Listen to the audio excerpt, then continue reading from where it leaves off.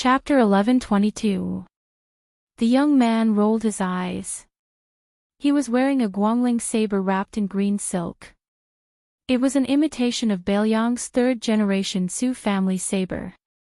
In terms of sharpness, it lost to the first-generation Su saber, and in terms of lightness, it lost to the second-generation Su saber.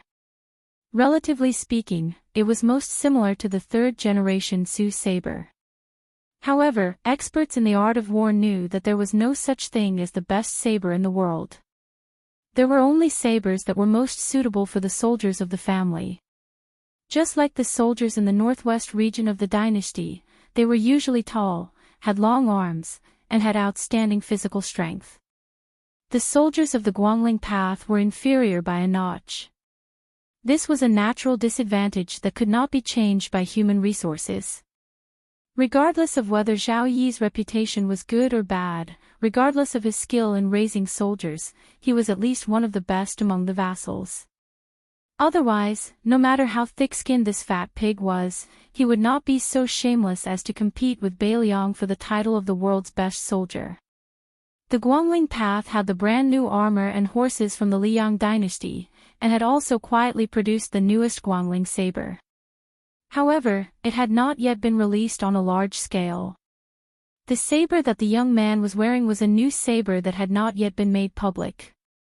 It would be named either the Spring Snow Saber or the Yellow Saber. It could be seen that Zhao Yi and the higher-ups of the Guangling path had high hopes for this saber. Just as the young man was about to speak, he was glared at by the man who did not wear a saber and did not look cultured. The young man immediately shut his mouth and sullenly drank his wine. It was really torturous to not be able to spit it out quickly. A retainer hurried into the inn and whispered into the ear of an ordinary-looking man. The man nodded, got up, and walked straight to Su Fengnian's table. He said with a warm smile, "Young master, do you have any scholarly achievements? If you don't think it's too much, why don't you come work for me? Other than the women who are with me, I am always willing to give you anything." Su Fengnian asked, "Are you the general of the Spring Snow Building, Song Li?" The man was stunned for a moment, as if he did not expect his identity to be seen through at a glance. The old man beside him had said that this lad's aura was not ordinary. He was either a first pin master who had hidden his strength or a chi master who focused more on his mind than his skills. The man could not help but click his tongue in wonder. It should be known that the old man who had always been arrogant in Guangling sect was as famous as the former number one of the southeast, Chai Qingshan. Chai Qingshan was not only a master of swordsmanship, but also the master of the Donghua sword pool, Song Nianqing's martial uncle. Previously, he had relied on Zhao Yi for the sake of the sect's reputation and was reluctantly expelled by the Donghua sword pool. Now that Song Nianqing had died, Chai Qingshan had been respectfully invited back to the sword pool to take charge of the affairs. In this way, the old retainer beside him was the well-deserved number one master of Guangling sect. The old man's name was very common, Wang Fu, but his saber skills had already reached perfection, even before Gu Jiantang. It could be said that Gu Jiantang was among the top 10 masters in the world, and never dropped out of the wushu evaluation. He once stepped on the shoulders of this old man. The old man treasured the famous saber, Cough Bead, nicknamed Ghost Under the Wrist. In the past few wushu evaluation sessions, people who used sabers all over the world all had the same understanding. Those who were truly proud of their saber skills could be counted with one's fingers. Among them, Gu Jiantang was ranked first. Mao Shulang, who was from Nanjiang but was still strong despite his age, had already completely sealed his saber. Coupled with the fact that he had no successor, he went to play with flowers, grass, fish and insects. Wang Fu unknowingly rose one rank, ranking before Yuan Zuozong of Bailiang, who had abandoned his saber for many years. The reason why this martial arts magnate did not enter the wushu evaluation was because his strength was slightly inferior, but more of the reason was that his martial arts ethics were extremely poor when he was young. When he encountered masters, he never knew what elegance was and used all kinds of sinister tricks.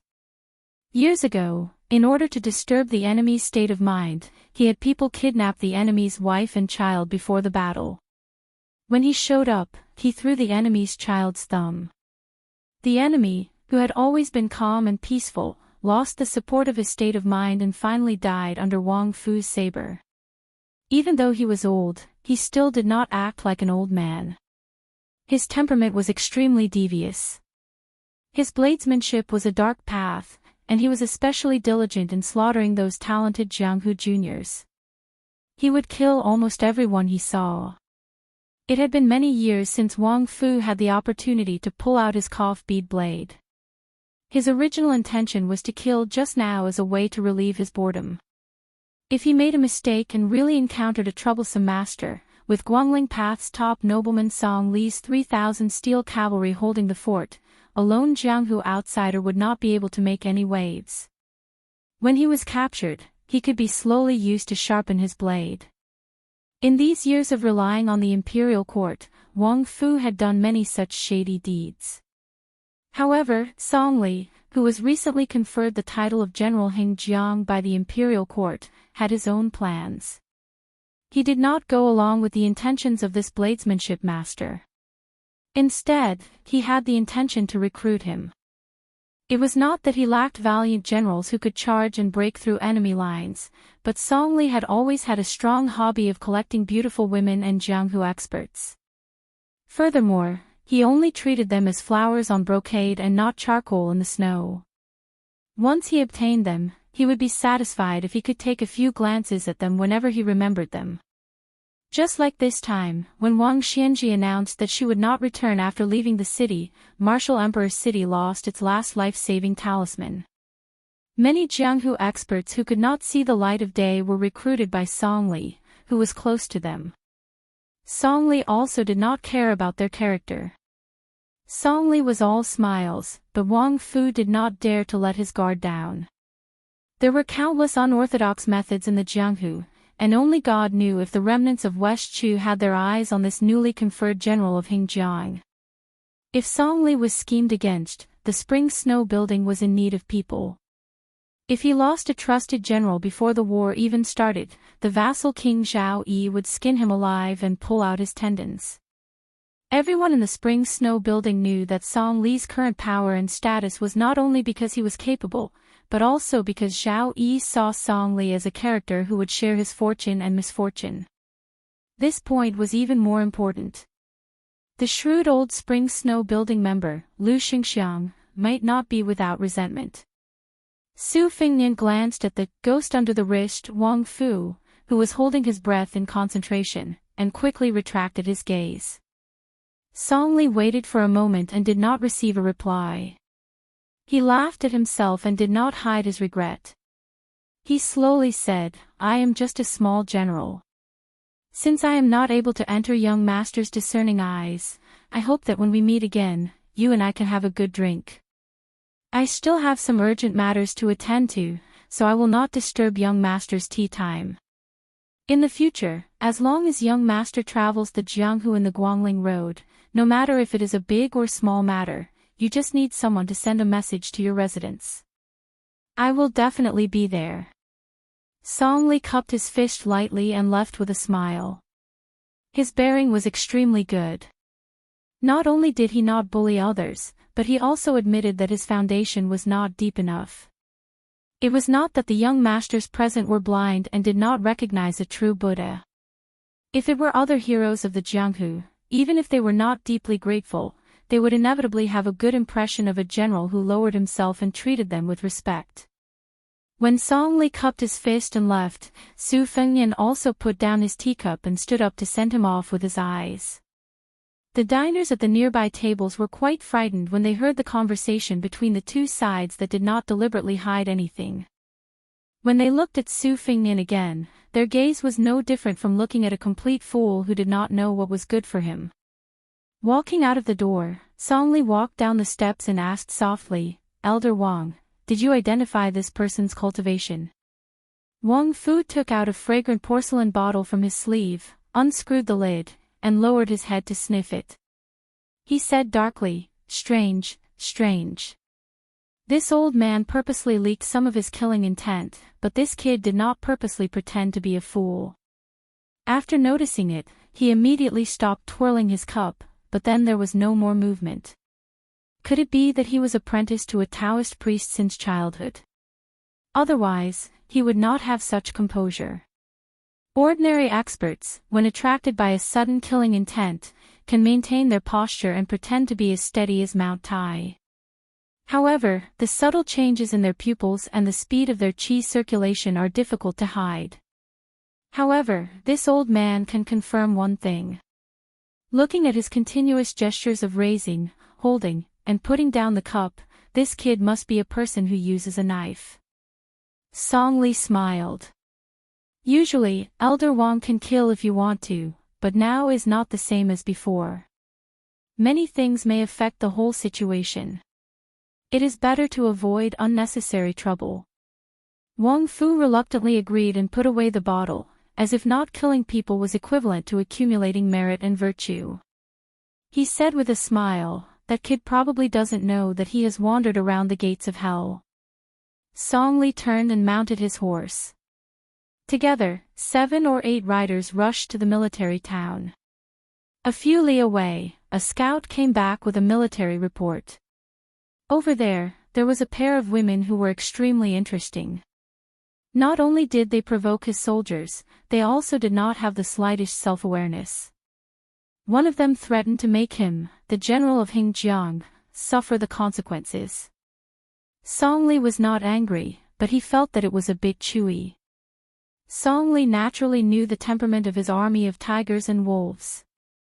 He raised his soldiers to raise them like jackals and wolves. If they did not eat people, how could they kill people on the battlefield? There were many horse bandits in the forest north of Guangling Road. Among them, there were 6 or 7 horse bandits with more than 100 people. Not only did they kill and set fires unscrupulously, but they also teased the local soldiers as easily as a cat playing with a mouse. Song Li also had an even more ruthless place. After his own soldiers became extremely difficult to exterminate, he sent many new soldiers who were in the dark to fight with them. They fed each other's fighting strength and died in vain. Galloping on the street, Song Li suddenly sighed with emotion. Who would dare to believe that Wang Xianji would die in the hands of that person? Wang Fu, who had always been arrogant, had a gloomy face. If someone did not recognize Lu Huang who was carrying old monster Wang's corpse, no one would believe it. Song Li smiled and asked, "Then isn't the one surnamed Su the new number 1 in the world?" Wang Fu had never seen others doing well. He sneered and said, "Even if that young vassal king could survive, half of his life would be gone. Every year, he would have to consume several furnaces of Wudong's elixirs to keep his life. How could he be the number 1 in the world?" From this old man's point of view, Wang Xianji is most likely dead. In fact, it was Bailiang who sent out all of its elites and some unknown hidden death soldiers that luckily killed Wang Xianji. Song Li smiled indifferently and did not comment. Chapter 11:23. At the inn, Su Fengnian returned to his room. Since he had nothing to do, he let the 9 flying swords fly out of his sleeves. Not only did he not use his qi to control the swords, he did not even have the slightest confidence in them. This was a mysterious phrase that often appeared in the Wu family's sword tomb. It was used to explain a higher realm of using qi to control the swords, which was, where the heart is, where the tip of the sword points. The latter was obviously very high quality. It required years of careful nurturing of the swords to nurture the sword embryo with perfect spirit. However, the 9 flying swords spiraling around the room were not only living creatures that had formed sword embryos, but more like enlightened children that had been caressed by immortals. In terms of physical toughness, after the battle with Wang Xianji, Su Fengnian was far inferior to the Vajra realm masters in Jianghu. In terms of qi, the ghost Wang Fu in his wrist was not wrong. Su Fengnian could not compare to those finger Xian realm masters with their own merits. However, the current Su Fengnian could not be judged with common sense. When he killed Zhao Huangchao, he wanted to go to Martial Emperor City based on his intuition. At first, he was cautious and wanted to go to Mount Hui to find Xianyuan Qingfeng, the Wulian Alliance master, to be his bodyguard. Of course, he wanted to make a big deal with her at the same time. Otherwise, he would not have asked. However, since Xianyuan Qingfeng was unwilling to have an affair with him or Bailiang, Su Fengnian did not force her. However, when he was in close contact with Xianyuan Qingfeng, a top master, and quietly confronted her, Su Fengnian was surprised to find that not only were the flying swords eager to move, he also had an inexplicable heroic spirit. This was not unfamiliar to Su Fengnian. It was the same spirit that himself and Wang Xianji had 800 years ago. They were invincible against the world. In the past, Su Fengnian was aware of this state of mind. However, he did not have the intention or the power to control it. However, after the battle, especially after he left Mount Hui alone and got closer to the Eastern Sea, he often could not suppress some of his unintentional actions. Just like now, the flying swords were flying around without a trace, like fish in water. Su Fengnian could clearly sense their joy and even felt that he could converse with them. Su Fengnian muttered to himself, Buddhism's Mount Sumro in a mustard seed, and Taoism's heaven and earth hidden in one sleeve. None of them look like it. The mayfly flying sword suddenly spun in front of Su Fengnian's eyes as if it was greeting him. Then, it flashed and flew out of the window. Su Fengnian walked out of the house and went downstairs with a calm expression. He left the inn and walked out of the town. In the end, he saw Song Li's figure sitting high on a horse from afar. It seemed that two young women on the post house had gotten into trouble. One of them was tall and full of heroic spirit. Her sword had already been unsheathed. Judging from her posture, she seemed to be from a famous family. She was still a bit away from being able to spit out Gang Qi at the tip of a sword. She was protecting a woman with a graceful figure behind her, who seemed to be a lady from Jiangnan. However, it seemed that she had lost to someone in a martial arts competition. One of her arms drooped down and couldn't stop trembling slightly. That was why she changed her hand to hold her sword. Song Li didn't say anything. The young retainer with the green silk wrapped around his saber slowed his horse's hooves. His attitude was contented. He also unsheathed his saber and spun it gently. The warhorse leisurely circled around the two desperate women. Su Fengnian stood in the shade of an inconspicuous post house. He heard the swordsman, who was obviously a woman from the north, say sarcastically, I thought that the Guangling underworld wasn't a nest of snakes and rats. After all, even the capital knows that there's a guy called Song Li who keeps on saying that once he has the power of the dynasty in his hands, he will kill all the dogs of the people. Unexpectedly, hearing about him is not as good as seeing him in person. He's just a filthy trash who snatches women from the people. Hearing this, Song Li chuckled and finally said, Heroine, I have nothing to say about you injuring 20 soldiers with your own ability. However, Liang Meigong then openly made a bet with you. He lost, so we let him go. You lost, so you have to hand over the woman behind you. If you agree to a bet, you must accept your loss. Heroine, your swordsmanship is good, but your gambling character doesn't seem to be much. Hearing this, Su Fengnian prepared to turn and leave. The graceful woman behind the heroine was about to speak when she was stopped by her gaze. She turned her head and stared at Song Li. Song Li smiled and said, Don't say anything about you losing and you have to come with me. You and I both know that as long as you don't protect me, the woman behind you won't be able to walk more than 3 li in the current world. I am not a good person, but I am an honest person. I can make it clear to the two ladies that as long as she passes through the Song family's gate, I will let her go. I won't touch a single strand of her hair. However, I have to say the ugly words first. The entire Guangling underworld knows that whether or not I touch her body is not important. But in the future, she will be considered my woman. The tall and heroic woman sneered and said, Song Li, Do you have the ability to go to the capital and say such shameful words? Song Li waved his hand on the back of the horse and laughed. How would I dare? Song Li gradually withdrew his smile and said, no matter if it is you or the woman behind you, none of you are pretty girls from humble families. You are probably from a large family in Great Peace City. But since you have entered the countryside, you have to follow the customs. No matter how big the gold branch or jade leaf is, I can eat it without leaving a trace afterwards. So, you should think about it carefully. Don't really annoy me. The sword-wielding woman exhaled and said in a deep voice, I have come to Guangling Underworld to find Zhao Zhu. She had left the capital to travel, other than wanting to roam the Jianghu alone, she had also prepared to see that young person who liked to build the capital. The woman behind her was her close friend, but the person she was going to meet was a heartless childhood friend. That man who had originally had a bright future seemed to have disappeared from the world for no reason after his family had changed. She had finally found some clues. This time, she had gritted her teeth and secretly left Great Peace City. It could be called a rebellious action. If she returned, she would not be able to take a step out of the capital for the rest of her life. Also, this time, she had dragged her to see that man. She had not been refused the door. But what was more hurtful was that the man had said that he had already discussed a marriage and was going to take root in that poor little place. The woman behind her did not believe that he would change his mind.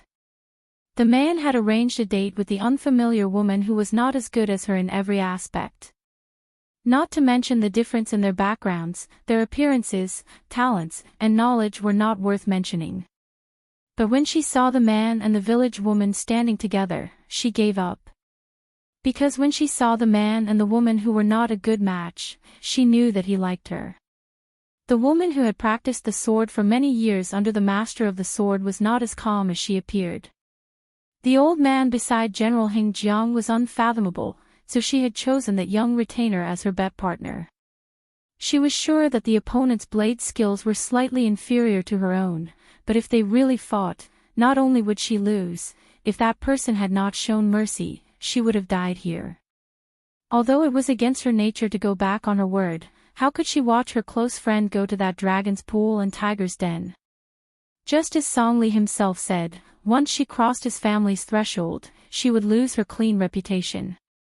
No matter what good would it do to have this surplus general of Guangling's local snake be hacked into 1,000 pieces, his property confiscated, and his ancestors exterminated? But she still did not want to reveal their identities. She was not willing, and did not dare. Song Li stilled slightly, his eyes burning. Zhao Zhu, the heir of the king of Yanqi. She knew that it was not good and closed her mouth. There would always be men in the world who did not care about rules and liked a woman's identity more than her appearance. Great Peace City was the most virtuous place in the world, and also the most corrupt place. She had seen and heard too much about it. Some of the sons of noble families, who could not seduce any kind of beautiful woman, would target those women who were clearly old and lived in deep courtyards. They were proud of them, and would privately meet with their friends to use them as a topic of conversation. They would compete to see who had the higher rank of the titled madam that they had tricked. She had heard that this group of scoundrels did not just view women with ebony scrolls as playthings, they even dared to seduce titled madams with jade scrolls and rhinoceros horn scrolls. Hearing the name Zhao Zhu, Su Fengnian, who had already walked a few steps, stopped in his tracks. He raised his hand and plucked a lush willow branch. Su Fengnian did not plan on going close, but he also did not want to stand by and do nothing. Wang Fu thought that he, the second in the world in blade skills, had not acted in the end because that boy was lucky. Soon, he lost his confidence. A willow leaf flashed through the air. Like a knife cutting through tofu, it cut through Liang Meigong's Guangling new blade that was not in its green sheath. The proud young bladesman who had just won against that woman was dumbstruck, his face blank. Wang Fu was the one with the highest realm present, far above everyone else. But he still had to look around before he confirmed that it was the ranger in the shade of the tree that was causing trouble. The reason that Wang Fu had the strange nickname of Ghost Under the Wrist was because of the way he moved his blade. It was as though there were ghosts and gods helping him. He was one of the few people in the Jianghu who could ignore opponents of higher realms. Wang Fu's talent in martial arts was outstanding even among the geniuses. Otherwise, he would not have been able to reach where he was today just by relying on unorthodox methods. Even a swordsman like Chai Ching-shan would not dare to say that he could beat Wang Fu for sure, especially in a battle of life and death. Perhaps Wang Fu's chances of winning were higher. Then everyone on the road saw an absurd scene. The unreachable ghost under the wrist. Wang Fu first leaned back on the horse's back, as if he had dodged something. Only then did he have time to reach out and grab his blade. When he leaned down from the horse, he threw his body forward and lightly tapped the horse's abdomen with the tip of his foot. The sturdy warhorse was sent flying sideways. Wang Fu, who was leisurely carrying his blade, and who was actually wielding it, were two completely different people. Although the old man did not pull his blade out of its sheath when he ran forward, his momentum was like a rainbow. But for some reason, after the old man had only charged out 60 or 70 feet, he was forced back 20 feet. Then he continued to run with one hand on his blade, his head lowered and his waist bent. He did not walk in a straight line, but rather slithered across the sand like a snake. The ghost under the wrist, a master bladesman, was running forward and retreating like a toddler. After repeating this many times, everyone finally realized that the culprit should be that guy in the shade whose face they could not see clearly. But still, no one knew why Wang Fu had to use such a superfluous method to advance. Even Liang Meigong, who had broken his blade, was no exception. Chapter 11:24. When Wang Fu finally arrived within 100 steps of the young man, Wrist Ghost, who was still holding onto the hilt of his saber, saw the young man casually toss away the willow branch in his hand. Without making the slightest movement, the willow branch above the young man's head suddenly straightened, snapped, and fell rapidly to the ground. Coincidentally, the young man caught it with one hand. Wang Fu suddenly stopped in his tracks. It was not only a show of goodwill, but also a show of weakness. Wang Fu was different from many top masters in that he had never set foot in Martial Emperor City in his life. After he became famous in his prime, he didn't have the title of Ghost of the Wrist at that time. Instead, he had the title of Wang Busi, which was mixed with praise and criticism. This was because he would kill anyone he encountered, and the one who survived would always be him, Wang Fu. He would never provoke an enemy who could kill him, so in this life, Wang Fu had never lost even once. Even though he had been close to Chai Ching-shan for many years, the two of them had never once exchanged martial skills. For more than 10 years, Wang Fu had rarely used his saber.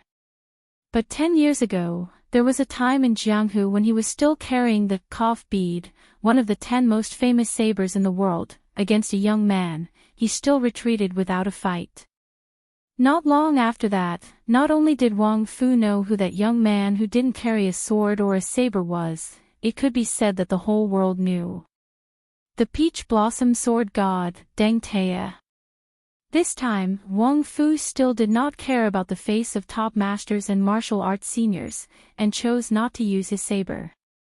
It was not that he thought he had no chance of winning, but once he used his saber, it would be a fight to the death. The two of them met by chance, and there was no irreconcilable hatred between them. If he was facing Gu Jiantang, then the old man would have the impulse to fight regardless of life and death. After all, those who practiced the sword all wanted to climb over Dong Tai's mountain, and those who practiced the saber were Gu Jiantang. As for those who practiced martial arts in general, no one should have the wishful thinking of defeating Wang Xianji. Wang Fu did not believe that Wang Xianji only died at the hands of the young King Su. Wang Fu stood where he was, feeling a little depressed. There were too many young masters in Jianghu. Many of them had died at his hands, but they were like weeds that grew again when the spring breeze blew. The young master that he had underestimated earlier didn't push his luck either. Instead, he twirled the willow branch between his fingers. It didn't seem like he would take the initiative to shake hands and make peace.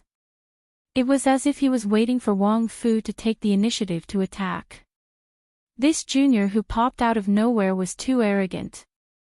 Wang Fu's thoughts fluctuated several times, but he did not pull out the Guangling saber at his waist. If he really had to fight to the death, he would feel uncomfortable if he didn't bring along his cough pearl knife. Song Li rode forward and came to Wang Fu's side. This extremely daring general had a complicated expression as he slowly said, "No wonder this young master is unwilling to pay attention to me." The cool breeze blew gently, and the dense willow leaves made the shade of the tree seem deep. The young man didn't say anything. Song Li smiled, "Since young master has made a move, I'm not a fool who won't turn back until I hit the south wall. As long as those two women are in the Guangling Taoist realm east of Shizi County, I will promise them a safe journey. How about it?" Song Li couldn't see the face of the man under the shade, but Wang Fu, who was facing a great enemy, saw it clearly. That guy had a faint smile, but it was especially playful. Song Li tilted his head, then suddenly lifted the reins, turned the horse around, and faced the hundreds of elite light cavalry soldiers. He raised his arm, indicating that they should retreat. Although Wang Fu's 5 fingers left the hilt of his saber, he didn't turn around. His body retreated. After the cavalry had gone some distance, Liang Meigong looked at the bleeding wound on General Song Li's cheek. It was a ghastly sight. Liang Meigong carefully asked, "General, should we mobilize 1,000 cavalry to encircle this person?" Song Li didn't nod, but asked Wang Fu, "Elder Wang, is 1,000 cavalry enough?" Wang Fu sneered, 1,000 cavalry to kill a wooden stake that doesn't move. No matter how hard the stake is, it's probably enough. After all, no matter how many masters there are in the world, there aren't many immortals like Li Chungang. But do you think that guy will stand still and fight 1,000 of our cavalry? Song Li didn't fly into a rage out of humiliation. Instead, he smiled and asked, "Why don't we use all 3,000 cavalry and ask Elder Wang to block that person's retreat?" Wang Fu sneered, "Is it worth it for 2 women of unknown origins? Even if we take a step back, the identities of those 2 northern women are probably not simple. Aren't you afraid of getting into trouble after eating them? This isn't like the blood on your face that can be wiped off just because you want to." Song Li sighed, "That's right." Wang Fu probably also realized that he had lost his composure. He shouldn't have taken advantage of his seniority in front of Song Li. He took out the exquisite porcelain bottle that was filled with crushed spices and sniffed it hard. With an amiable expression, he said, "Our emperor still has to worry about Chao Qingyi and be on tenterhooks, afraid that he will suddenly appear at his bedside one day. General Song, this old man knows that you didn't care much about the power of Jianghu in the past and only treated it as raising cats and dogs for fun. However, there are some words that weren't easy to say in the past, but now you can say it. Everyone says that when a man gets angry, blood will splash 10 steps away. Perhaps there will be people who will ask why Chao Chongqing was unable to break into the imperial palace so many times, and why the Su family still died of old age after slaughtering their enemies all over the world. This wasn't because the masters of Jianghu were useless, but because Great Peace City not only had Han Diaoxi and Lu Haoshi, but now there was a large group of gatekeepers led by the Wu family sword tomb. Beiliang was no exception. Su Yanbing, Yuan Zuozong, which one of them wasn't a match for 10,000 people? In the end, it's a matter of whose virtue is 1 foot high and whose devil is 10 feet high. In these 20 years, there have been too many masters who didn't follow the rules and didn't cherish their lives. They all died, not at the hands of armored soldiers, but at the hands of other masters. Speaking of this, Wang Fu, who was under his wrist, joked, "Does General Song want this old man to be like a concubine servant girl, guarding your room day and night. Even if this old man is willing, General Song's wives won't be. Song Li gently pressed his thumb on the wound and smiled. Chapter 11:25. At his side was the young woman who was traveling with him. It was only because of her pair of limpid eyes that Song Li had taken a liking to her that she was exempted from the gold and silver that her family needed to pass through the border. She was nothing more than a concubine's daughter, so it was the same as being sold for a high price of several tens of thousands of taels of silver. Moreover, she was able to establish a relationship with Song Li, a popular figure in Guangling Path. It wasn't just the landowning household that was secretly delighted, even the woman was happy inside. Normally, when marrying, one had to pay particular attention to matching social status. How could she have the extravagant hopes of marrying a Hengjiang general conferred by the imperial court? Song Li turned his head, staring at the woman whose name he still didn't know. With a smile, he said, "If you look at this general's wound one more time, I'm going to cut out your eyes." The woman who originally only knew a bit about horsemanship and whose face was slightly pale from the bumps was immediately horrified to the point where her face was devoid of color. The pair of women on the post-house road could be considered to have seen a glimmer of hope at the end of the tunnel. However, when they wanted to go up and express their thanks, that righteous man had already disappeared without a trace in the blink of an eye. The timid woman clutched her chest, breathing heavily. With a wave of lingering fear, she said, "Gaoxia, why don't we return to the capital?" The tall woman who returned her sword to its scabbard said quietly, "After we meet Zhao Zhu, I'll send you back." Only upon closer inspection would one realize that she actually had a pair of jade-green eyes. Purple beard, blue eyes, Grand Secretary Zhang. The woman didn't have any facial hair, but her jade eyes were similar. She was also someone from the capital, so her identity wasn't hard to guess. She was Zhang Julu's daughter, Zhang Gaoxia. Meanwhile, the woman at Zhang Gaoxia's side was a genuine relative of the imperial family, the most noble woman under the heavens. She admired that Song family's young phoenix, and Zhang Gaoxia just happened to want to roam the Jianghu, which was why she snuck out from Great Peace City. During the initial stages of their journey south, it was generally like a spring outing. Occasionally, there were disturbances, but they were all dealt with by Zhang Gaoxia's sword arts. Before they entered Guangling Path, they even made a trip to Martial Emperor City to watch the excitement.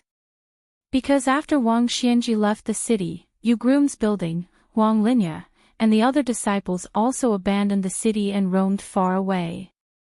Without anyone to suppress the experts in the city, at first, they didn't dare act rashly. However, when it was confirmed that Martial Emperor City had indeed become an ownerless land, there were people who began to stir up trouble. However, soon after, a cavalry army was stationed outside the city, only then did things calm down a bit. However, the inner city walls filled with weapons suffered a calamity. Even with the Wang family's old servant watching over them, there were still a few famed swords and blades missing every day. However, for the time being, not a single weapon inserted on the walls had been stolen. Zhang Gaoxia had brought her to the Martial Emperor City to relax, but also because she had to personally see the divine weapons on the wall. She practiced the sword, so she stood at the foot of the wall and observed for a full 2 hours, searching for those legendary ancient swords. On the top of the wall, there was the great sword of the Yellow Cottage, the thin sword of the Moth Fish, the sword of the Dongyue Sword Pool, the sword of Thrushimai that was hung by a pair of immortal couples 300 years ago, and the extremely inauspicious Break with June. There was also the strange, half-shoulder small-pointed, sword of the Guanyin sect of the Southern Sea, and the swords of the 2 sword crowns of the Wu family sword tomb, seriousness, and reassurance. There were too many to count. If it were not for the fact that her close friend found it boring, Zhang Gaoxia could have stayed at the foot of the wall for a day and a night. Each sword represented a peerless swordsman and a shocking defeat. The woman asked curiously, "Gaoxia, who was that warrior? Did you recognize him?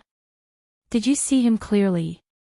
Zhang Gaoxia shook her head regretfully. "No. The woman sighed. If we were in Great Peace City, we could have repaid his kindness. Zhang Gaoxia muttered to herself, after this, there won't be anything to do with Jianghu. If there really is, then it's just people who don't care about their lives dying on the battlefield. The woman suddenly said angrily, this person is called Song Li. He's really detestable. Zhang Gaoxia hesitated for a moment, but in the end, she did not say it. She had once inadvertently heard her father commenting on the people of Guangling. Among them, he had mentioned this Song Li, the prince of Guangling's blessing general. Song Li was actually a chess piece that the imperial court had placed in Guangling's spring snow building a long time ago. But hearing her father's tone, Xiao Yi had also sensed this in the past 2 years, but still did not shed all pretense of cordiality. On the contrary, he valued this person more and more. If he wanted money, food, soldiers, and horses, he would give them all to him without hesitation. However, Song Li did not listen to Zhang Lu's orders. Even Gu Jintang's Gu Lu, which only existed in name now, had not been able to order Song Li around in the past. Zhang Gaoxia privately speculated that this Song Li should be called Zhao Li. His backers might be the most powerful elders of the imperial house. These old men who had followed the previous emperor to the north and south and lived a life of war had been silent for too many years. Zhang Gaoxia's father, the Grand Secretary, had once revealed heavenly secrets to his daughter. He had laughed and said that those old men, who were buried up to their necks in the yellow earth, had gritted their teeth and refused to step into the coffin because they wanted to wait for the 2 people outside the door to die first. Later, when the news of Su Zhao's death spread to the capital, Zhang Gaoxia went to the study that her brothers had treated as a forbidden land. When she found that the person outside the door had died, the father of the person inside the door was not very happy. Instead, he was somewhat lonely. When she left the room and closed the door, she vaguely heard her father say, since ancient times, it has been difficult for famous generals and officials to die of old age. Su Xiao has one. Returning to the inn in town, Su Fengnian was not in a hurry to leave. His trip to the Eastern Sea this time was one thing.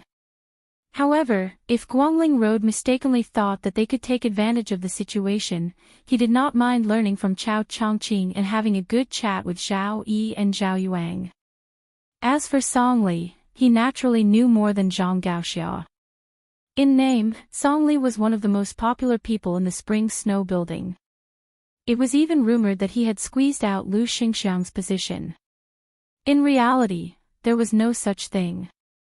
Lu Xingxiang going to the capital to be assistant minister of the Ministry of War was an open attempt by the court to steal people from him. Song Li was secretly stealing people from the spring snow building. However, even Zhao Yi probably only knew part of it. Song Li was not only a chess piece of Great Peace City, he was also the work of the Yan King Zhao Bing. As to who Song Li would be loyal to in the end, only the heavens and earth knew, as well as Song Li himself. Song Li was a chess piece that had been manipulated by many sides. Since he was able to survive on his own, he definitely did not rely on luck to get to where he was today. As expected, he did not come to the inn to make a big fuss. Su Fengnian left the country early the next morning. Actually, on the way to the inn, Su Fengnian would definitely die if Wang Fu could get within 10 feet of him. However, Su Fengnian was even more certain that even if Wang Fu was given 100 years, that guy would not be able to get within 10 feet of him. Because Wang Fu was not Gu Jintang. The difference of 1 step was often the difference between heaven and earth. The carriage slowly approached the Eastern Sea. The sound of the tide gradually grew louder. Other than the relic sword box, the items that Su Fengnian wanted to take away from Martial Emperor City would shock the entire world. Chapter 1126. Because it's 5,000 words, it's a little late. Su Fengnian took in a poor young man as his disciple. Before they could see the Eastern Sea and enter the Martial Emperor City, they encountered a small group of horses that crossed the border and saved a family of orphans and widows. Among them, there was a young man who didn't know the immensity of heaven and earth. He didn't know the immensity of heaven and earth, but he insisted on sticking his head out and almost got stabbed to death by the horse bandits. Su Fengnian casually saved the young man and continued to drive towards the martial emperor's city. The young man's temperament was lively and lively. For some reason, he set his eyes on Su Fengnian. He probably thought that Su Fengnian was a hero who roamed the Jianghu. He followed the carriage for a few days like a sticky candy. During the run, he couldn't bear to wear out his boots, so he simply took them off and tied them to his belt. The young man's leg strength was not bad. In addition, Su Fengnian's carriage was not in a hurry. It traveled and stopped from time to time. Even if he was left far behind for a short while, the young man would always be able to catch up. Su Fengnian lit a bonfire at the seaside that night. The exhausted young man didn't dare to come near and curled up in a corner to sleep. When the young man woke up the next morning, he found himself lying in the carriage. He carefully lifted the curtain and sat cross-legged against the carriage wall. For a moment, he didn't know how to address that young master. He was hesitating whether he should call him hero or mister. It was that young master who took the initiative to ask. After asking 2 questions, the young man shook his head desperately. The third question made the young man even more confused. The young man asked if he wanted to be his disciple. The young man didn't nod his head. He just blushed and said shyly that he couldn't afford the monetary gift. That young master said it didn't matter.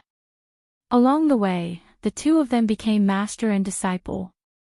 They didn't talk much. The young man was called Wang Xing. He was born and raised by a fisherman's family by the sea. His parents died while fishing at sea. He and his grandfather depended on each other for survival. After his grandfather died of illness, the young man left his hometown. Since young, he was much stronger than his peers. Other than begging, mourning for people's funerals, and carrying illegal salt, he had done almost all kinds of jobs that could earn him money. Young Wang Xing was still at an age where he did not know what shrewdness was. When he learned that his cheap master, who seemed to have fallen from the sky, was going to the martial emperor's city, he was so excited that he could not help but chatter. The young man's nature was simple and honest, and he had a pure heart. Although he couldn't tell the depth of a person's character, he was more accurate in distinguishing between good and bad. After spending a few days with his master, he knew that his master was a person who was easy to talk to. He respected him far more than he feared him.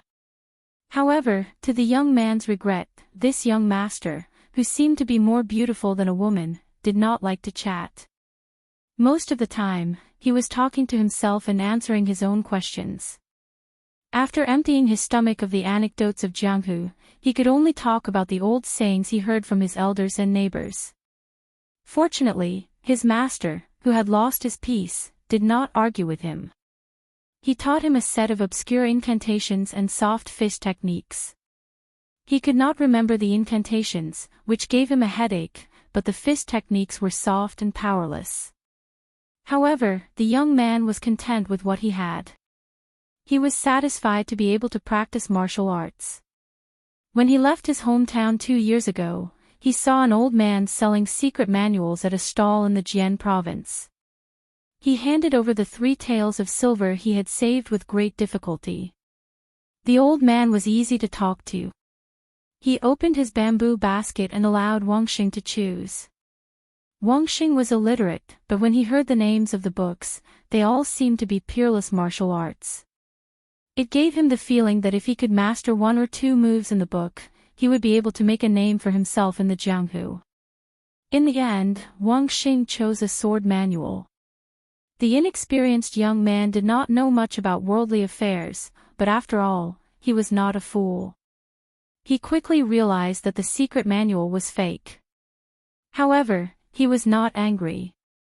He kept that nonsensical sword manual in his bosom and treated it as if he had learned 100 words. It was only a day's journey away from the martial emperor's city. The sea breeze came and went, easily dispersing the heat of the early summer. The young Wangxing grew up by the sea, so he did not feel that the sea breeze was slightly fishy. He only felt that it was familiar and comfortable. It was probably because he had left his hometown for a few years and remembered his deceased relatives. Wangxing fell silent. The reason why Su Fengnian did not talk to this disciple was not because he regretted accepting his first disciple or despised him for his mediocre aptitude.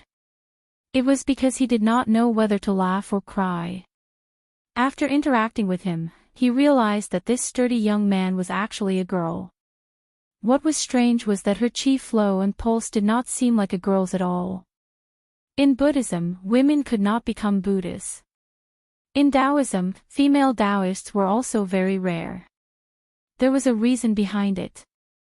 For 100 years, his mother was the only female sword immortal. Going back 300 years, there was only one female sword immortal.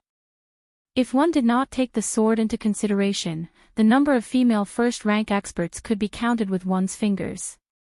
One of the 4 great grandmasters was Fengdu Green Robe. The current Jianghu was more Yin Qi than before. There were Luo Yang and Xianyuan Qingfeng, as well as Wang Xianji's disciple, Linya, who he had never met before.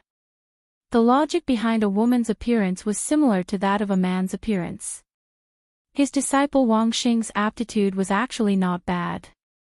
However, before and after Su Fengnian started practicing martial arts, he had seen the peak of the Jianghu. An outstanding aptitude was often not good when one was young. When it came to practicing martial arts, one's stamina was very important. With enough stamina, there would be many opportunities. Both were indispensable. The reason why Su Fengnian accepted him as his disciple was very simple. Wangxing had a wooden sword at his waist. In the first question, Su Fengnian asked Wangxing if he was willing to exchange the wooden sword for food. Wangxing refused. Su Fengnian then asked if Wangxing was willing to exchange the wooden sword for money. Wangxing still refused. In the middle of the night, they were only 30 to 40 miles away from the martial emperor city. Su Fengnian did not continue riding forward. Instead, he ordered Wangxing to pick up dead branches and light a big bonfire by the sea. The roaring flames shone on the faces of the master and disciple. Su Fengnian gave Wangxing half a piece of beef jerky the size of a child's palm. The night sky was bright and full of stars. Wangxing lowered his head and chewed the beef. When he looked up, he saw his master staring at the starry sky in a daze.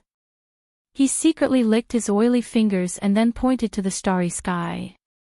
He smiled and said, "Grandpa said that there is a big lantern. On the ground, when people die, the lantern will go to the sky and light up again." Su Fengnian said calmly, "There is a saying in my hometown as well." Wangxing waited for a long time. When he saw his master fall silent again, he said to himself, "Master, other than you, I admire the Wulin Alliance leader of Mount Hui the most." Wangxing revealed a smile and asked, "Master, guess who's next?" Su Fengnian shook his head. Wangxing chuckled and said, "It's the martial emperor city's fist master, Linya." Su Fengnian smiled and said, "She is the disciple of the world's most powerful person, Wang Xianji. Moreover, she is a beauty on the rouge list. You are far inferior to her in both aspects." Wangxing wanted to dig a hole and hide in it. He asked timidly, "Master, you know?" Su Fengnian nodded. Wangxing saw that his master did not seem angry. He lowered his head and said, "Father and mother always wanted to have a younger brother, but they couldn't. Later, they gave up and raised me as a boy.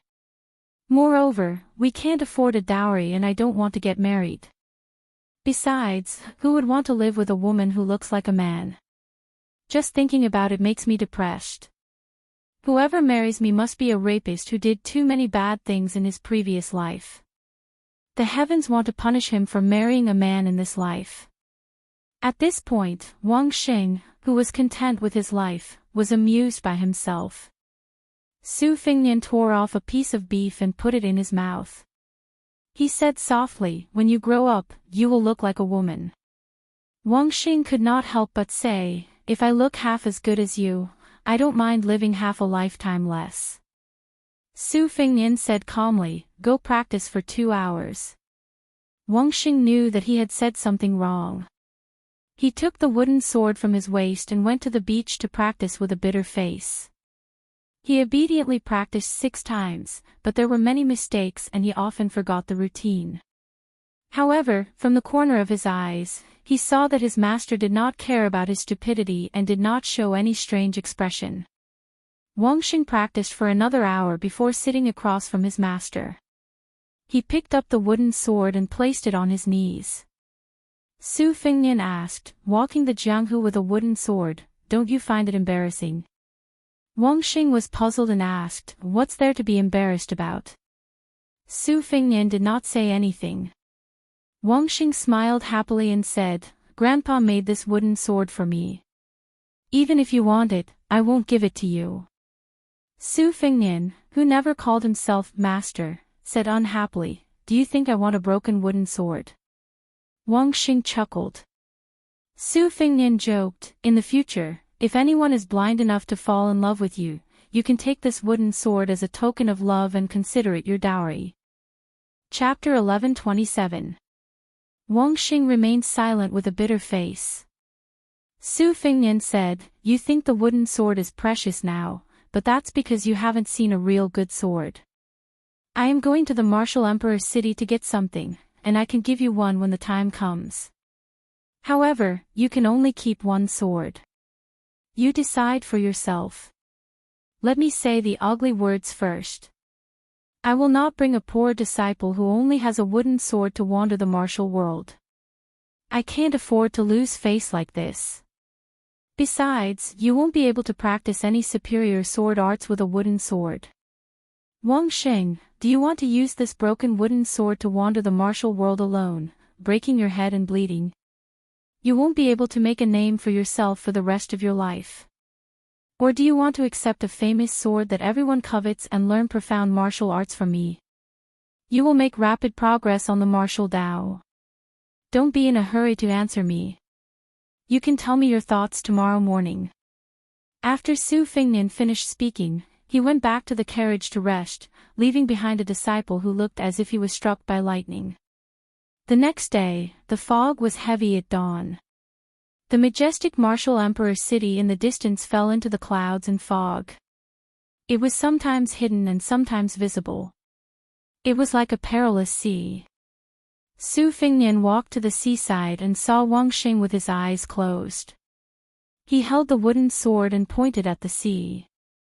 Probably because he had been holding the sword for a long time, there was a drop of fog on the tip of the sword.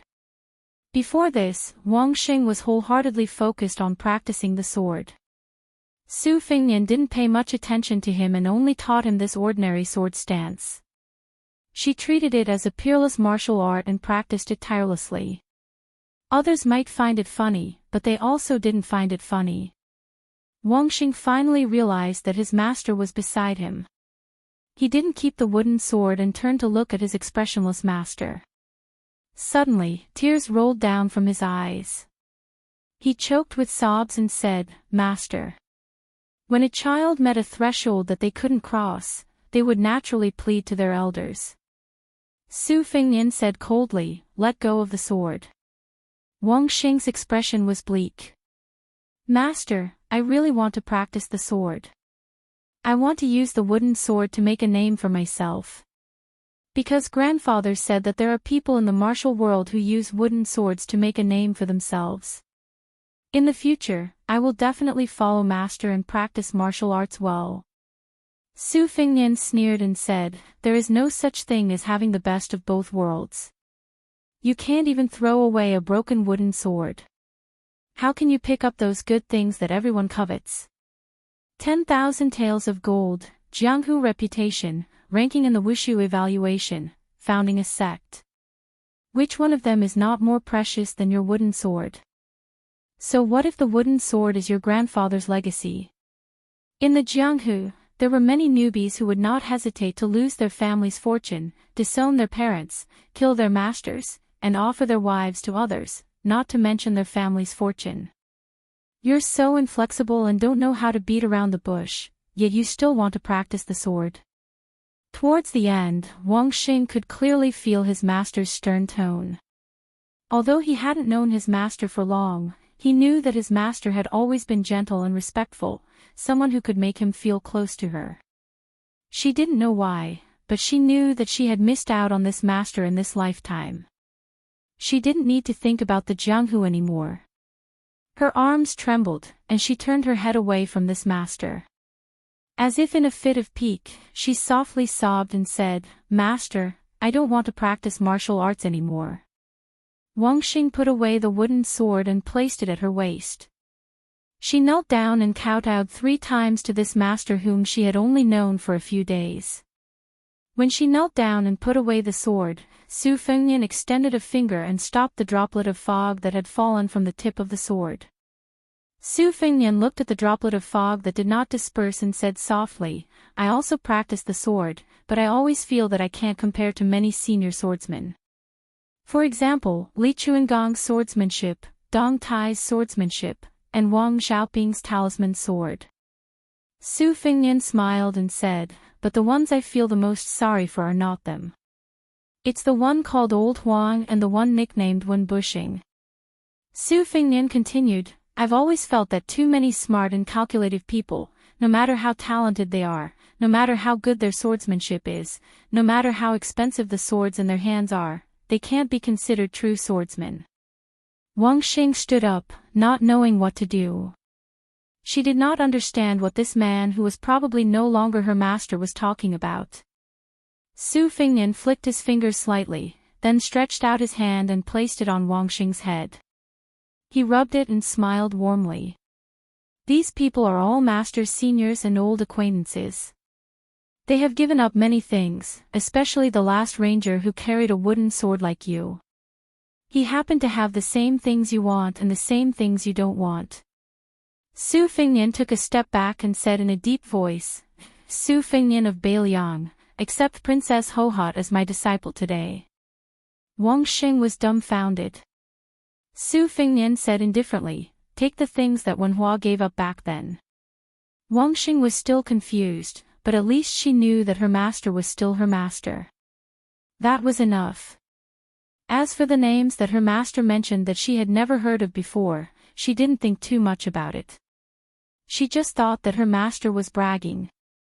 The master and disciple headed to Martial Emperor City. "Master, you're not angry with me anymore?" "Yes. Master, I've heard of the Peach Blossom Sword God and the Wudong Sword Maniac. They are both sword immortal level experts. But who are the others? You will know in the future." "Master, I don't know if I should say something." "Then don't say it."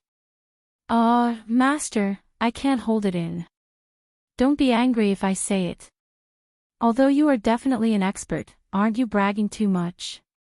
Do you really know those 2 immortals? Could it be that you have seen them from afar?" "Master, it's okay. I feel that you are the strongest expert in the world." "Master, I heard that there are many experts in Bailiang. General Yuan who uses a saber, General Su who uses a spear, and the new king of Shu who has left Bailiang. Have you seen him from afar?" "Oh right, there is also the young king of Bailiang. He is even more amazing. Alas, he is a vassal. I think you have never seen him before." "Master, I see that you don't have a saber or sword with you. Are you going to Martial Emperor City to buy a suitable weapon to travel the world?" The master and disciple were mostly disciples. Wang Xing was nagging to himself. The horse hooves and the carriage moved slowly. Finally, they arrived outside Martial Emperor City. The fog outside the city was getting thinner. However, the hundreds of world-famous weapons on the wall were mostly covered in fog. The fog dripped onto the corners of the wall, making the wall stains very deep. The carriage stopped outside the city. Su Fengnian finally spoke to his disciple who was sitting outside the carriage with his legs crossed. Lift the curtain. Remember not to block the door of the carriage. Wang Xing didn't know why, but he did as he was told. He lifted the curtain and squatted at the side. Su Fengnian sat cross-legged and looked at the open city gate of Martial Emperor City. Wang Xing suddenly opened his eyes wide. He saw his master's sleeves fluttering even though there was no wind. The fog in Martial Emperor City disappeared in an instant. Inside the city, the wall that once symbolized who was the most powerful person in the world began to tremble imperceptibly. Then, the trembling became more and more intense. First, a purple color flew out of the city gate and crashed into Su Fengnian's arms. Then, the famous sword Yellow Cottage, which was stuck on the high city wall, broke away from the wall and crashed into the red sandalwood sword box. Then, 8 swords of different lengths crashed into the box one after another. Su Fengnian sat down with the box in his hands. Wang Xing, who was still holding the curtain, opened his mouth wide. What was going on? On the city wall, hundreds of masterless weapons were trembling at the same time. They seemed to be struggling and resisting. Su Fengnian raised his arm and said softly, "Come." Moth-fish slender sword, thrush sword, Junju, half-shoulder small point from the Guanyin sect of the South Sea, Wu family's sword tomb, peace and seriousness, and sword immortal Chen Qingming Sunbuyu from 200 years ago. Swords flew out of the city one after another. Dantian blade, splendid tree blade, Gu Jintang's master's peeling peck, frost long blade that was invincible 400 years ago, and so on. Swords flew out of the city one after another. The 18 best weapons in the world left the city wall one after another. There was nothing left on the city wall. They went around Su Fengnian and slid into the carriage in an exquisite arc. No matter how fast they flew, they stopped abruptly after passing through the curtain and fell gently. The carriage was stuffed full of weapons. When it couldn't stop, the weapons that came later were nailed into the ground around the carriage. After half an incense stick's time, the 418 weapons on the city wall of Martial Emperor City all had owners after leaving the city. Wang Xing was stunned on the spot. He couldn't think straight anymore. Her master was really an expert who knew a lot of experts. Su Fengnian, at this moment, was like the Jianghu in his hands. The new martial emperor of the Jianghu, the new invincible. At this moment, the martial emperor city, which had just received the shocking news of the city lord's death in Bailiang, finally believed that the young vassal king had indeed defeated Wang Xianji. After this, the whole world had to pinch their noses and admit that the son of Butcher was the new number one in the world. Chapter 1128. Wang Xing swallowed his saliva and pointed in the direction of the city wall. He said with a trembling voice, "Master, there are so many people here." Su Fengnian, who was hugging the red sandalwood sword box, asked with a smile, "Are you scared?" Wang Xing muttered with a bitter face, "How can I not be scared?" Su Fengnian said softly, "This time, we don't have to run away in a hurry." Outside Martial Emperor City, the city wall was packed with Jianghu masters. Most of them had been hiding for many years. They were sheltering old monster Wang to avoid being hunted by the imperial court. At the same time, they knew better than any other Jianghu people how heavy the dark cloud above their heads was. It made them unable to see the sun and despair. If Wang Xianji didn't die, the Jianghu people wouldn't be able to rise again. This was the biggest principle of the Jianghu for the past 60 years. As time passed, no one thought that the old monster would die. However, not only did Wang Xianji fail to ascend, he was defeated by a young junior and even died in the hands of this guy.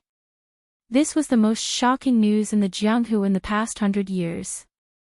It was even more unbelievable than when Li Chuangong's wooden horse and ox were broken by Wang Xianji. There was no lack of experts on the city wall. If any of them were to be thrown into the Jianghu, even if they hadn't used their name for many years, as long as they returned to the Jianghu, those sects with good memories would take the initiative to avoid them. These genuine experts coveted the weapons on the wall even more than those embroidered pillows. After Wang Xianji left the city, many people heard the news and secretly snuck into the martial emperor's city. When the news of Wang Xianji's death spread throughout the world overnight, more people rushed to the Eastern Sea. No one would wake up early if there were no benefits. Naturally, they were after the divine weapons of their dreams. They formed their own groups and wanted to rely on each other in the upcoming turmoil. They wanted to live and get a share of the loot instead of dying in the chaotic battle. Originally, as long as any of Wang Xianji's disciples remained in the city, no one would dare to be so impatient.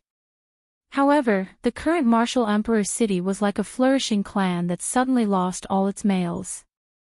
All that was left was a house full of helpless young beauties. They were of different shapes and sizes.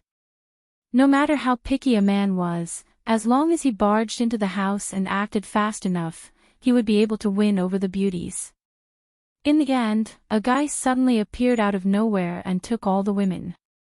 Not only did he not let go of the family's wives and concubines, he did not even leave behind a single servant girl. How could the hungry men who were painstakingly leaning on the wall to look at the beautiful spring scenery behind the wall endure this?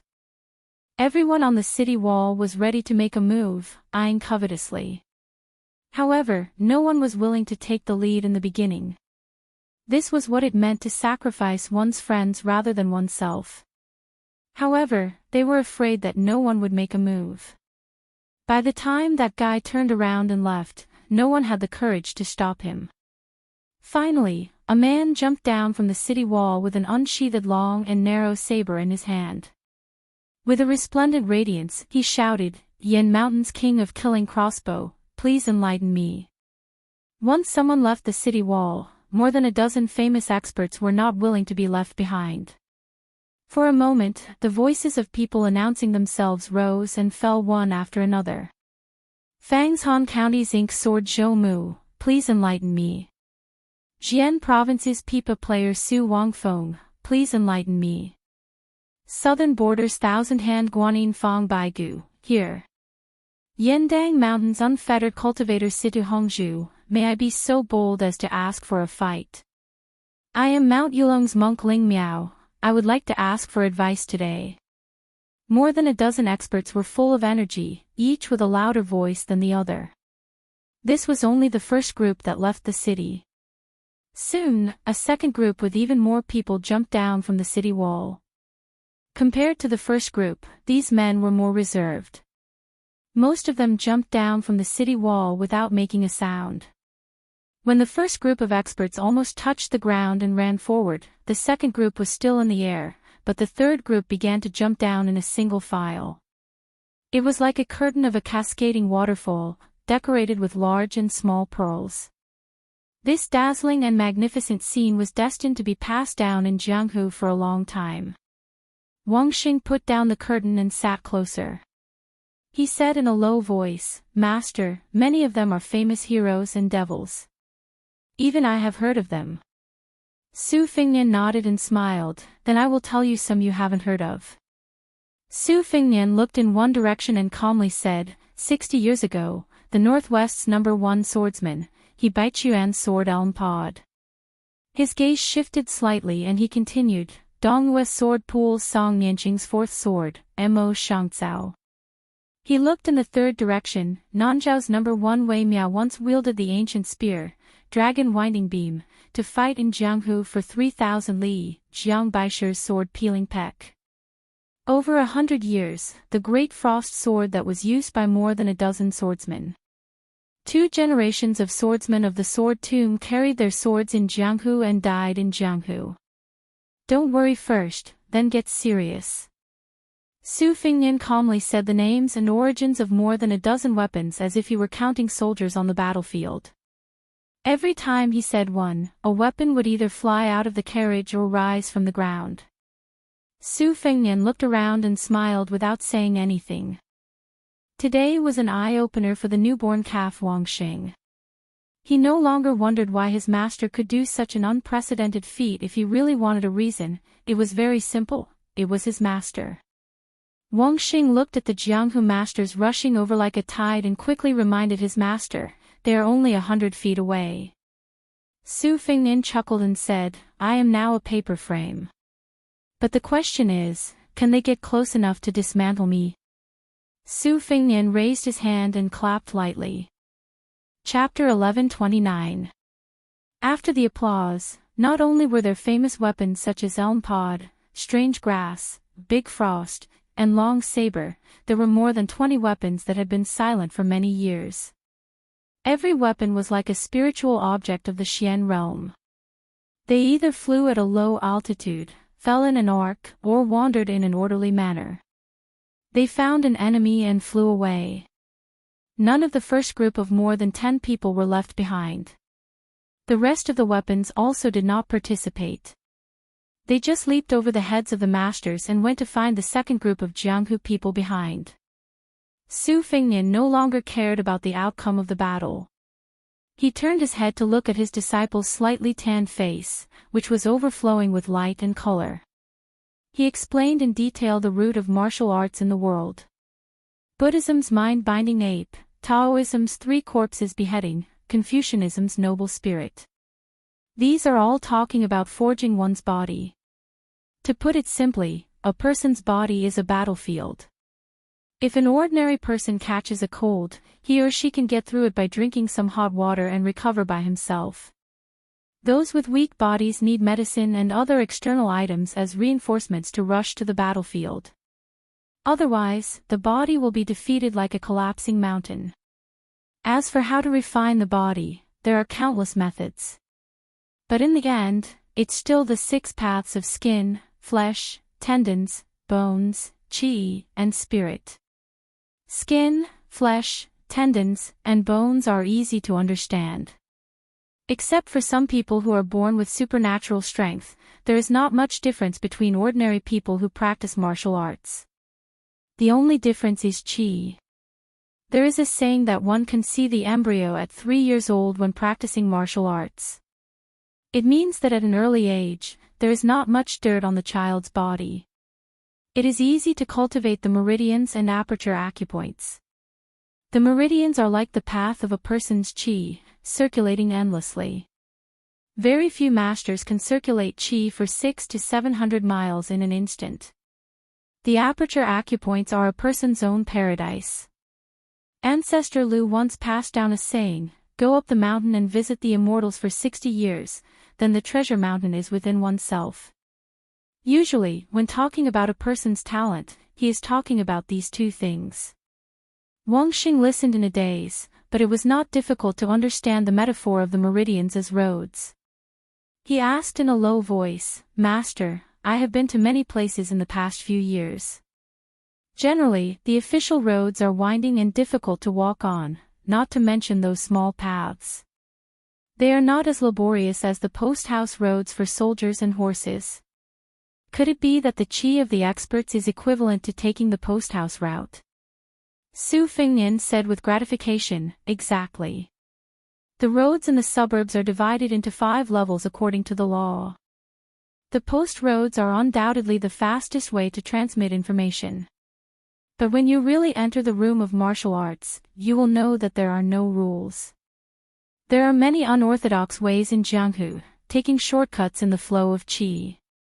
In Jianghu, in the 3 sects, there is no difference between the 2 realms. As Jianghu people who are not of the 3 sects, but in the Jianghu, who are not Jianghu people of the 3 sects, as Jianghu people of Jianghu as well, in the Jianghu people. As a Jianghu and Taoist Tao, Taoist Taoism. In level Jianghu. While the master and disciple were chatting, the first group of Jianghu heroes saw that the situation was not good and had tactfully retreated. Among them, the 1,000-hand Guanyin Fang Baigu hid countless hidden weapons and was very arrogant. He did not expect that just as he threw out a hidden weapon, his neck would be pierced by the peeling peck saber. This strong man from Nanjiang held his neck with both hands and staggered a dozen steps before falling to the ground and dying. A middle-aged swordsman wearing white had even worse luck. He encountered the frost saber, one of the top 10 famous sabers in the world. He turned and ran, but was still pierced in the back by this divine weapon that had not appeared in Jianghu for decades. His entire heart was smashed. He fell to the ground and died on the spot. On the other hand, the ink-soaked sword Zhou Mu was the only swordsman left who could contend with the flying sword Yuing. However, they were only evenly matched. Wang Xing was puzzled. Master, why are the masters so worthless? Each and every one of them is similar to the fake secret manual that I bought with a few taels of silver. Is it because master is too powerful? Su Fengnian did not answer directly. Instead, he said, Wang Xianji once said that even if 9 of the 10 martial arts experts joined forces, he was confident that he could kill all 9 of them. This is the confidence of Wang Xianji as the world's number one, and also the spirit of a single person who can fight against the world. Wang Xing said with a fascinated expression, Master, the fist master that I admire, Linya, is also old immortal Wang's disciple. Su Fengnian made a sound of acknowledgement. Someone on the city wall shouted, Let's join forces and kill that brat together. Whoever succeeds will take the lion's share. I don't believe that we can't kill one with a few hundred people. Soon, someone else fanned the flames and agreed, Yes, let's call our friends in the city. With hundreds and thousands of people, we can drown that brat with just a mouthful of saliva. Wang Xing said angrily, Master, these people are too shameless. Su Fengnian smiled. He stood up and put the red sandalwood sword case upright. With one hand on the case and the other raised high, he said in a low voice, Please. After the death of a legendary figure like Sheepskin Fur who only appeared once every 500 years, who would care about the 2 halves of the wooden horse ox? What about Peeling Peck, which was once held by Jiang Baisher? What about the 2 sword crowns of the sword tomb? Jianghu had forgotten. Su Fengnian wanted Jianghu to remember them again. After the word please. The 9 swords in the case rushed out first and lined up in front of Su Fengnian in a line. The weapons that had rushed to the top of the martial emperor city turned back. The weapons in the carriage and around the carriage bloomed with their own brilliance at the same time. 418 weapons, 418 strands of energy. The chi was soaring. Heaven and earth were moved. More than 400 weapons lined up in a line. In front of Su Fengnian and outside the martial emperor city. There was a line of tide. Who could get close? Chapter 1130. No one dared to leave the martial emperor city anymore. Su Fengnian did not push his luck. He bent his fingers several times and guided several weapons into the air. For example, the elm pod sword was nailed into the ground a few feet in front of the ink-stained sword Zhou Mu. The great spear dragon winding around the beam was nailed into the ground in front of a spearmaster. The slender crimson short sabers flew to the top of the city wall and fell into the hands of a machete man. More than a dozen weapons had new owners. After a brief moment of shock, these people, without exception, cupped their fists and bowed to Su Fengnian outside the city to express their gratitude. This was not only because they were happy about Su Fengnian's gift, but also because they were grateful for his recognition of their talents. Among the crowd, a nameless, thin teenager was the most eye-catching. He had actually obtained the Great Frost long saber that had been returned to its sheath. After being gifted the saber, the teenager could not control the heavy saber that was as heavy as a living thing. He was dragged by the saber for dozens of steps before falling to the ground. Only then did he hug the Great Frost long saber tightly and grin foolishly. No one could laugh.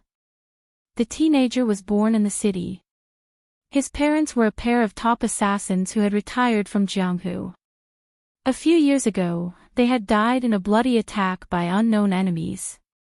The teenager ran out of the city with the saber on his shoulder.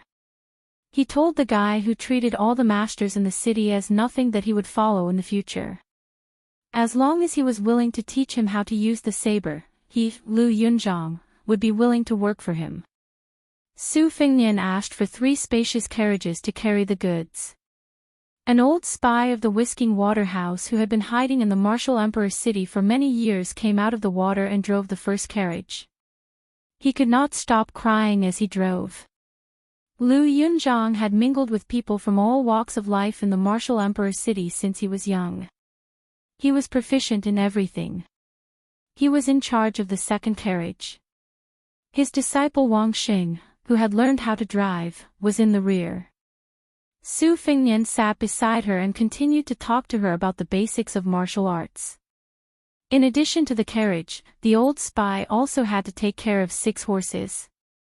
The carriage's load was beyond imagination, so horses had to be changed frequently. The 4 people, 3 carriages, and 12 horses, along with more than 400 weapons, leisurely drove out of the East Sea. Then, along the southern border of Jingji and Pingfan, they made a small arc. When the team reached the top of the arc, Su Fengnian stood on a mountain near an isolated city pass and looked at the scenery of the south for a long time. Wang Xing and Lu Yunzhang, who were of the same age, did not get along well. Wang Xing could not stand Lu Yunzhang's mischievous smile, and he did not behave properly in front of her master. Lu Yunzhang, on the other hand, did not like the pedantic young man. The 2 of them were at loggerheads. As long as they met, they would quarrel non-stop. However, Lu Yunzhang was not most afraid of the immortal who had given him the saber. In the wise young man's opinion, since the immortal was an expert of the land of immortals, he naturally would not argue with him. However, the slippery Lu Yunzhang was scared to death of the old man who always liked to whisper to the horses. The reason was simple. The old man was an extremely powerful figure in Martial Emperor City. Rumor had it that he slept in mountains of gold and silver. Even bridegroom Yu had borrowed money from this old man surnamed Lu, who was nicknamed the Old Oil Seller.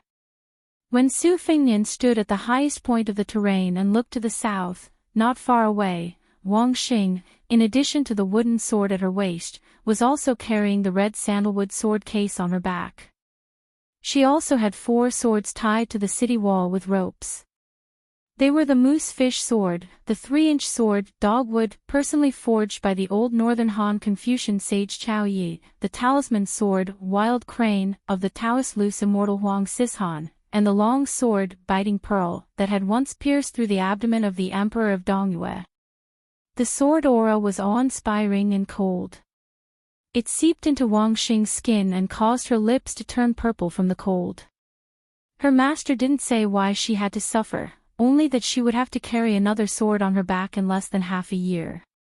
In contrast, Lu Yunzhang was too relaxed and content. He carried the large frost saber all day long to show off, as if he had married a beautiful wife. Even when he slept, he would hug her in his arms. At this moment, he was beside Wang Xing. The youth had been imbued with many of the habits of Jianghu. He also knew that in the sect, seniority was important. Although he and Wang Xing didn't get along well, he didn't want his relationship with this immortal disciple to be too strained. Lu Yunzhang whispered, "Blockhead Wang, what is our master looking at?" Wang Xing's lips were tightly pursed. He just stared at his master's silhouette, unwilling to pay attention to the youth beside him. Lu Yunzhang was used to being ignored by this blockhead. He asked tirelessly, "Do you know who that old green-robed swordsman is?" "Let me tell you, his identity is extraordinary. He's called Chai Qingshan, an old sword immortal of the Donghua sword pool. He's the #1 expert of the Guangling Taoist sect. He was once a guest of Zhao Yi. Even the sword pool's sect master, Song Nianqing, has to call him martial uncle. Otherwise, why would our master return him 4 unfamiliar swords? Of course, it's not that our master is afraid of Chai Qingshan. This is the knowledge between the heroes of Jianghu. Blockhead Wang, you should learn a little." Wang Xing finally couldn't help but turn his head and stare. "Don't keep saying our master. My master has never acknowledged you as his disciple." Lu Yunzhang reached out and patted the scabbard of the large frost saber. He chuckled and said, "Speak with your conscience." Where can you find such a talented disciple like me? Look at you. You're carrying so many swords, but all of them added together aren't as famous as my saber.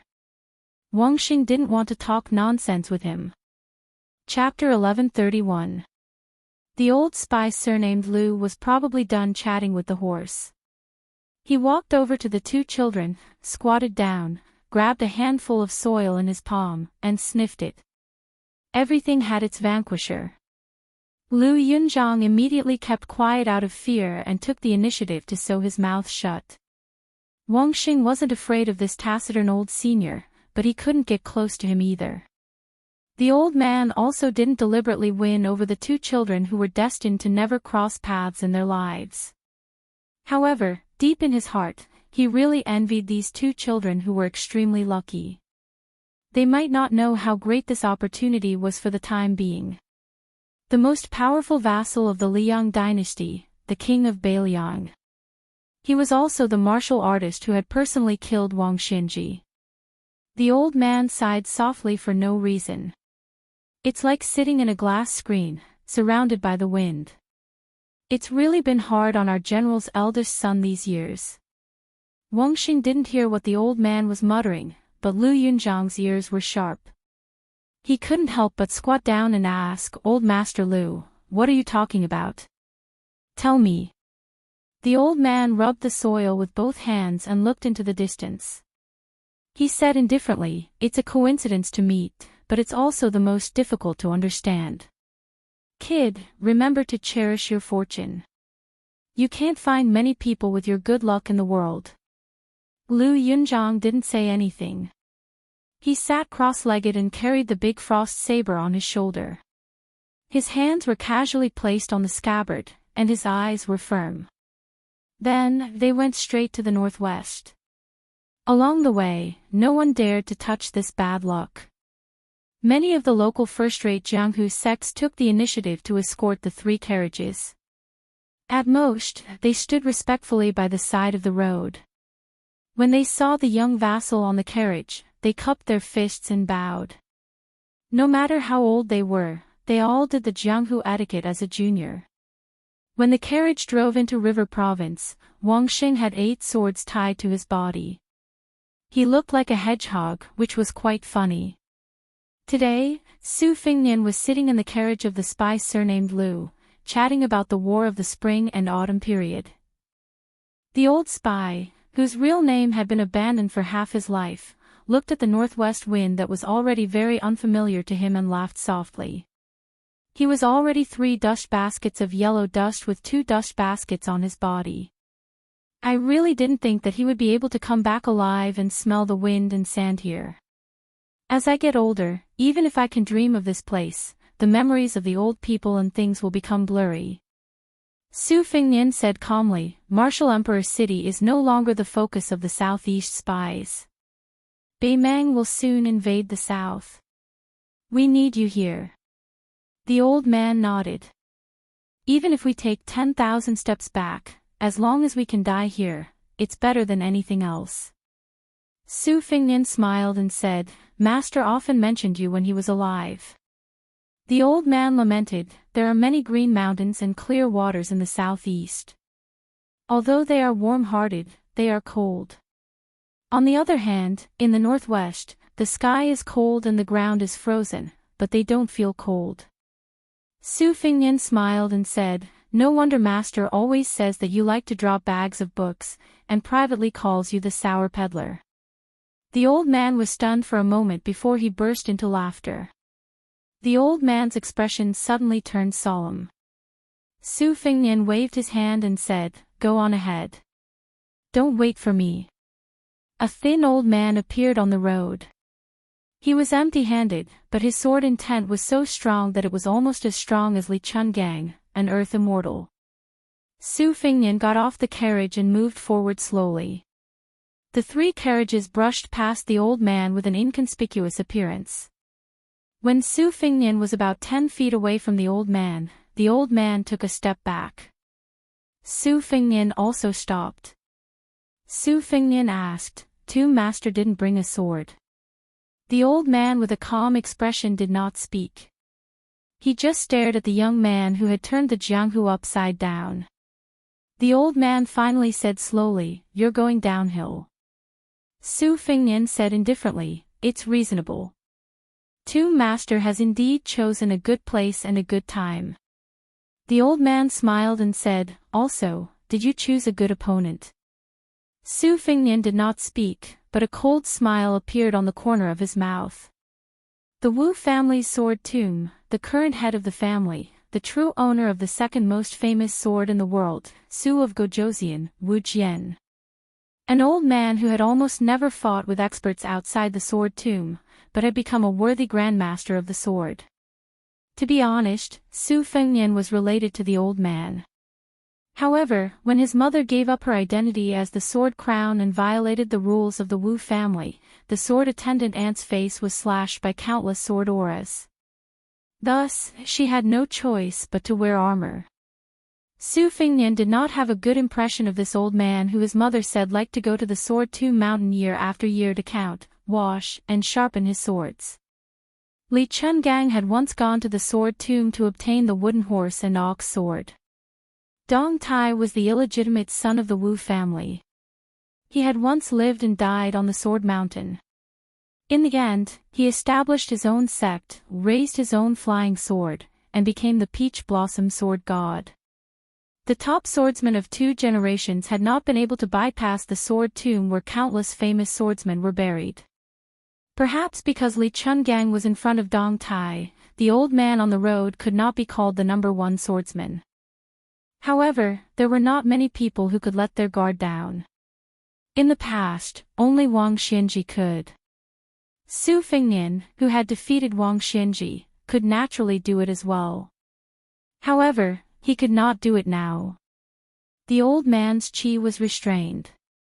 He did not have the demeanor of an expert. He smiled as if he was chatting with a junior and asked pleasantly, "You asked me why I did not bring my sword." Su Fengnian frowned, but quickly felt relieved. The old man finally took a step forward. When he came, his sword came. So what if he did not have the Su of Gojoseon? Chapter 1132. The 3 carriages were ordered to stay away from the disturbance, but they didn't go far. The most experienced old spy quickly stopped the carriage. Wang Xing and Lu Yunzhang didn't know what was going on, but they did as they were told. 1 old man and 2 young men stood side by side. Lu Yunzhang saw Wang Xing sweating profusely, his lips turning purple, and his body trembling uncontrollably. Just as Lu Yunzhang was about to laugh at this kid's cowardice, he saw the 7 swords tied to Wang Xing's body. Each of them was slightly unsheathed, especially Wang Xing's newest sword, Goose Yellow. It was tied to his waist, and 2 faint yellow sword auras were coming out from the 2 ends of the scabbard. Lu Yunzhang was experienced and knowledgeable. He knew many bizarre stories of the martial world and martial the Arch City. He roughly guessed why the immortal young master asked Wang Xing to add a sword every once in a while. It was because he wanted this unnamed disciple to be immersed in the sword aura and gradually connect with those sword embryos. The more, the better. Through this, Wang Xing would be able to hone a natural and vigorous sword intent. The old spy said in a deep voice, "Wang Xing, try your best to use your divine intent to suppress Goose Yellow's sword aura. If you want to cultivate a superior sword, you have to be able to control the sword and not be controlled by the sword." The pale Wang Xing tried his best to nod, but it was a pity that he couldn't do it. Goose Yellow's sword aura was getting denser and denser, and the brilliance was lingering around Wang Xing's waist. The young lady looked like she was wearing a yellow jade belt. The spy with the surname Lu frowned. He knew that these famed swords were attracted by the old man at the post house. Wang Xing was just a beginner in the sword Dao and naturally couldn't restrain it. The old spy originally thought that by stopping here, he could deliver the weapons to the young vassal king in the shortest time possible and also have enough distance to resist the old man's sword intent. The old spy sighed in his heart. That sword Dao master was too experienced, and Wang Xing was too immature. Lu Yunzhang asked curiously, "Old man Lu, who is that 50 or 60 years old guy?" Is he worth Wang Xing's and my immortal master's help? Back then, even Chai Ching Shan was polite and didn't dare to put on the airs of a senior in the martial world. The old spy sneered and said, regardless of sword intent or sword arts, how can Chai Ching Shan be comparable to the person in front of us? He isn't some old man in his 70s, but an old man in his 90s. Lu Yunzhang said in shock, even the number one person in the dynasty's southeast, Chai Ching Shan, can't compare. How many swordsmen in the world can scare people like that? That old man doesn't look like the peach blossom divine swordsman Dong Tai.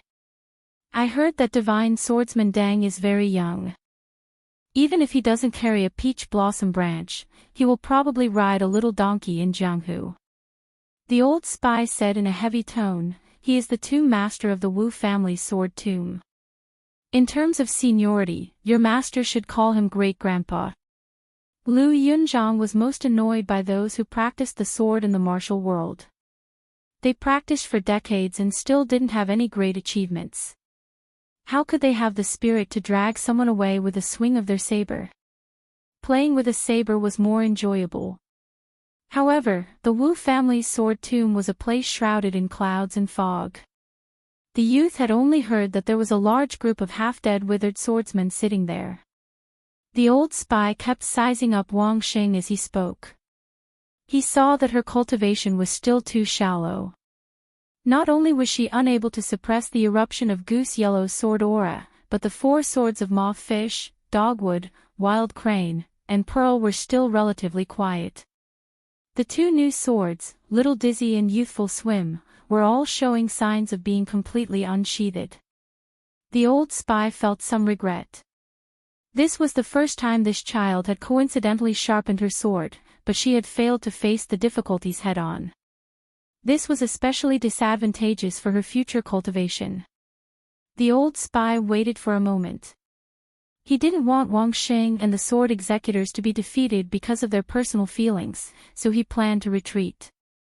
At this moment, Wang Xing seemed to be very angry. She lowered her head and stared at the most restless Goose Yellow. She reprimanded, "Be obedient." Lu Yunzhang rolled his eyes and the old spy didn't know whether to laugh or cry. However, the two of them were surprised to find that the famous sword had indeed calmed down. Most of the sword aura had been withdrawn and returned to its sheath. The remaining sword aura floated up and flowed around Wang Xing's 10 fingers. The girl's fingertips were like a yellow flower. The corner of Lu Yunzhang's mouth twitched. He said helplessly, "This works too." Although the old spy's face was calm, he was terrified. In every generation of the martial world, there would be a handful of geniuses. Among these rare geniuses, Buddhism and Taoism were the most mysterious. It was rumored that Qi Xuanjun had the mysterious ability of prophecy. Back then, on the demon-slaying platform, he had single-handedly fought the 6 skyscraping demons of Zhulu Mountain. 3 of them had died under the great immortal Qi's incantation. The white-robed monks of the 2 Zen temples were also said to have a secret mantra that could determine one's life and death. As for the people of the Way of the Sword, they could make many famous swords of spiritual Qi feel close to them. They were called natural sword embryos. While the old spy felt relieved, he couldn't help but mock himself. When he was young, he was also regarded by many seniors as having outstanding talent. It was just that he had never been taught by a true master. As a result, he had no interest in instructing others. What he learned was a mixture of different things. In the end, he was unable to go far on the martial path. Regardless of one's aptitude, having a guide often determined one's level of achievement. The old spy hesitated for a moment before saying, "Wang Xing, follow me for 10 steps." Wang Xing grunted. Lu Yunzhang said impatiently, "Old Master Lu, what about me?" The old spy said unhappily, "Stay where you are and keep an eye on the carriage." Lu Yunzhang sighed heavily.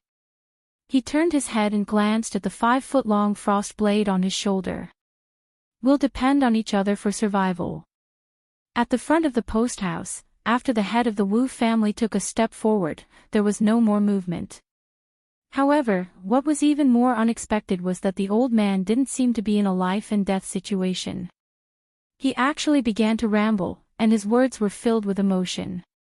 My ancestors once said that when I was born, there was a strange phenomenon in the sky. 9 flood dragons were in the sky, and 8 flood dragons took away 9 famous swords from the Sword Mountain. 1 flood dragon coiled around the Sword Mountain, lying on the ancient sword Chionyo. On the first day I started practicing the sword, the ancestor who personally taught me the sword told me that after I pulled out the Chionyo, I had to leave the tomb every 10 years to search for a sword. Chapter 1133.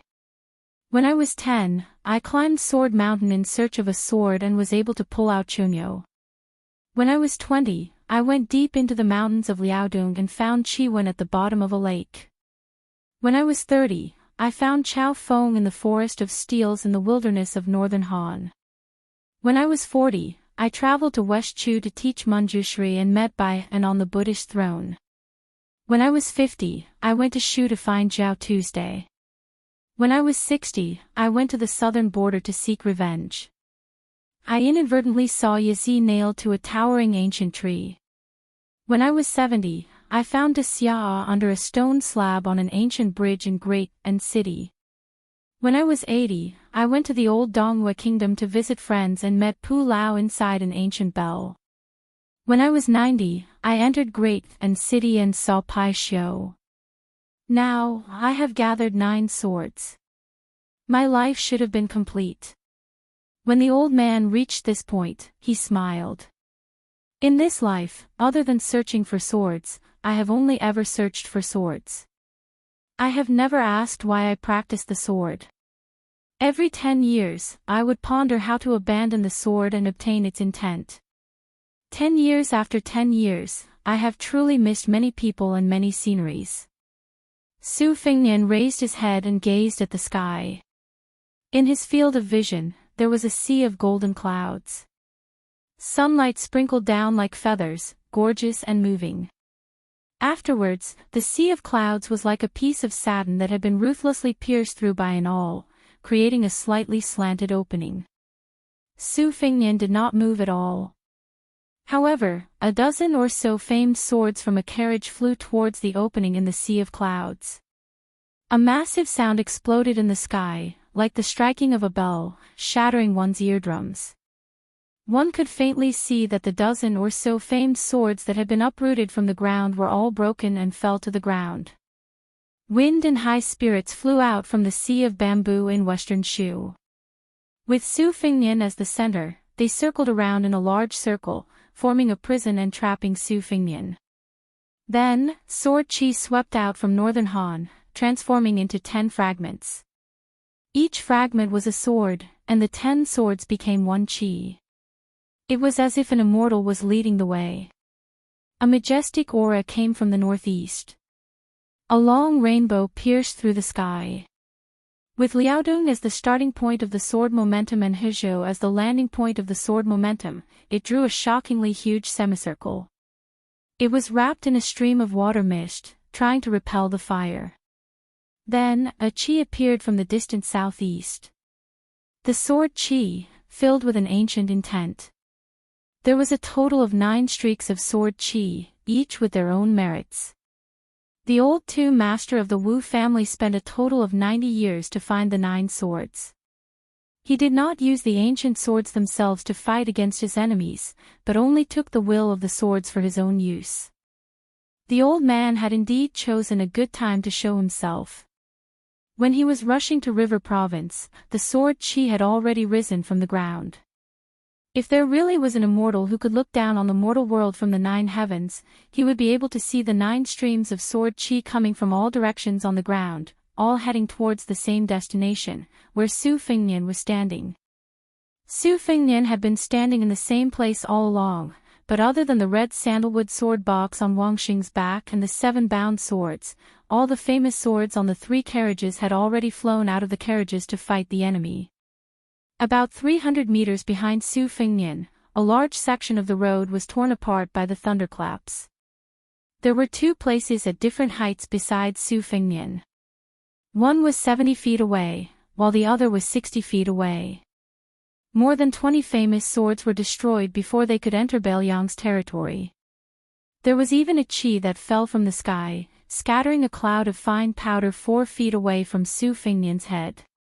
The streaks of sword chi were getting closer and closer to Su Fengnian. They were aggressive. The Yazi sword will with the heaviest killing intent swept over, destroying the 12 ancient swords with Gu Qingjian in the lead. However, the mottled and messy sword chi had already surged to 20 feet in front of Su Fengnian.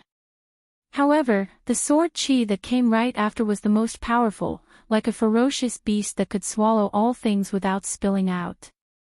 Su Fengnian spread out his hand and summoned a clothes-tamping sword. The two swords perished together. However, Su Fengnian had also retreated 10 feet, but the sword chi had closed in on him by 20 feet. At this moment, the old man still had 2 streaks of sword chi that he had yet to use. One was the sword chi of the pepper diagram that swam around in a circle, and the other was the sword chi of Chonyo that had never appeared. It was obvious that the old man was already 10 feet away from Su Fengnian. On the other hand, Su Fengnian had almost no swords left to use. The 3 carriages had hidden swords, leaving behind only the sword immortal Qin Qingming's relic, Zibuyu, and an ancient sword of unknown origin. The sword's body was engraved with the words, plucked string. Zibuyu hovered behind Su Fengnian, holding the plucked string sword in his hand.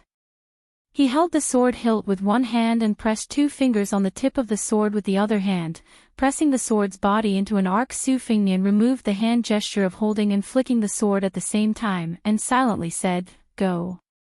The plucked string sword spun non-stop and disappeared in a flash. Zibuyu also flew behind him.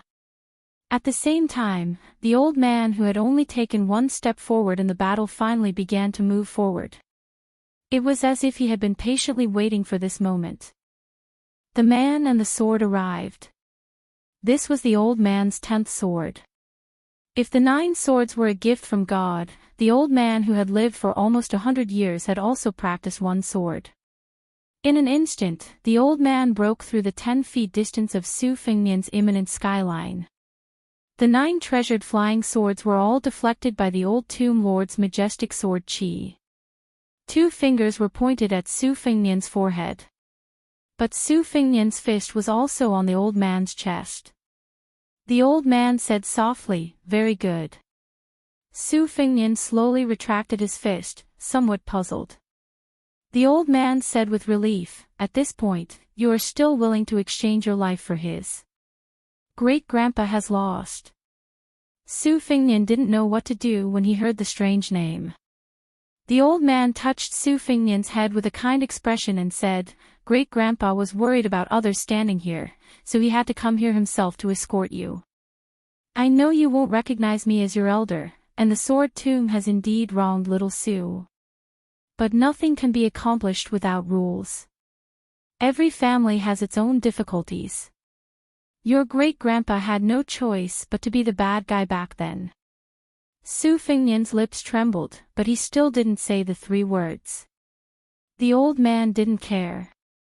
He retracted his hand and took a few steps back. He carefully looked at his great-grandson and smiled. Every family has its own rules. If great-grandpa didn't do this, there would be no reason for me to give you a gift that has been owed for many years. The old man continued, "The Wu family once broke through 10,000 cavalry with 9 swords. Great-grandpa was able to practice the sword himself, but not as the head of the family. Now, not to mention 9 swords, even 19 swords and 29 swords can't break through the 10,000 cavalry of Beimang. Your great-grandpa has never liked Su Shao, his grandson-in-law. Who told him to be so weak in martial arts? Even now, I still feel that this bastard is not worthy of little Su." It seemed that the old man was talking to himself. Su Fengnian, the nominal great-grandson, was silent. The old man laughed heartily. "Great-grandpa is very happy to see you. The old man had probably seen enough of this extremely promising and appetizing great-grandson. When he passed by the young man, he patted the young man's shoulder and said, "Don't shoulder everything by yourself." The old man walked away with his back to the stubborn young man who still hadn't called him great-grandpa. One day, more than 100 people will leave the sword tomb of the Wu family and enter Bailiang on horseback with swords. Chapter 1134. After the battle, Lu Yunzhang reluctantly followed the three to pick up the broken limbs of the famous swords. The youth really couldn't understand why his immortal master was so fussy about daily necessities like a housewife when he already had such a wealth. Wang Xing wasn't as heartless as Lu Yunzhang, who had a sad expression when picking up the swords. Lu Yunzhang was a swordsman who looked down on swordsmanship, but she was different. She couldn't help but feel sad when she saw dozens of famous divine weapons being destroyed.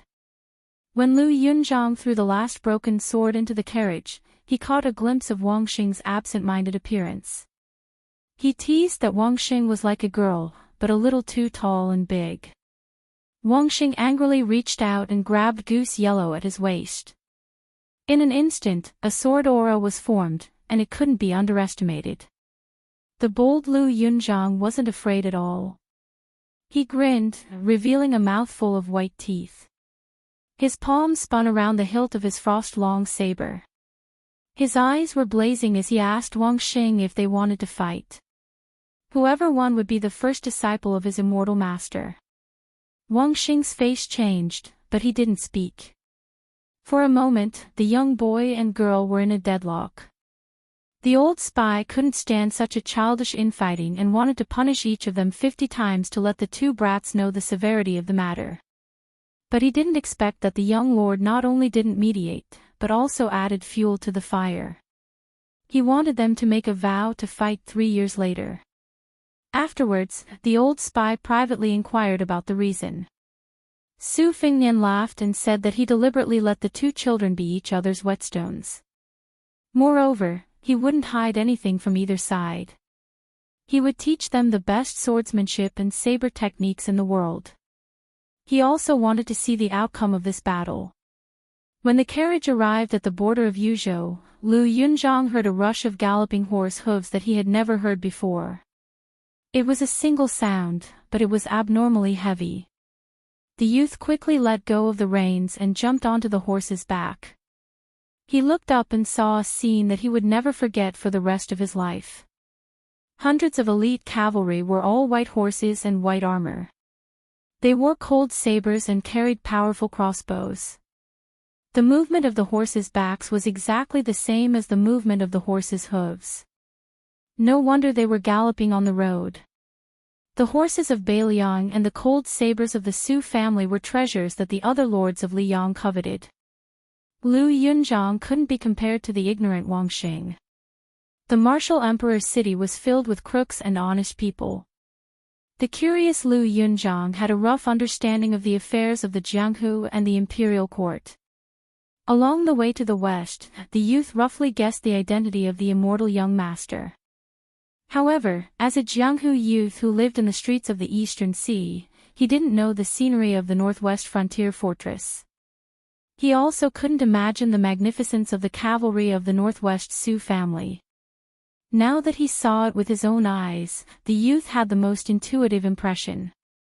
He felt that if he was given a few thousand cavalrymen, no matter how many experts there were in the martial emperor's city, he would be able to crush them a few times. For a moment, the youth was a little dazed.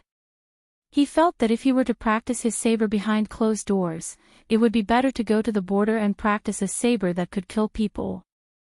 Half of the 800 white horse cavalrymen arrived. When they saw Prince Liang, they dismounted and knelt down. Su Fingnian casually glanced around. Most of them were new faces. This wasn't strange. Back then, most of the cavalrymen were his trusted aides and had infiltrated into the various armies.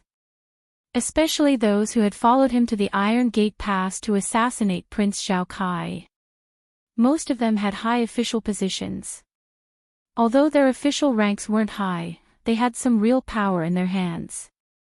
Some of the young people who had shown outstanding performance on the battlefield, such as the ruthless Hong Shuwen, were like carps jumping over the dragon's gate. They had a bright future ahead of them. Su Fengnian raised his arm, indicating for the white horse cavalrymen to get on their horses and continue on their journey. Su Fengnian didn't go straight to the prince's residence in Liangzhou. Midway, he turned south to Lingzhou. He only brought Wang Xing and Lu Yunzhang with him. The old spy followed the white horse cavalrymen into Liangzhou first. Then, they went to Chu Lushan's Fu Shui room for the roll call. Su Fengnian was going to see the Tangerine provincial governor, Su Beiji, whom he had kidnapped from Beimang. The Northwest's solar terms were connected by spring and autumn. Thus, it was known as the long winter without summer. It wasn't that there wasn't a hot summer season. When it should be hot, it was often much hotter than other places. The ground was high and the sky was close, and there was nowhere to hide. Naturally, the sun was fierce. However, it was close to the beginning of autumn, and there was no sign of a cool breeze.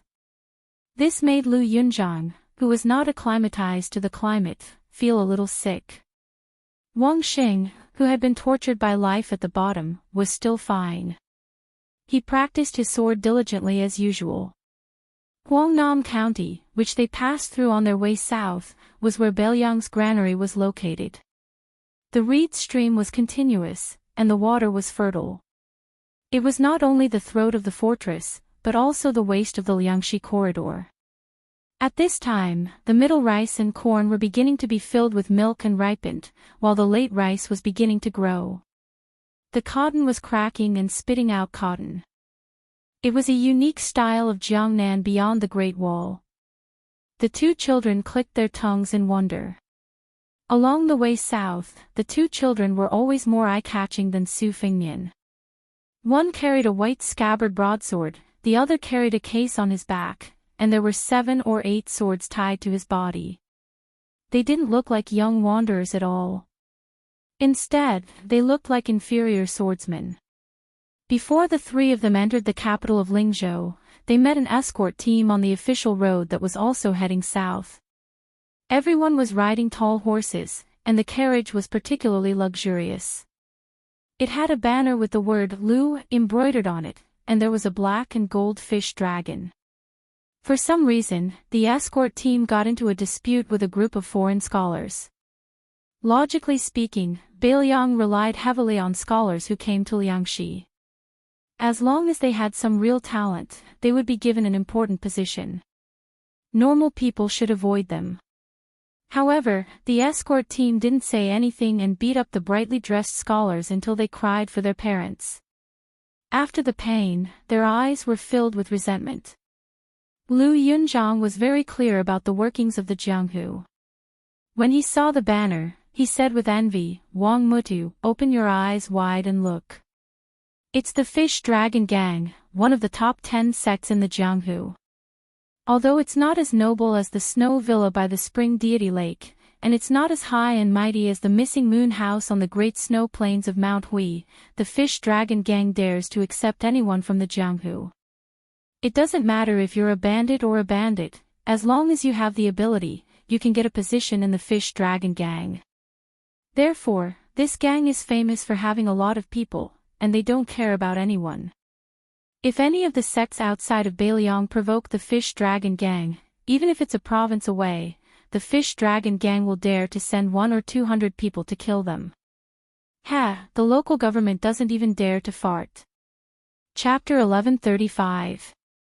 Su Fengnian did not do anything. Later on, he met Provincial Governor Su Beiji at an old location called the Jiahe Granary outside of Lingzhou City.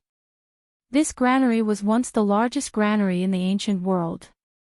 Its scale did not lose out to the 2 imperial granaries in Great Peace City and Guangling Road. The north was Jingyu and the south was Ganlu. The two were known in the world. However, the Jiahe granary had not been used for many dynasties and was completely abandoned. It only had a large frame. When the administrator Li Gongda was the provincial governor of Lingzhou, he had thought about repairing the granary. Unfortunately, no one responded. It was difficult to do it alone, so he could only give up. First, repairing the Jiaha granary required a large amount of silver. Second, moving the grain into the granary required great courage. Furthermore, once the grain entered the granary, it was the same as the government becoming a chicken rib. It was the same as having to spend silver every day to raise the grain. Normal granaries could still exchange new grain for old grain to earn money that could not see the light of day. However, once the Jiaha granary was used again, it was destined to be an important military location that even the young kings had to keep an eye on. Who dared to do anything to this place? Were they tired of living? The newly appointed provincial governor Su Beiji acted alone under these circumstances. He did not hesitate to overdraft the Lingzhou tax and decided to renovate the Jiaha granary. In the eyes of the sly officials, the provincial governor was doing it once and for all, but in the dark, he was biting off more than he could chew. The old foxes in the Lingzhou officialdom did not dare to do nothing in the open, but they secretly set up many obstacles. If the Jiaha granary was really messed up by that rash young man, it would cut off countless people's income. A Jiaha granary could not only take in the entire Lingzhou tax to pay for the salaries of officials and the local military, it could also reduce the price of grain to prepare for famine relief. This allowed the tyrannical private granaries of the people to use natural disasters and man-made to obtain huge profits. From the top to the bottom, from the ranking officials to the odd-job workers, they all tacitly worked but did not put in effort. Furthermore, there were often disputes that hindered the progress of the project. Sir Su, who was mocked as the provincial governor of Grain Province, did not fly into a rage over this and did not punish the chicken to warn the monkey. He only borrowed 2,000 armored soldiers from the general of Lingzhou and then asked for 3,000 strong corvée laborers from Huangnam County and Longqing County that he could control. He almost completely ignored the orthodox officialdom in Lingzhou. At the same time, he sent Song Yan to clean up the official granaries in Lingzhou. Once he found that there were illegal actions, he would not make a big fuss. At most, he would remove the official hat and replace it with a foreign scholar with a clean background. Most likely, the Lingzhou officialdom did not suffer unbearable turmoil. However, a small group of insightful people finally realized this and began to frequently go to the much quieter official residence in Lingzhou. The Jiaha granary was heavily guarded. Su Fengnian also did not reveal his identity. He only asked a young military officer to help him pass on a message, saying that the prefect of Bishan County of Yanji County in Yuzhou was an old acquaintance of the provincial governor. Su Beiji, who had been sleeping and eating in the open at the old site of the Jiaha granary, quickly rushed over. He was even more travel-worn than Su Fengnian. The youngest provincial governor in Beiliang history looked exhausted, but he seemed to be in good spirits. After seeing Su Fengnian, he was not surprised and silently walked side by side. This gave the military officer a fright. The construction of the Jiaha granary was in full swing. Su Beiji was seen as the prodigal son of Lingzhou. He raised his sleeve to wipe his dusty face and said as he walked, the Jiaha granary was the second granary of the Qin dynasty 800 years ago. It was only slightly inferior to Luo Yang's granary. It was called a granary, but in reality, it was no different from a city with both offensive and defensive capabilities. The granary city was 1.5 li from east to west and 2 li from north to south. There were more than 300 granaries and no less than 50 granaries. However, this was not all. When it was renovated, one could clearly see the ancient words carved on the bricks describing the source of the grain, the time it was stored in the granary, and the name of the official who was conferred the granary. Every era of the Qin dynasty had declined, and all of this could be traced. I originally thought that worshipping the past was a bad habit, but after coming to the Jiaha granary, I realized that there were some things that the ancients did better. Su Fengnian smiled and said, the wisdom of the people has gradually developed, and there are both good and bad. Otherwise, the ancestors of Taoism would not have brought up the saying that the saints had abandoned wisdom and that the morals of the world were declining with each passing day. It will be mentioned more and more in the future. There are already very few scholars in Bailiang, but they are still very clever in the officialdom. If you were in Jiangnan where the rich and powerful families intertwined with each other, you would truly not be able to display your talents. Here, after all, there is still the suppression of military officials, and the time for civil officials to raise their heads is, after all, short. Su Beiji sighed and said in a deep voice, as long as the Jiahe granary is completed, with this year's harvest in the 3 provinces as a source of grain, it will be enough to support the war on the border for 2 years. However, the prerequisite is that the various provinces and counties do not embezzle from one another, and the people withdraw their claws and do not get involved. Otherwise, not to mention 2 years, even half a year is an extravagant hope. Time does not wait for me. Actually, if we can plan slowly, I can even have the local grain merchants go to other provinces to buy grain at a high price to fill the cold. This bit of silver is nothing. Once the war starts, not to mention gold and silver, even land will not be as valuable as ready-made grain. However, 20 years of peace within Bailiang has become their confidence for being short-sighted. It is really laughable. Those who brought their children and grandchildren out of the country have even spread the word that even if the grain in the granary rots to the ground, they will not sell a single grain of good rice to the Jiahe granary at a high price. This reminds me of what Grandpa said about the disputes between neighbors. If you only have 1 cent of silver and your neighbor gets 3 cents of silver, then you would rather everyone not earn a single cent than let the other family get 2 cents more. No matter how angry he was, Su Beiji's tone was always calm and indifferent. Su Fengnian stopped in front of a granary with gray tiles. He said with a slight smile, "Lingzhou is so excited to discuss you, just let them be. However, I can guarantee you that the autumn grain from Liang and Yu provinces will definitely be stuffed into the Jiahe granary. At that time, those fellows who escaped when I was Lingzhou's general will settle the score with you.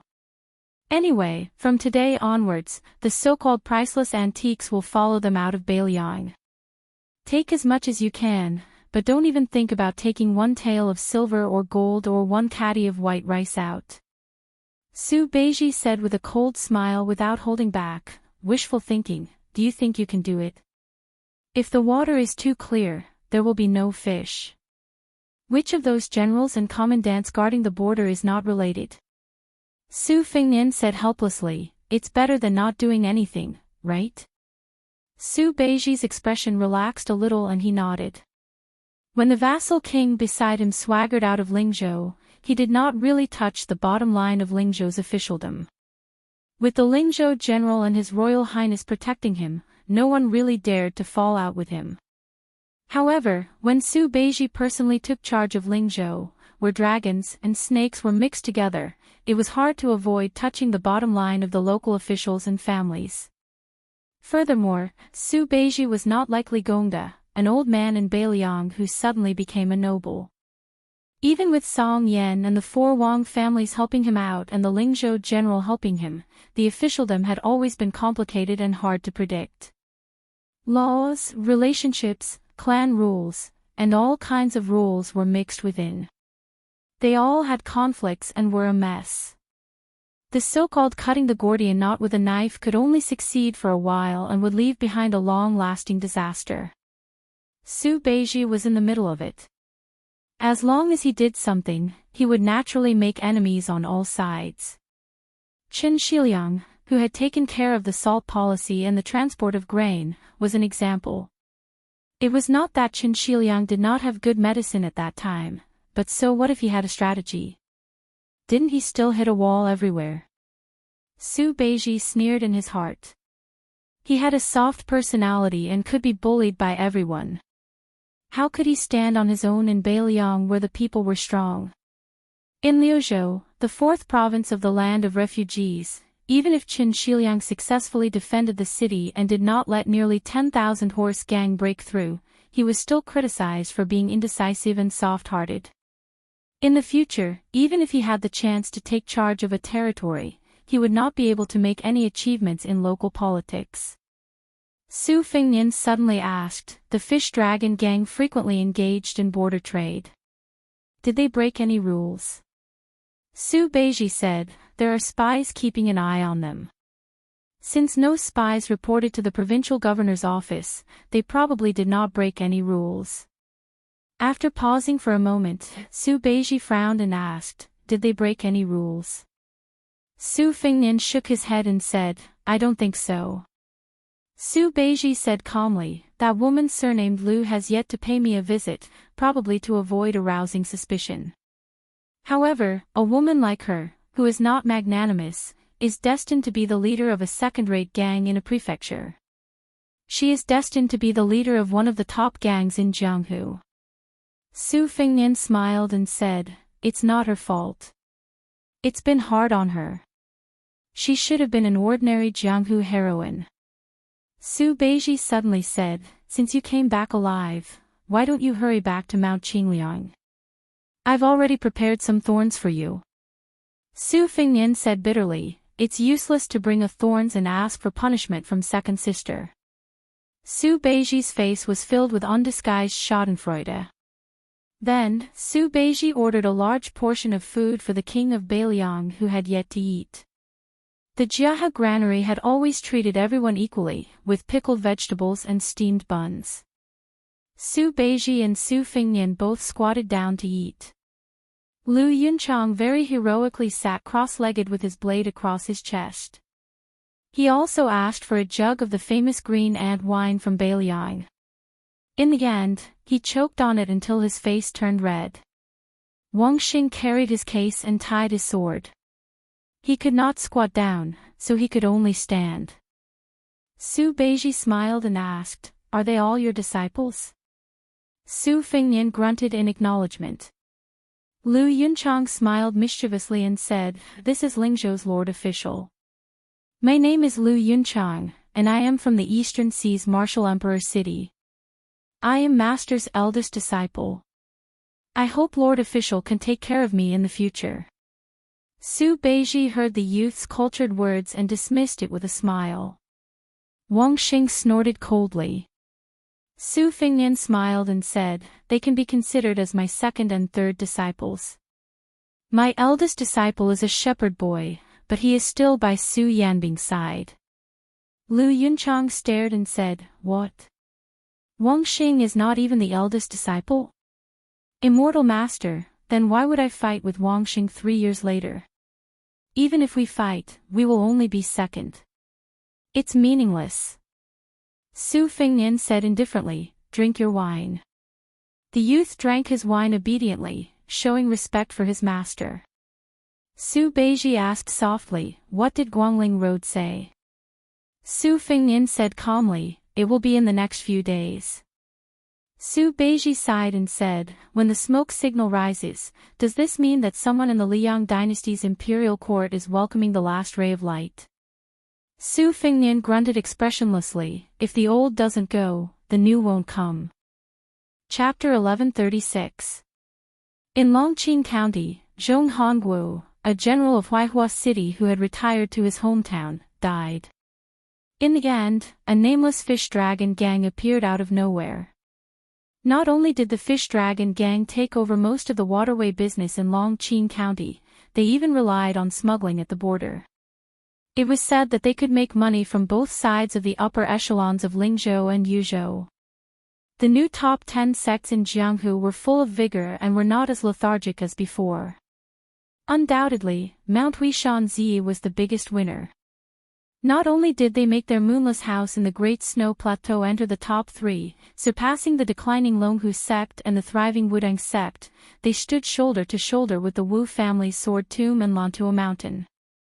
They also brought the Spring God Lake's Snow Mountain Villa to the sky.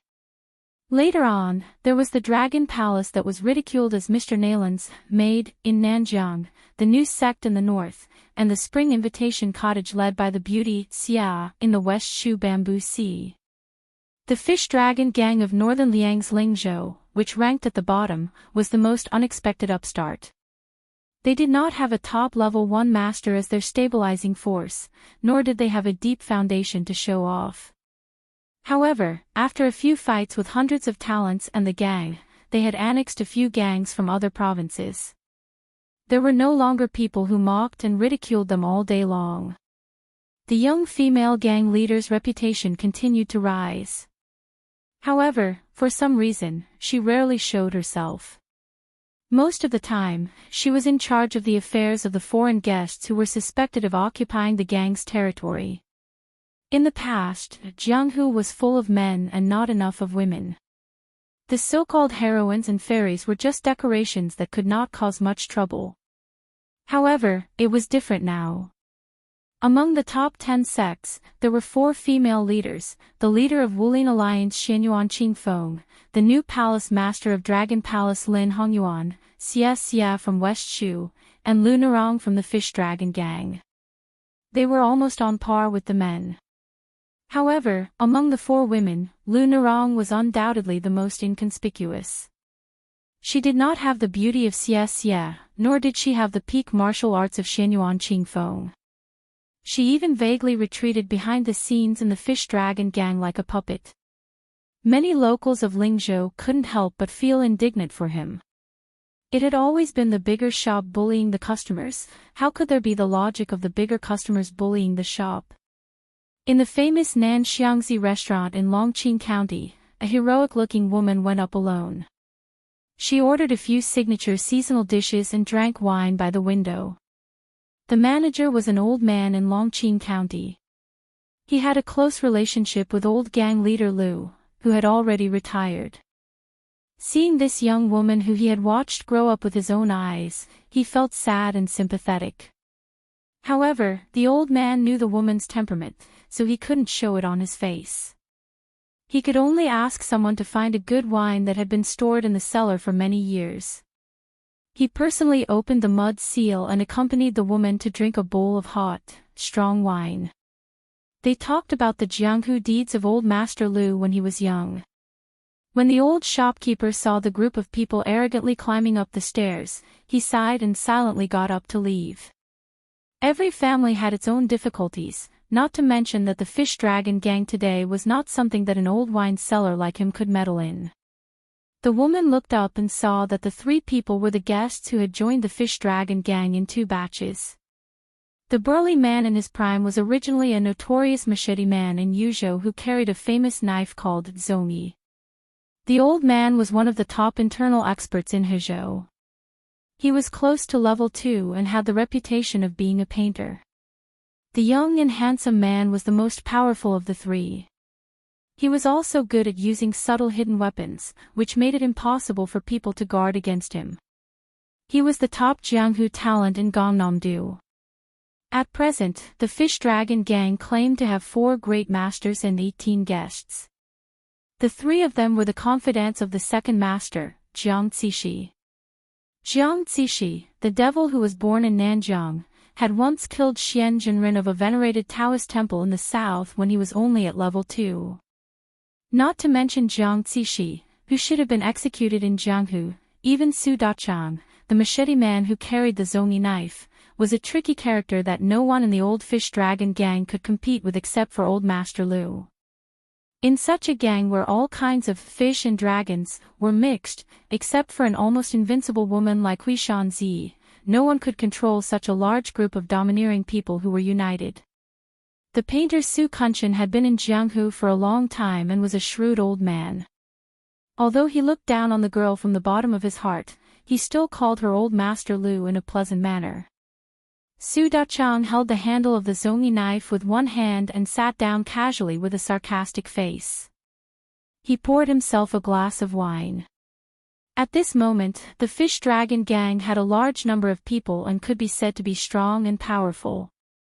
It was like those guys who were in charge of smuggling at the border and no one knew where they came from. They could even swagger with light crossbows and even the government could only turn a blind eye to it. This group of people were all subordinates of the Great Master, Feng Gaoqi. However, Feng Gaoqi had never participated in the power struggle of the Fish Dragon Gang. Everyone guessed that this guy most likely had a background in the Bailiang army, so naturally no one dared to provoke him. However, the other three great masters, including Jiang Zishi, were all people of Jianghu who knew their own ins and outs very well. The three of them fought with each other and supported each other. Soon, the nominal gang leader in front of them became a mere figurehead. The young woman could not convince the crowd, so how could she compete with these old men who were well versed in the rules of Jianghu? Not only did she gradually lose her voice, but she was also reduced to being used as a bed by two young guests. After the handsome man sat down, he stared at the woman across the table and asked with a smile, "Narong, today I will have a martial arts competition with Song Chunchao at Yahua Lake. Would you like to cheer for me?" Lu Narong's eyes were cold and did not show much emotion. Chapter 1137. Su Dachang couldn't bear to see this little girl's cold appearance the most. He was like many outsiders in the gang. When he first joined the Fish Dragon gang, he heard that His Royal Highness had visited the gang and had some friendship with this girl called Lu Narong.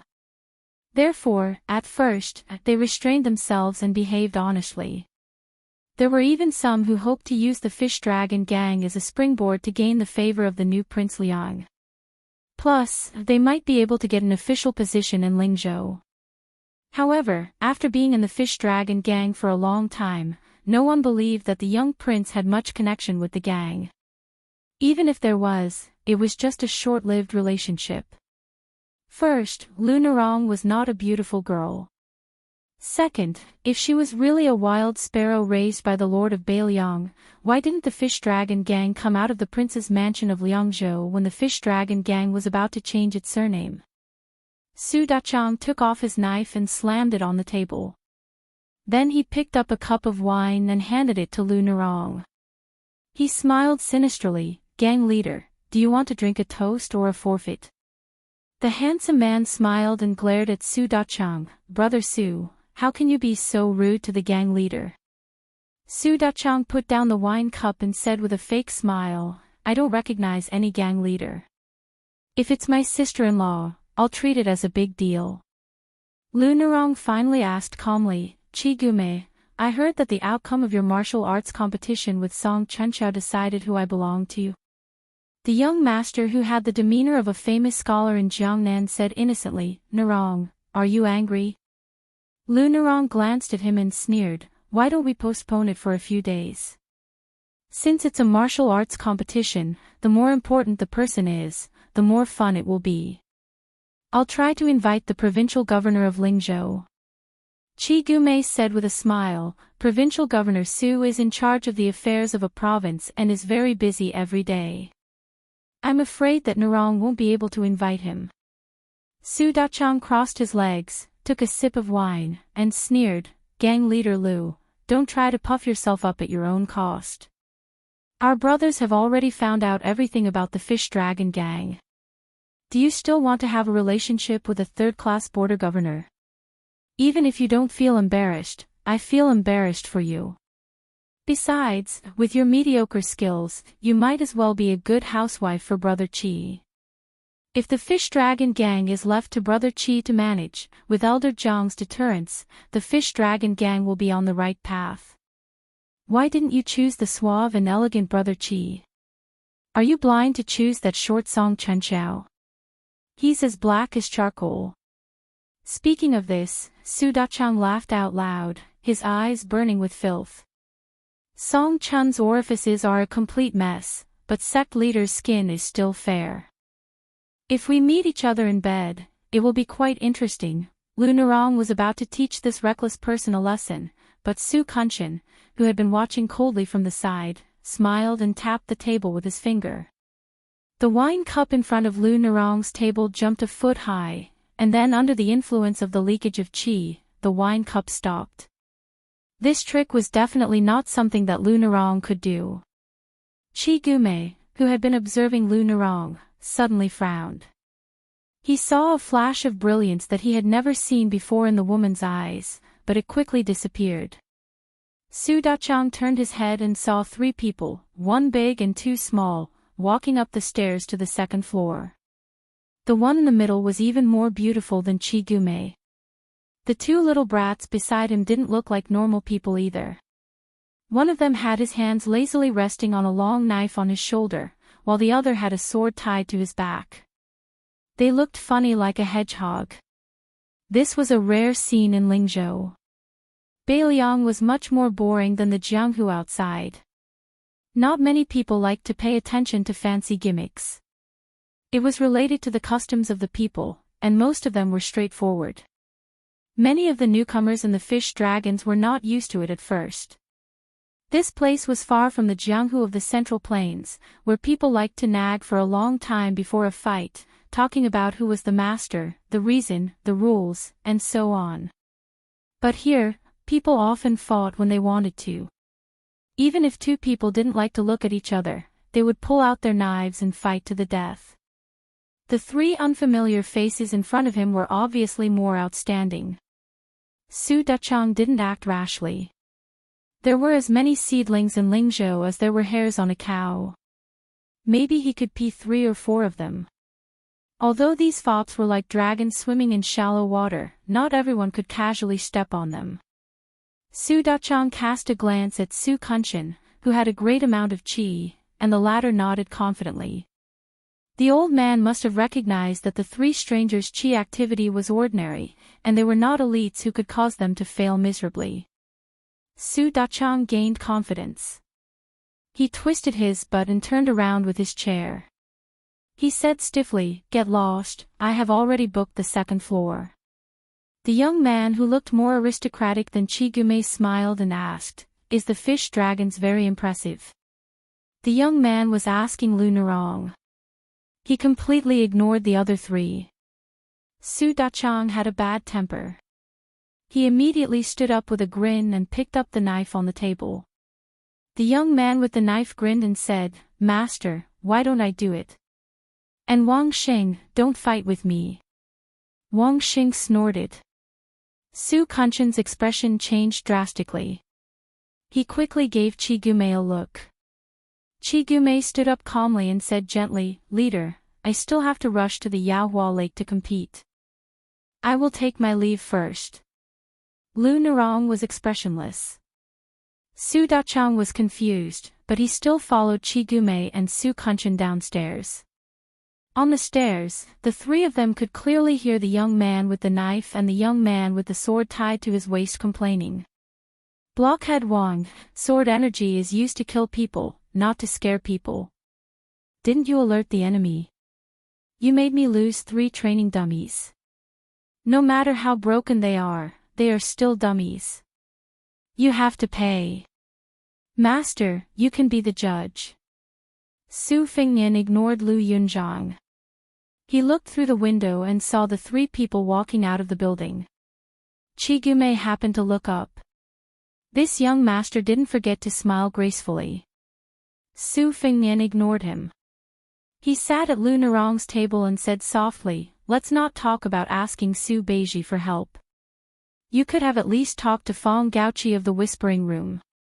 It wouldn't have ended up like this." Lu Nerong didn't say anything. Su Fengnian took a clean cup from Wang Xing and poured himself a cup of wine. Lu Nerong suddenly smiled, because for some reason, she remembered the scene of this fellow squatting by the well and haggling with the water ruffian back in Yanhui Pass. Chapter 1138. Lu Yunzhang was greatly disappointed with this trip to Longqing County. His immortal master had only freeloaded some wine with that woman and chatted about some trivial matters. There was not even the slightest bit of romance, let alone slaughter the shrimp soldiers and crab generals of the fish dragon gang.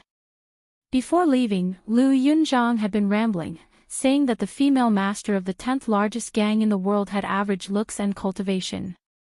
In short, he was fighting for justice for his immortal master. The implication was that if it were him, he would not waste his energy on such a woman. Su Fengnian, who had never been willing to talk nonsense with Lu Yunzhang, spoke his mind for the first time. He said that he was not looking for a wife. It did not matter whether Lu Nerong was beautiful or not. As for Lu Nerong's martial arts aptitude, it did not affect whether she was a heroine in his heart. When Lu Yunzhang heard this, his eyes widened. Was Lu Nerong worthy of being a heroine? Su Fengnian rewarded the youth with a 4-word evaluation. It was like playing the lute to a cow. After that, the three of them rushed to Liangzhou. Along the way, Su Fengnian successively taught Wang Xing the rough embryonic form of over 10 sword moves. There were old Huang's 9 sword moves, the old man's 2 sword moves, and Wen Hua's 1 sword move. He allowed her to not ask for a deep understanding and only understood his intentions. He did not deliberately favor Wang Xing. The moves he taught Lu Yunzhang were all top-notch. He did not even hide Gu Jintang's thundercore. This pair of youths could endure hardships and work hard. They secretly competed with each other, afraid of falling behind each other. When they practiced martial arts, they were obsessed with it. However, it was obvious that Lu Yunzhang's speed of cultivation was much faster than Wang Xing's. He was already very familiar with the hob and drag blade, and vaguely had the demeanor of a grandmaster. Occasionally, when he listened to Su Fengnian explain the profoundness of sword moves to Wang Xing, he would be able to comprehend by analogy. On the other hand, after Wang Xing acknowledged Su Fengnian as his master, for some reason, he became more and more introverted. He was silent and was no longer as naive and unaffected as before. Perhaps it was because of Lu Yunzhang's talent in martial arts that the girl felt a lot of speechless pressure. Su Fengnian was well aware of this, but he did not try to ease the heavy pressure in her heart because of this. As they neared Liangzhou, Su Fengnian rarely took the courier roads. He only chose the paths with few people and had Wang Xing and Lu Yunzhang take turns to fight. He wanted them to do their best to press forward with their weapons. Compared to the two, Lu Yunzhang was naturally more imposing. With the great frost blade in hand, he dared to fight with his life on the line. He would not even acknowledge the Heavenly King. When facing his immortal master, he would never hold back and would always charge forward in a spurt of energy. Wang Xing, on the other hand, was much inferior. Every time he unsheathed Goose Yellow, even if his moves were 60 to 70% similar, his spirit was only 20 to 30%. This was exactly the opposite of Su Fengnian's expectations for her. Over time, Wang Xing also realized the crux of the problem. His originally dark and rough face became more and more stiff. Every time he looked at Su Fengnian's calm expression, he wanted to say something but hesitated. He felt guilty and uneasy. After crossing the Yellow Flower Pass, they would arrive at Liangzhou a dozen miles away.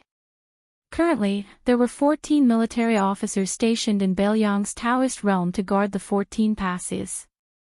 From the point to the line, it was proposed by Ancestor Gu, the originator of the situation theory. There was a flintlock for 5 miles, a block for 10 miles, a fort for 30 miles, and a city for 100 miles. In the past, Bailiang did not have flintlock forts. On the contrary, they were not shabby in number. However, most of them were disorderly. Once the real war broke out, they might not be able to quickly respond to each other. Now, the number was slightly reduced, but the situation in Bailiang suddenly became clear. The Yellow Flower Pass was one of the 14 passes. It was led by a senior military officer named Li Maozhen, who was an experienced military officer. Li Maozhen was old and wise and was deeply trusted by the old King Liang. Otherwise, Su Xiao would not have let him guard the east gate of Liangzhou. The Huaiyuan gate of this pass was the favorite of frontier poets of the past generations. This gate symbolized that the imperial court was conciliatory and far-sighted. The dark green city walls that extended out from the two sides of the pass were like a dragon traversing the desert. The dragon's head extended to the north and connected to the red shooting wild goose mountain. At the top of the mountain was the Yin-locking flintlock, which was known as the #1 flintlock in the world. In the past, the Yellow Flower Pass did not exclude people from fairs. Especially on the 1st and 15th of every month, people would come and go. It was unusually prosperous.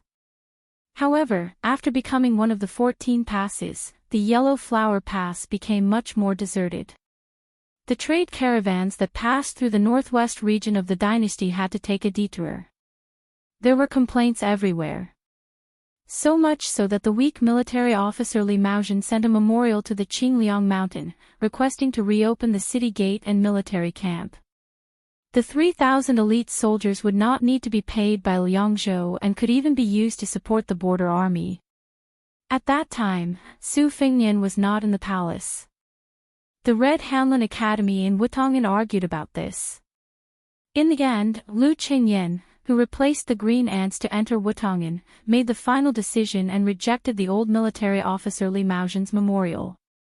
It was said that the old military officer Li Maozhen almost resigned and retired.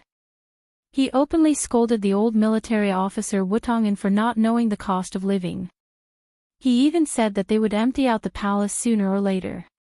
The old military officer Li Maozhen didn't even let the young feudal lord off. 6 or 7 elite light cavalry galloped out of the Yellow Flower Pass gate, escorting a white-haired old man in casual clothes. The old man stopped his horse at a military camp outside the city and squatted on the ground, sighing. Although Bailiang Road imitated the court's Ministry of Works and established a military camp division to be in charge of all military camps and fields, the old man, who was familiar with the rules of officialdom, thought that this was just a helpless move by the new Prince Liang to settle down foreign scholars. The essence of a military camp was the 2 words, land reclamation. Once it was handed over to outsiders, it would only become a tool to make money. However, the old man was an official of Bailiang. How could he really go and wrestle with the Bailiang palace? Fortunately, the young scholar in the military camp division with the official title of minister-counselor had not stretched his hands too far.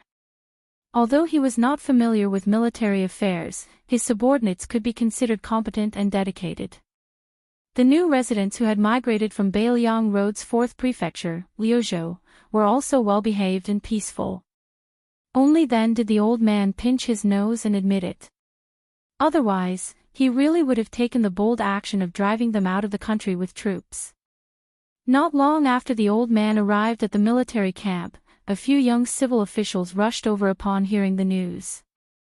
Among them, the young man in the lead had an 8th-level embroidered official patch. The 2 behind him were 9th-level quails. Their ranks were not high, but they held real power. The 8th-level official was one of the 6 minister-counselors of Bailiang Road's military camp division. His name was Lu Gongren. The other 5 were all at the border. He was the only one in charge of the military camp matters in Liang and Yu prefectures. It was said that this was because the military camp division was wary of Li Maozhen, who was in the bag.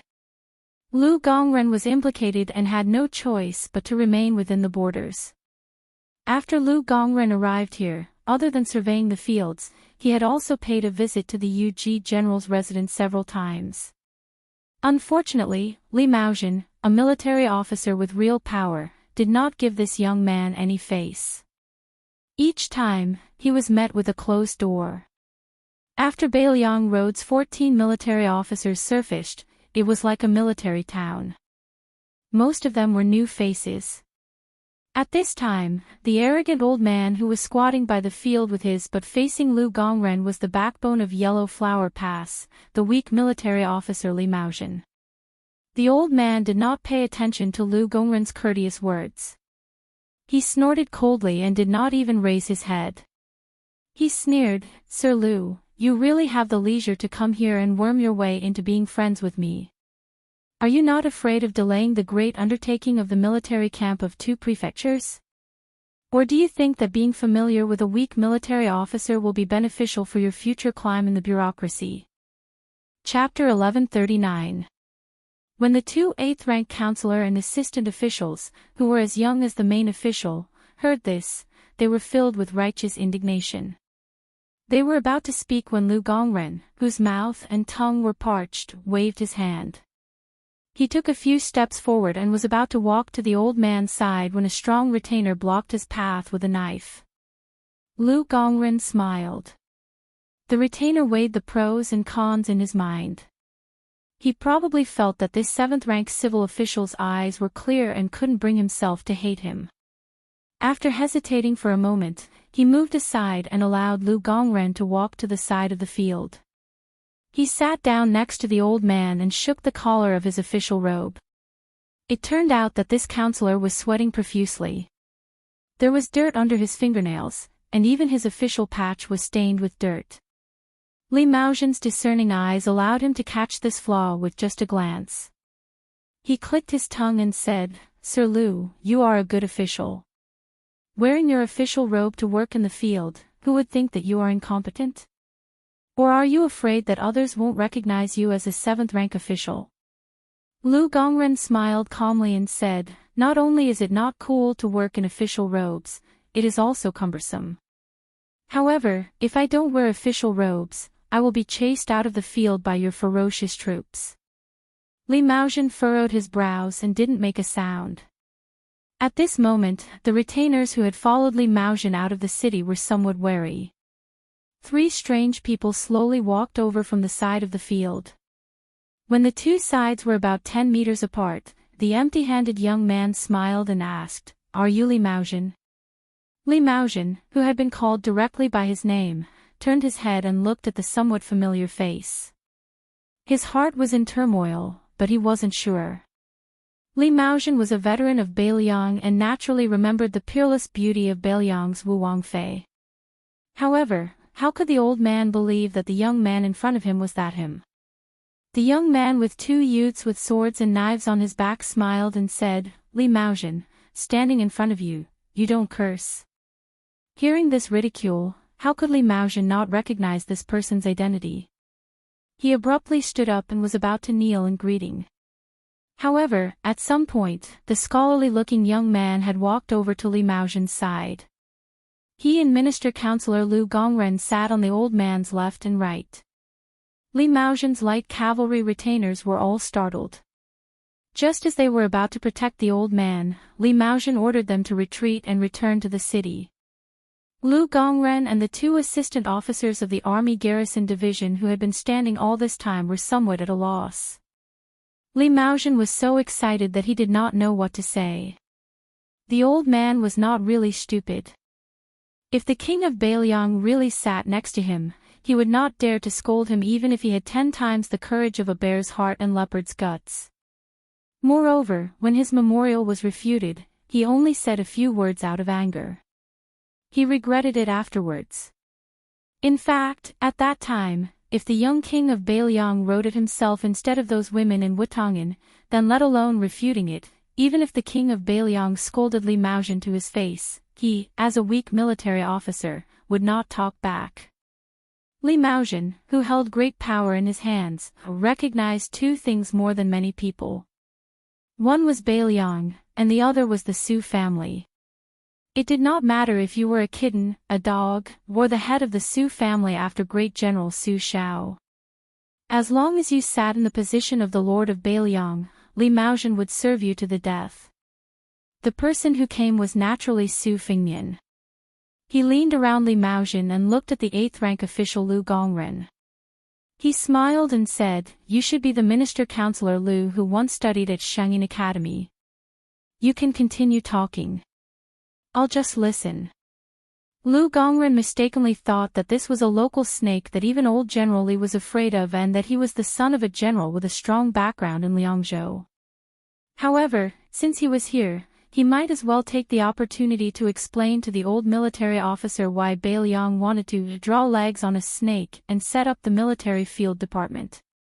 However, before the young civil official could speak, Li Maozhen turned his head and glared at him fiercely. "The king is sitting next to you and is personally supporting you. What nonsense are you talking to this old man about?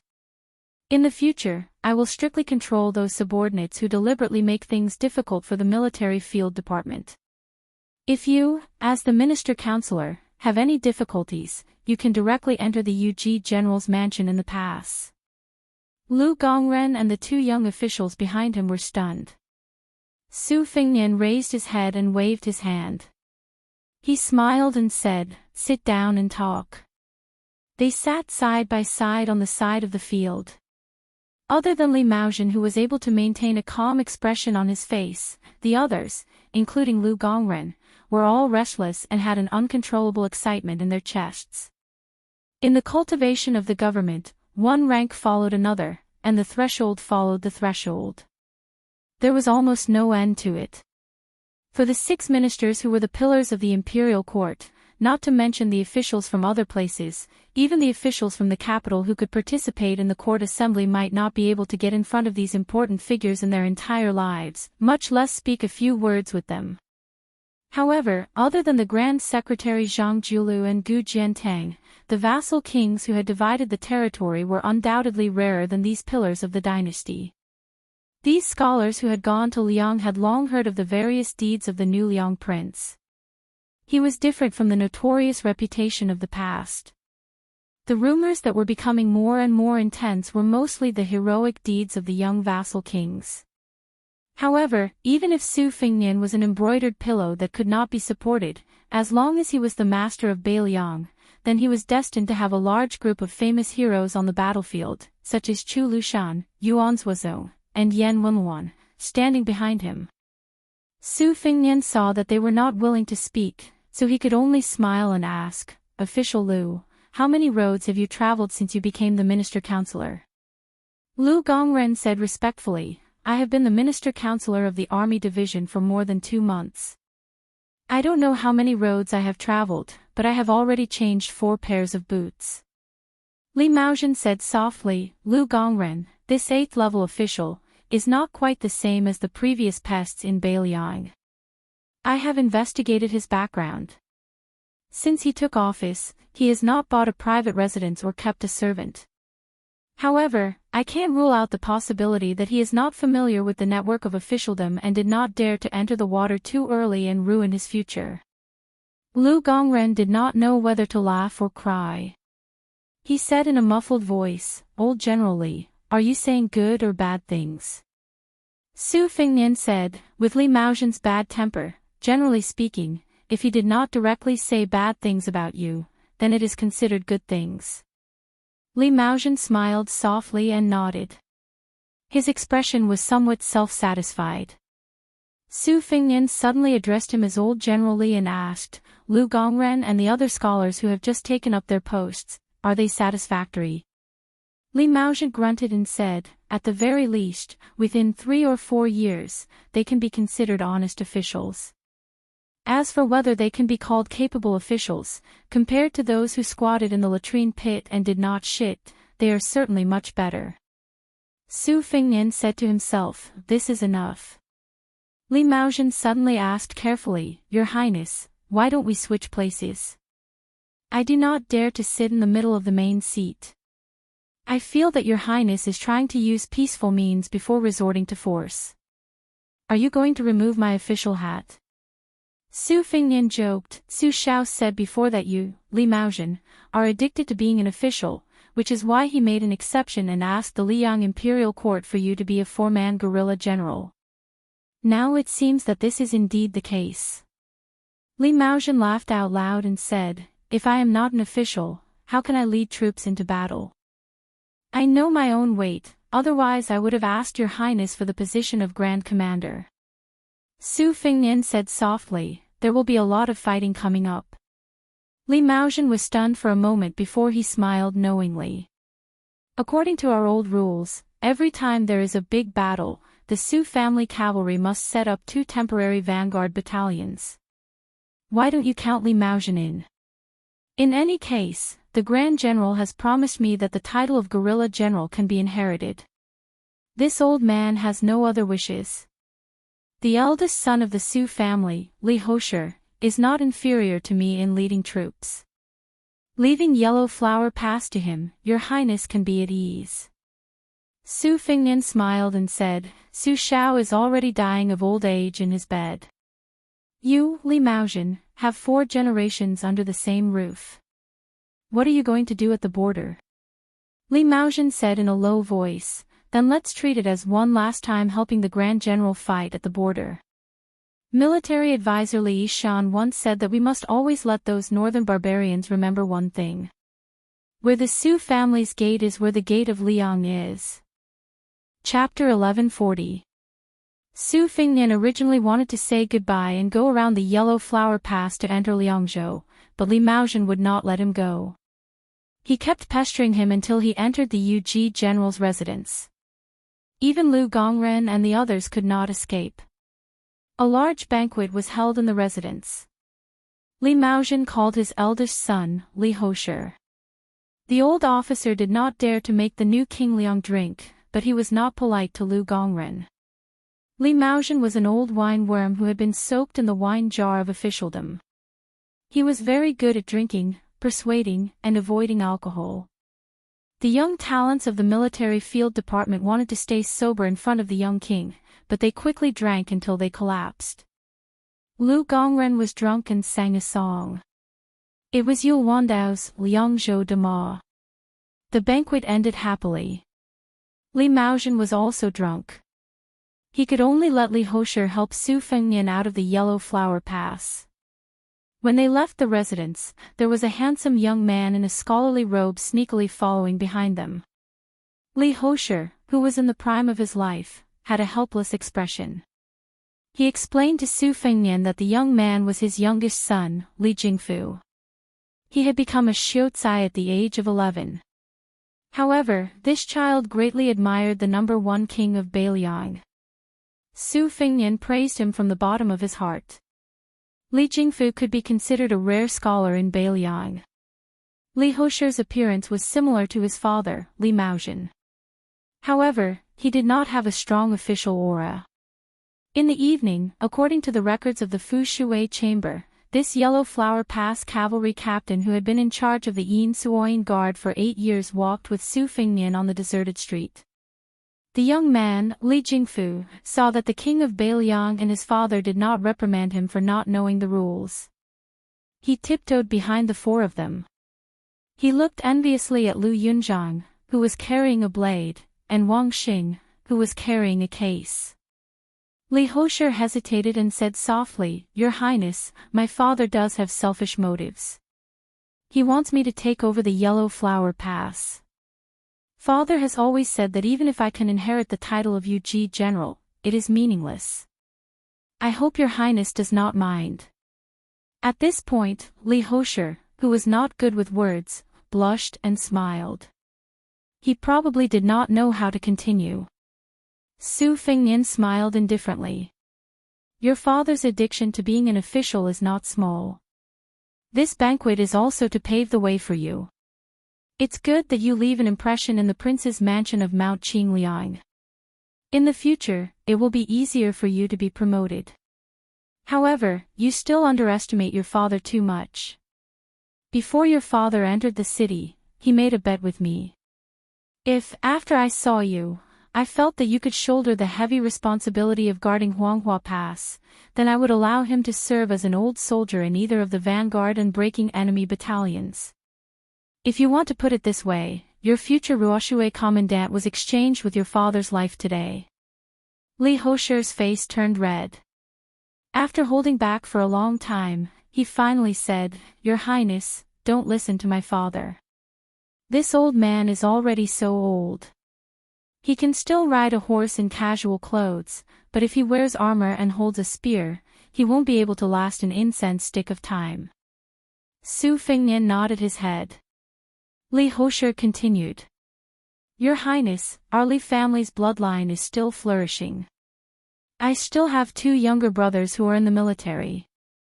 The family business of Huanghua Pass is not lacking in successors. My father's wish should be fulfilled by me, the eldest son of the first wife." Su Fengnian didn't comment.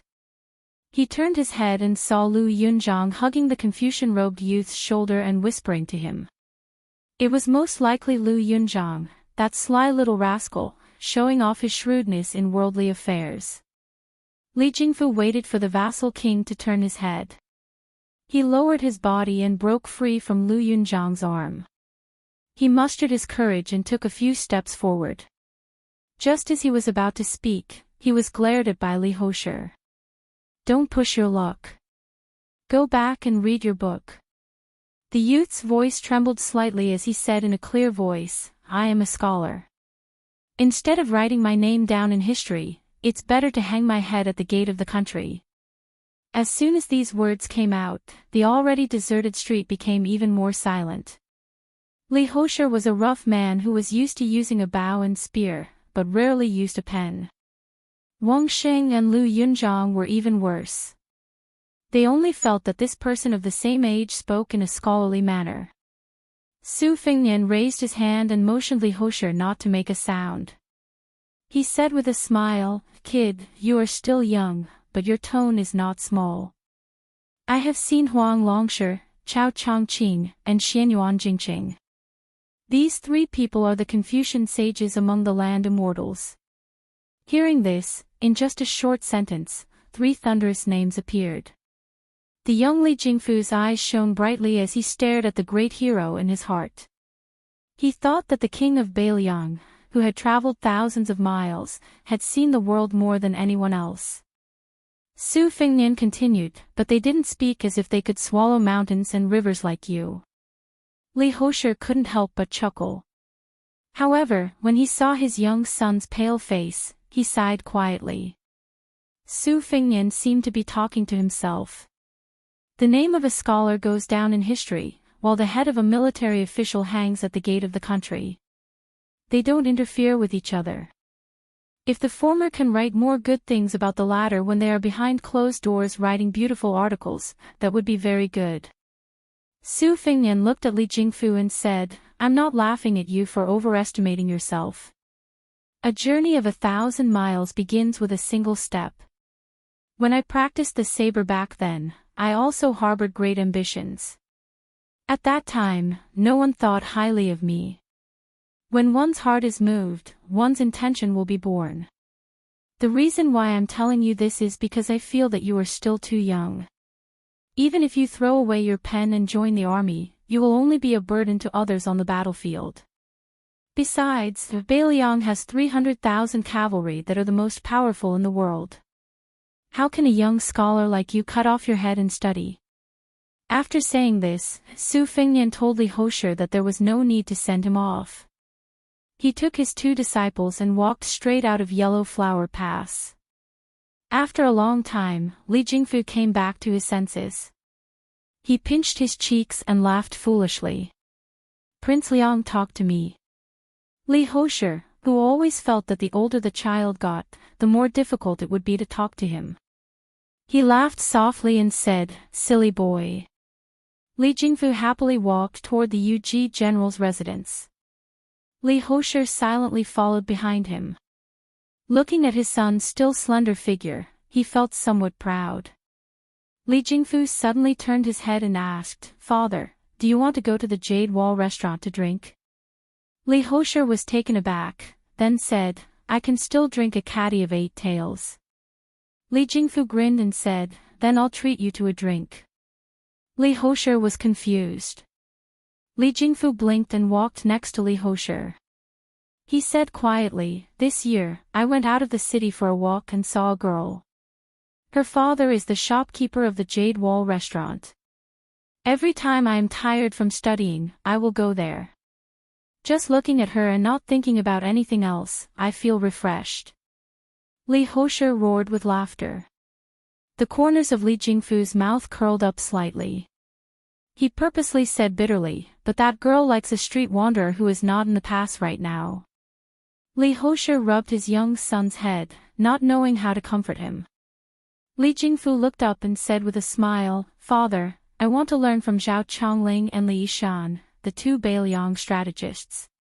In the future, when I am successful, I will give Prince Liang advice and strategize from thousands of miles away." Li Hosher made a sound of acknowledgement.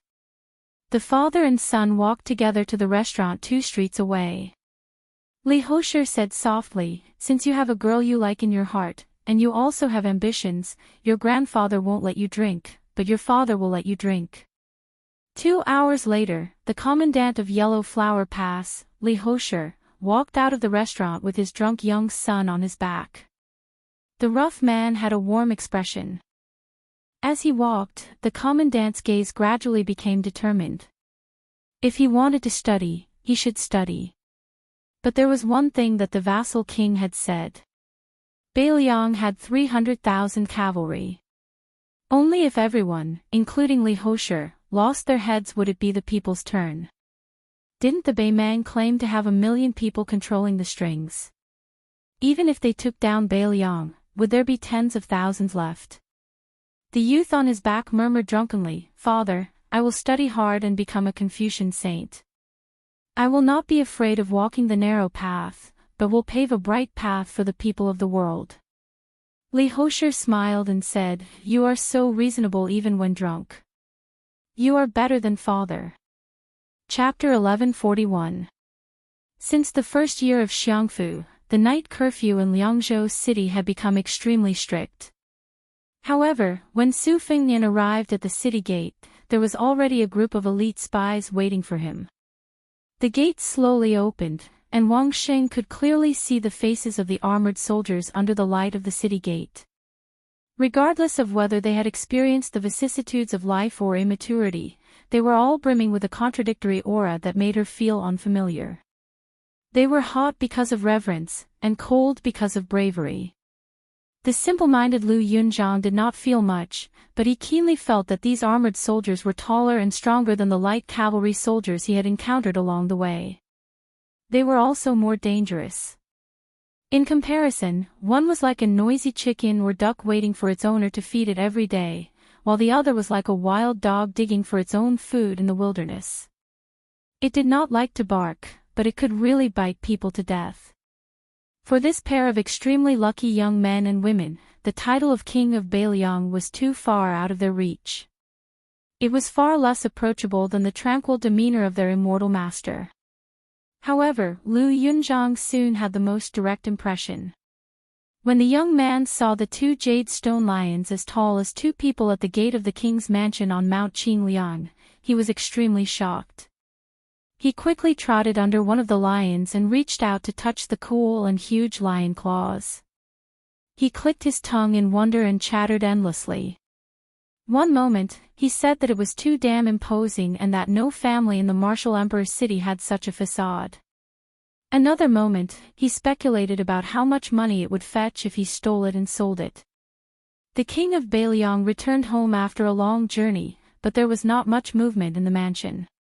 A middle-aged housekeeper came out to symbolically lead the way into the mansion. The housekeeper walked behind Su Fengnian and whispered to him. The two bumpkins, Wang Sheng and Lu Yunzhang, stared with their eyes wide open. It was too much for their eyes to take in. The two children stared at each other for a long time and did not show any signs of stopping. Only then did they reluctantly blink their sore eyes. They looked at each other and smiled, seeing each other's uneasiness. The two children, who were always at loggerheads with each other, finally had some tacit understanding. Lu Yunzhang felt as though he had walked into a fairyland. The sisters were all like immortal sisters who had walked out from the murals of temples. Their clothes were extravagant, and their auras were indescribable to an uneducated youth. Any one of them could easily beat Xiao Mei, who liked to put on thick rouge in the neighboring alley of the martial emperor's city, by more than 18 streets. Lu Yunzhang was at the back of the group. He even turned his head to look at a young woman in a distant corridor. Her figure was graceful, and even from afar, one would find it hard to shift their eyes away from her. She walked leisurely under a large white lantern. When she suddenly turned her head, her eyes happened to meet his. She gave him a sweet smile that nearly hooked Lu Yunzhang's soul away. Lu Yunzhang retracted his gaze and shook his head. He smiled embarrassedly, thinking that this sister was really charming. Wang Sheng, who was walking slightly in front, suddenly had her vision open up. She stopped in her tracks. Even when Lu Yunzhang bumped into her from behind, she did not take a step forward. Lu Yunzhang turned his body sideways, his mind swaying. Right in front of them was the famous Tidehark Lake. The two new disciples of Su Fengnian had completely different reactions when they saw Tidehark Lake. The lofty and ambitious Lu Yunzhang immediately looked up at the pavilion. The Tidehark Pavilion on Tidehark Lake contained tens of thousands of manuals. Just one of them was enough to dominate an area. Lu Yunzhang did not believe it in the past, but after he witnessed his master's artifact-controlling skills outside Martial Emperor City, he was convinced. Wang Xing, on the other hand, lowered her head and gazed into the distance. She looked at the calm surface of the water that was illuminated by the lakeside lanterns. She wanted to know if there really was a heavenly lake koi that weighed 10 jin of gold there. There was a pavilion in the middle of the lake, and in the pavilion stood a skinny shepherd boy who looked lonely and timid. For some reason, Wang Xing and Lu Yunzhang looked up and down at the same time. They saw the rather unremarkable child who was about 4 or 5 years younger than them. The three children had a tacit understanding as they looked at each other. Su Fingnian had already gotten the housekeeper to do his own things. He looked at the child in the pavilion and smiled. His name is Yu Dilong. He is your eldest senior brother. The corner of Lu Yunzhang's mouth twitched as he flaunted his seniority. What? This child is the senior brother of Wang Mutu and I. Dilong. The name sounds domineering, but he looks so skinny that he doesn't even have a few kilograms of strength. I don't think he can even carry my saber. Wang Xing said softly, Dilong are earthworms in my hometown. They can be used as medicine. Su Fingnian nodded and said, that is true. A figure suddenly appeared in front of the three of them. It was neither tall nor short. Lu Yunzhang was a little surprised. It was actually a guy in a wheelchair. However, not only Lu Yunzhang who was good at reading people's expressions, but even Wang Xing sensed that their immortal master seemed to have bumped into an immortal who was 100 times more powerful than him. He was so nervous that his footsteps were a little out of shape. Lu Yunzhang whispered. Could it be a peerless expert from Bailiang Palace who never appeared in the world? Su Fingnian quickly walked to the embankment of the lake and helped push the wooden wheelchair. He pursed his lips and didn't speak. Lu Yunzhang was probably afraid of the young woman in the wheelchair. The youth didn't dare to smile at all. On the contrary, Wang Xing spontaneously had feelings of intimacy when he saw her. The woman did not open her mouth to speak to Su Fingnian. Instead, she turned her chair and looked at the two children. In the end, her gaze rested on Wang Xing, who was carrying a case and a sword. She smiled and said, it's a sword embryo. If your master's mother and I were to see it, we would definitely be very happy. Wang Xing was shy and didn't know how to answer, but when she felt the kindness of her elder sister, the tall girl could only smile. Her originally rough and vulgar appearance instantly became like the mist of the distant mountains, green mountains, and clear waters. Chapter 1142. Lu Yunzhang also didn't treat himself as an outsider. He could see that the woman with a high status didn't have a good impression of him. He didn't dare to draw legs on a snake, so he sneakily ran to the pavilion to find trouble with the little brat. Although the youth was unconvinced of Wang Xing's senior apprentice brother status, Wang Muda had the advantage of entering the sect early. Lu Yunzhang was actually bored to death and only wanted to quarrel with others to vent his anger. He didn't really care about the senior apprentice brother or second junior apprentice brother. The youth knew that as long as his fists were hard enough, his ability was big enough, and his blade was fast enough, these were the most solid principles in the world. But who was the fellow in the pavilion? How could he be ranked ahead of him and Wang Xing? The moment Lu Yunzhang entered the pavilion, he slammed the great frost saber that was still in its scabbard on the ground. With a black face, he asked in a deep voice, Earthworm you, do you dare eat my saber? The little shepherd boy, who had been left alone by Su Yanbing after being brought to Mount Qingliang, was still living in a fog. He did not know anything, but he knew one thing. This was the home of the king of Bailiang, and his master was the person whose words carried the most weight in Bailiang. At this moment, he was being questioned by a stranger who was a head taller than him. He was at a loss. Who was Earthworm you calling? Why did he want to eat a saber the moment they met? Lu Yunzhang, who did not like to bully the weak, quickly became dispirited. It turned out that he was just an ignorant little fool. To think that he had even planned to use his trump card, the rolling blade divine technique.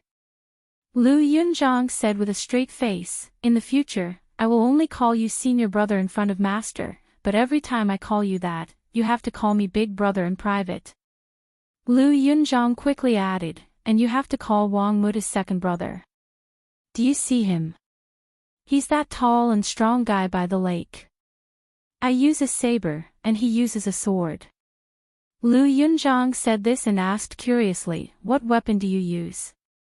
The little shepherd boy had obtained the nickname of Earthworm Yu and two elder brothers for no reason. He was momentarily stunned. After hearing Lu Yunzhang's question, he glanced enviously at the saber in the youth's hand. He shook his head and said, "I don't have anything." Lu Yunzhang's eyes quickly turned. "Your father is a high-ranking official in Bailiang." Yu Dilong shook his head vigorously. Lu Yunzhang pressed, "Then, is your father the founder of some pugilistic sect in Bailiang?" After Yu Dilong subconsciously shook his head, he asked in a low voice, "What is the founder?" Lu Yunzhang sat on a bench and slapped his forehead. F***ck, a chicken talking to a duck.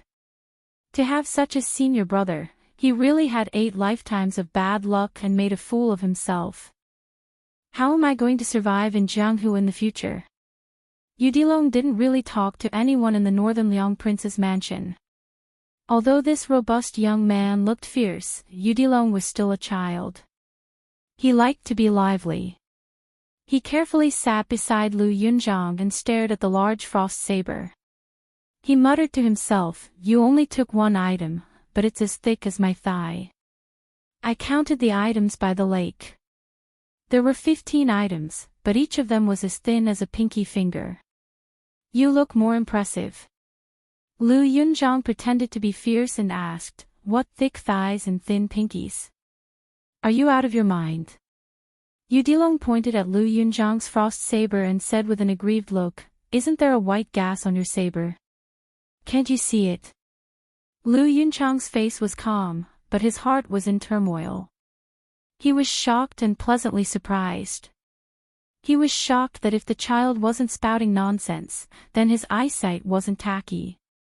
He was pleasantly surprised that he had gone further than Wang Mutu on the path of martial arts.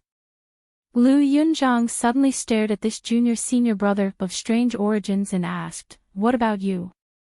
Do you have that kind of chi?" Yu Dilong chuckled and did not say a word. Lu Yunzhang rolled his eyes and said, "So you aren't stupid." Wang Xing walked into the pavilion and saw that Lu Yunzhang and the shepherd boy had already become friends. He could not help but feel envious and disappointed. Yu Dilong struggled for a long time as he scratched his ears and cheeks. He finally mustered the courage to say, "Junior sister?" He probably felt that it was inappropriate to address an older sister on their first meeting, so he probed, "Why don't I call you senior sister?" Having his identity exposed, Wang Xing was slightly angered. Sword Qi immediately appeared in the pavilion. Yu Dilong did not seem to notice it as he scratched his head. He did not know what he had done wrong and felt apologetic. Lu Yunzhang exclaimed, "I must be blind with my dog eyes. I was wondering why you, Muta Wang, would wish to run 7 to 8 miles just to pee. So you are just a little woman." Wang Xing said angrily, "Since you are blind with your dog eyes, then shut your dog mouth." Lu Yunzhang suddenly stood up, "Muta Wang, don't push your luck. Are you looking for a beating?" Although Yu Dilong was the youngest, he hurriedly tried to mediate. He anxiously said, don't hit. If you really want to hit, hit me." Lu Yunzhang could not help but roll his eyes, "You sure are righteous." Wang Xing smiled and cupped his fists, "Senior brother." Yu Dilong was at a loss as he could only grin foolishly. By the lake, Su Weisheng retracted his gaze and ignored the 3 children playing in the pavilion. He said with a sigh, "Is this the providence of the pugilistic world you inherited from Wang Shenji?" Su Fengnian nodded and said, "That should be the case. Otherwise, how could you find 3 children with such outstanding talent at once?" Lu Yunzhang has a martial aura, so he was able to obtain the recognition of the Great Frost Saber. Wangxing is a natural sword embryo that only appears once in 100 years. As for Lulong, he obtained 30% of Wang Xianji's legacy. These three disciples of mine will probably have a place in the top 10 experts of the pugilistic world in the future. If this were to spread, it would be so good. Even Wang Xianji couldn't do this when she was still alive. Look, not only did I defeat Wang Xianji, even my disciple is more promising than this old fellow. Su Weisheng looked up at his brother and said calmly, "Look at how happy you are. Quickly close your mouth. Be careful not to crack it behind your ears." Su Fengnian squatted beside her and asked nervously, "Sis, aren't you angry? When I went to Wudang Mountain to practice my saber skills, you were unwilling to talk to me when I returned home. Later on, when we went to Beimang, you almost didn't acknowledge me as your brother."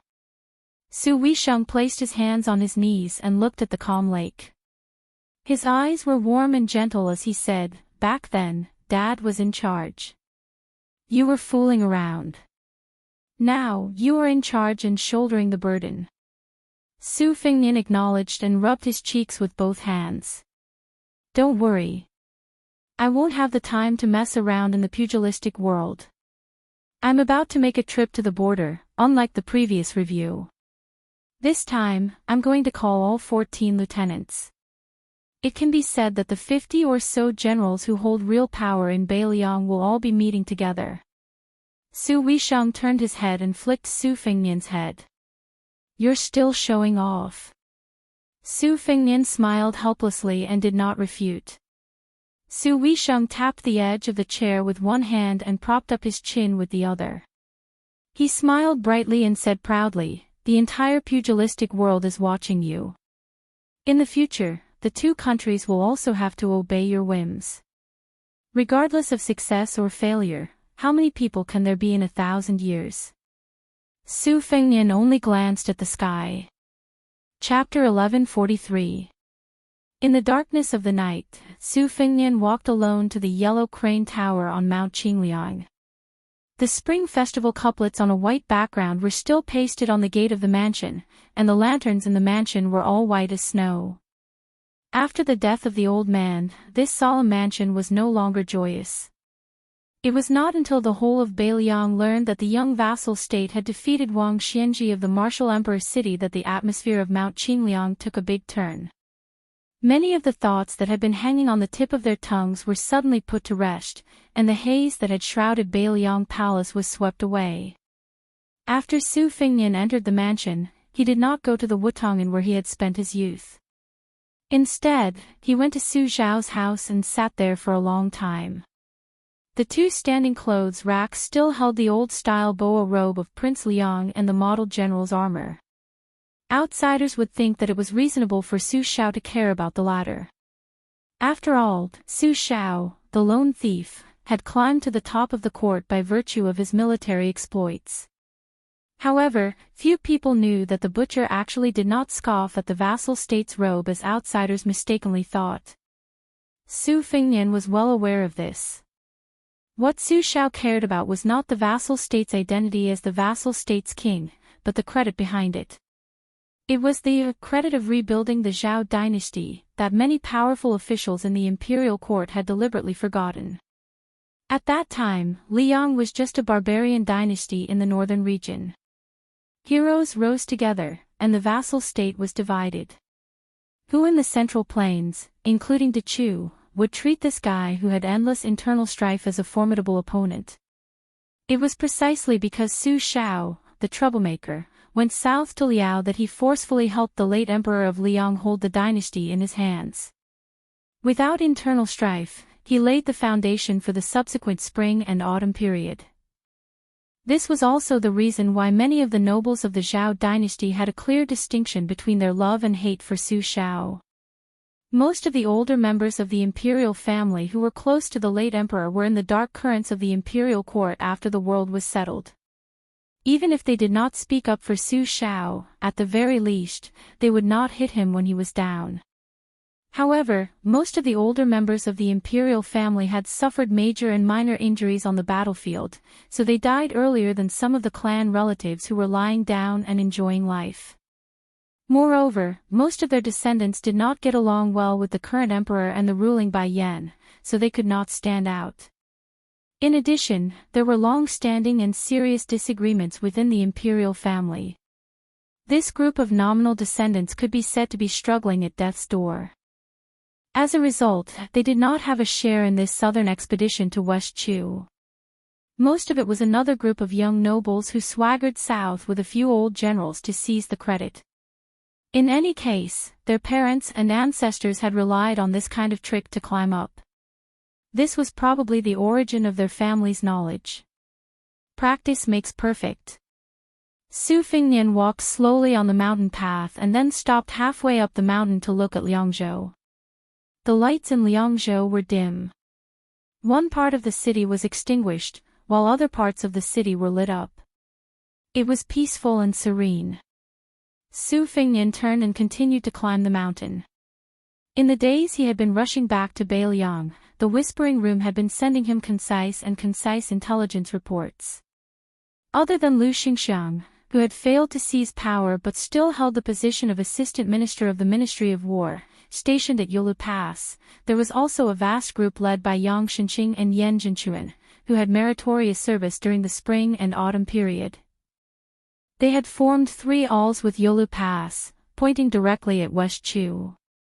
They had coordinated with the various vassals of Jingnan and the crown princes of vassals like Zhao Zhu, forming a seemingly watertight encirclement around West Chu. Su Fingnian smiled coldly. Other than the trick of killing the rooster as a warning to the monkeys, how could the Zhao family not have the filthy idea of bringing trouble to the king of Yanqi?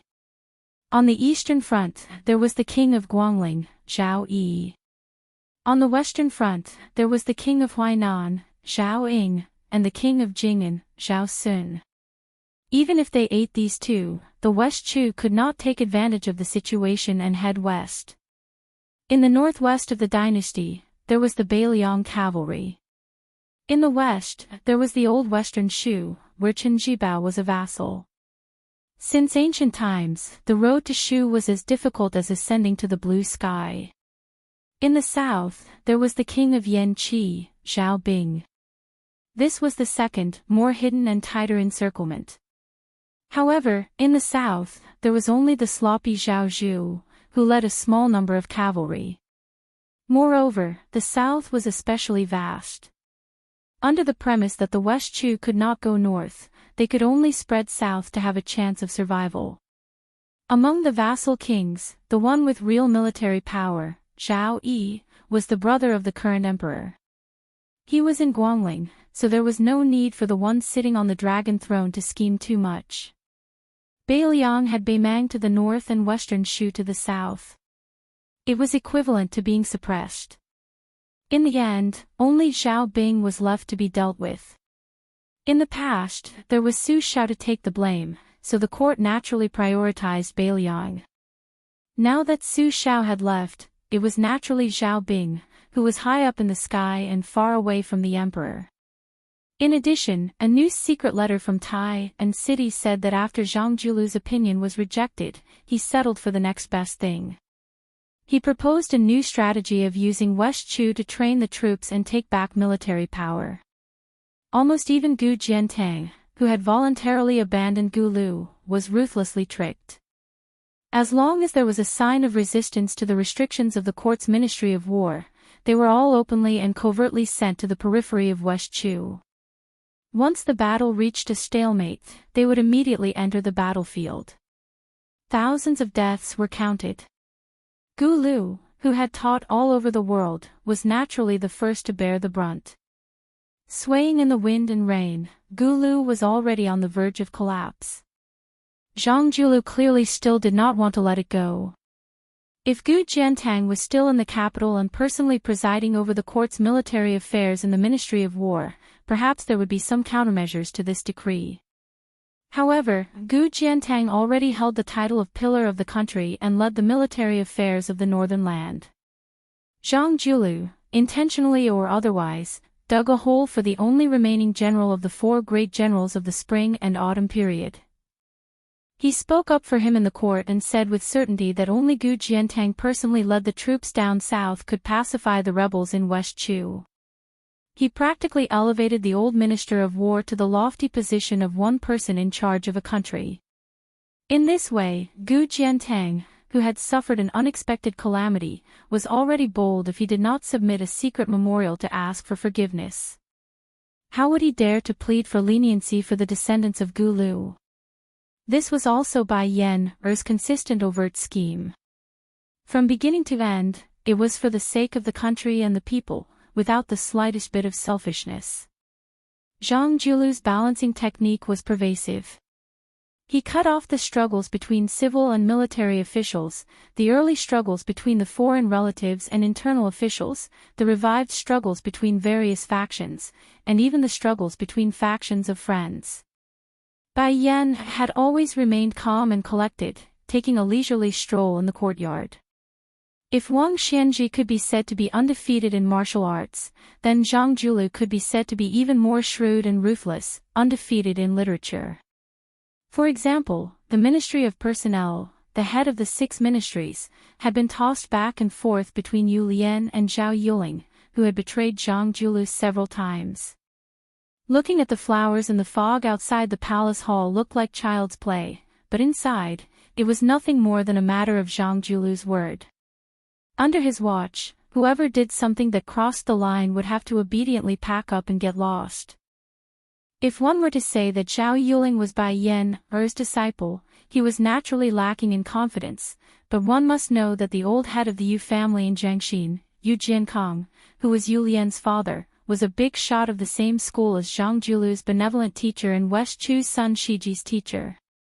He was a master who evaluated the ranking of the clans under heaven, and was also the instigator of Hong Jia's escape to the north. The old fellow only needed to play down the word up, and the clan would be like a carp leaping over the dragon gate. If the word down, it would mean that the entire clan would fall into the dust together.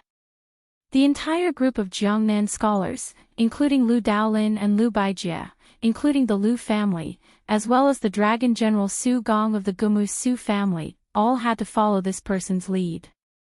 But after so many years, Zhang Julu still did not give the old man the slightest bit of face. Su Fingnian unwittingly walked to the top of the mountain. There were stone tables and stone stools downstairs, and then he saw an unexpected fellow. He borrowed the white fox's face from the spring thunder-embroidered winter, but he did not say anything after that. Su Fingnian sat opposite him. There was a large pile of green and wine jugs on the table, and there were even 2 wine cups. It was obvious that he was waiting for him. White Fox's face was slightly sarcastic. First pin 4 realms. You've collected all 4 false realms. It's definitely unprecedented. This is even more admirable than you killing Wang Xianji. Su Fingnian laughed. It's worth it to be able to make you admire me. White Fox's face poured him a cup of wine for the first time.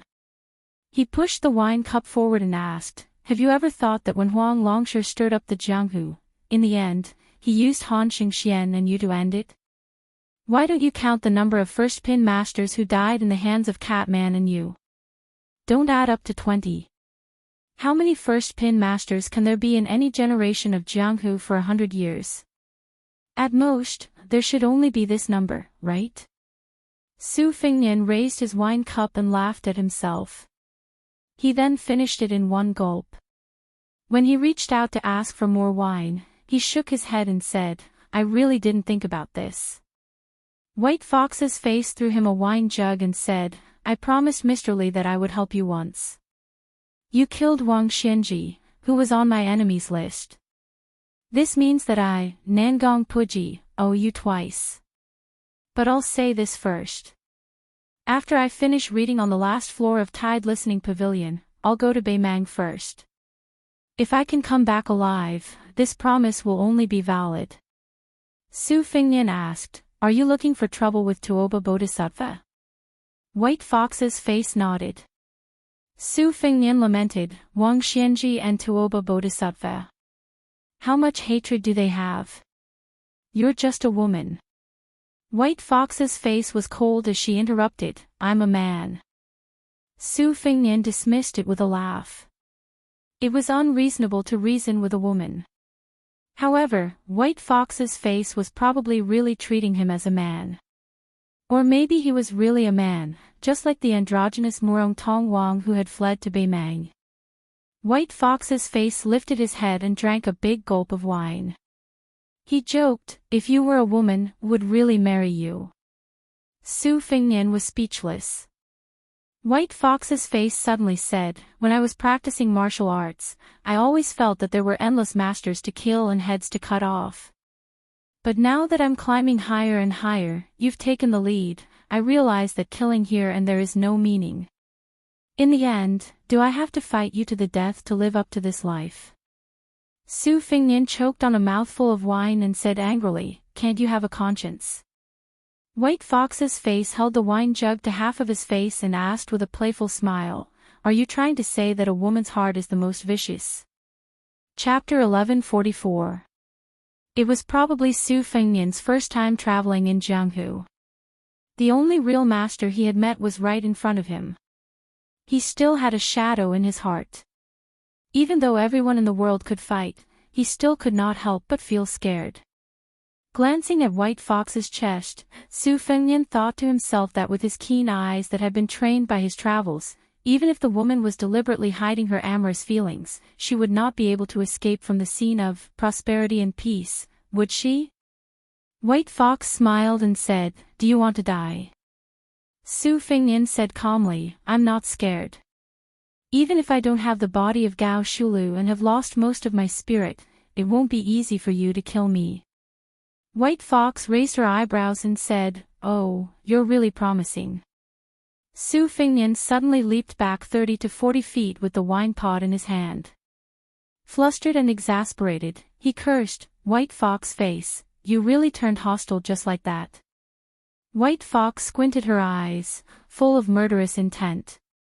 Su Fengnian sighed and waved his hand at the top of the mountain. Wang Xing ran over with a blushing face. He still looked like an honest man with a sword case and a famous sword. He lowered his head and explained, Master, I couldn't sleep so I walked here. Su Fengnian made a sound of acknowledgement. He turned his head to look at White Fox's face and asked, approximately when will you leave for northern Mang? White Fox said calmly, at least 3 months, at most half a year. Su Fengnian smiled and said, then bring my second disciple, Wang Xing. White Fox nodded and did not refuse. After getting the answer, Su Fengnian said softly, go to bed early after you go down the mountain. The tall, dark-skinned girl turned and left silently. White Fox looked at Su Fengnian who returned to his seat and asked with a frown, you're willing to leave such a good unpolished gem to me? Su Fengnian shook his head and said, staying by my side won't make any progress. If one's martial arts cultivation is not tempered enough, it will be wasted. If one doesn't walk back and forth from the gates of hell a few times, no matter how talented one is, it will be useless. White Fox was still staring at Su Fengnian. Su Fengnian said awkwardly, you can probably tell that this girl can either learn from you and become an imposing man, or she can only stay in Beiliang and not adapt to the environment there. She can only be considered a graceful woman with an orchid aura. It's fine if it's an ordinary girl, but this doesn't match Wang Xing's temperament. Actually, among the 3 disciples, I am the most selfish towards her and have the highest hopes for her. However, she couldn't say such things out loud. Once she did, the pressure on her, who was far more meticulous than Lu Yunzhang, would be even greater. She might even collapse. When Wang Xing followed you through northern Liang and arrived at northern Mang, he was able to borrow the vigorous wind and masculine energy unique to the frontier fortress to concentrate all of his energy in one go. This is much more direct and effective than any verbal instruction or reading through secret manuals. Su Fengnian swirled his wine glass and smiled. Of the 3 disciples, I will take Lu Yuanlong with me, otherwise I won't be at ease. Lu Yunzhang will be thrown to the fish dragon gang for a period of time and then thrown to the border. As for Wang Xing, she will go with you. Su Fingnian turned his head to look at a place further north than Beiliang and said softly, Beimang. I have been there and know that the sky is high and the ground is broad. Moreover, there is a person who practiced swordsmanship there. White Fox looked at the man who was less than 30 years old. He walked the Jianghu with a saber in hand. After all, it was just for revenge. What was the purpose of drinking the horse in the north? Su Fingnian patted his forehead and ran down the mountain. White Fox looked at him with disdain. What else could this guy be doing down the mountain in such a hurry? Wutongan was full of women. Su Fingnian did go to Wutongan, but he didn't have any obscene thoughts. The two future concubines of Mount Qingliang, Wang Chudong, who was only second to his second sister, went to give lectures at an academy in Liangzhou. Lu Qingyan was burdened by her troublesome family and had to work hard. She could only stay in Wutongan to accumulate merits for the Lu family's disciples.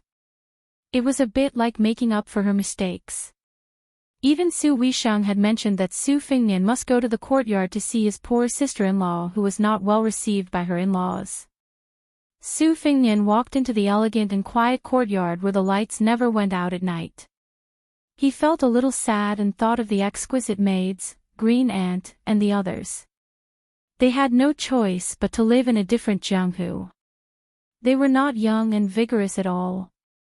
From the beginning to the end, there were only cold schemes and betrayals. Su Fingnian didn't rush into the house. He looked around the familiar courtyard where the lights were as bright as day and the smiles of those young women lingered. He wondered if they were really happy when they played here year after year. Tonight, Lu Qingyan and a third-rank maid, Xian Gu, were on duty. The 3 tables were piled up like a mountain. Xian Gu grew up in Wutongan since she was young, so Su Fingnian was very familiar with her. At this moment, she was concentrating on holding a sharp stone badger pen. The pen was heavy with ink, but the ink was evenly spat out evenly. It was easy to write for a long time, and it had always been Xian Ji's favorite pen. Probably because she was hesitant about something, she didn't dare to write for a long time.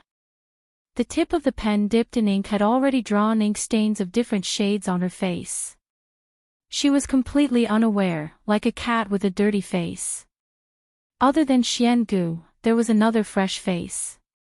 Su Fingnian knew that she was a young girl that second sister had carefully selected. Her name was Jun Qiu, and she could be considered a newcomer in Wutongan. The secret files in her hands were somewhat cruder than the senior Xian Ji's. She was originally using her 5 fingers to hold her other wrist and gently turned it. Very quickly, she saw the figure of the king of Beiliang and jumped in shock. She was about to spring up and solemnly pay her respects. Xian Gu also came back to her senses. Su Fingnian made a gesture to them to keep quiet and quietly walked to the innermost table. He saw the young woman who was more unfamiliar than familiar leaning over the table and sleeping. Her slender shoulders and light snoring sounds indicated that she was exhausted. Su Fingnian gently moved a chair over and sat beside her. He looked at the piles of official documents that had been neatly placed after being signed and then carefully sorted out. Her arms were pressed against a document that had not yet been written. Su Fingnian lowered his head to look. It was an official document from Liuzhou. It talked about the large change of personnel that was currently being carried out in secret. Batch after batch of refugees were being moved into the prosperous Lingzhou in an orderly manner. Then, the foreign scholars who did not have a seat in the Liuzhou officialdom would be moved into Liuzhou to become officials and officials. Su Fingnian pulled back his gaze and seriously sized up this Qingzhou woman that he had always been distant from. She wore a small flowery brocade dress that was like when in Rome, it was far from the layers of soft and tender clothing of Jiangnan women. The temperature difference between day and night in Beiliang was extremely large. There was a light green overcoat that was used to keep out the cold hanging on the back of the chair. It was probably because she had slept in a hurry that she forgot to put it on. Thus, when she slept, she unconsciously hugged her arms tightly. Most likely, she did not sleep well. Su Fengnian sighed. He carefully took out the overcoat and covered her with it. Of course, Su Fengnian knew that this was the woman from the Lu family that even Lu Feiqi, who was the pillar of the country, adored and admired from the bottom of his heart. Lu Qingyan was very smart. It was because of her intelligence that she could feel that the Su family, from Su Xiao to Su Weisheng, as well as her husband, favored Wang Chudong more than her.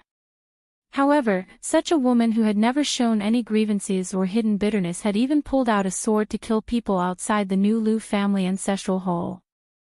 Not only the old and young of the Lu family, but even her father would probably be dissatisfied. Although it was inevitable that a married daughter would be like spilled water, her elbows were too biased towards the Su family.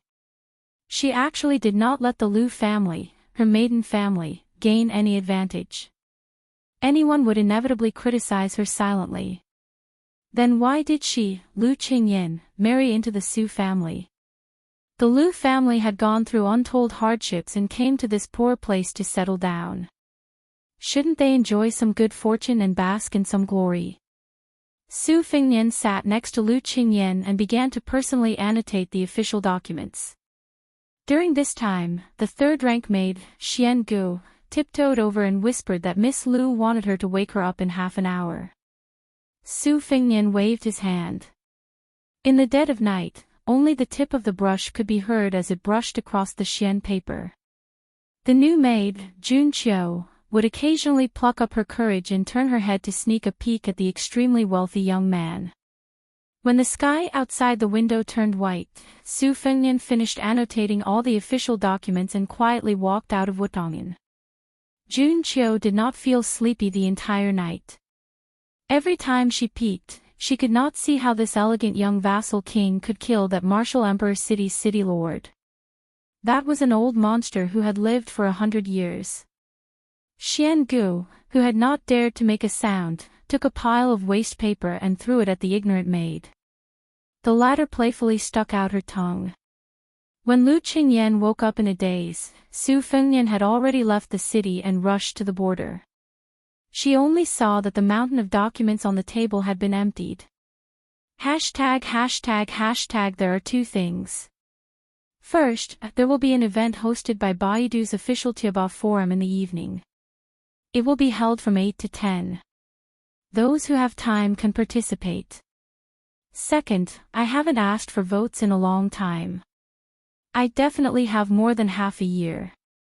Snow will probably be finished in 3 to 4 months. I also hope to update more in these few months. Of course, the first prerequisite is that I have to update more in June, therefore, I plan to give it a try. In June, I hope that those who have a monthly red ticket can support me. It seems that next month is the 2nd anniversary of Snow. I still haven't become a eunuch. I'm actually finishing the chapter. Snow is almost 2.5 million words. I don't have an update target for the entire month in June.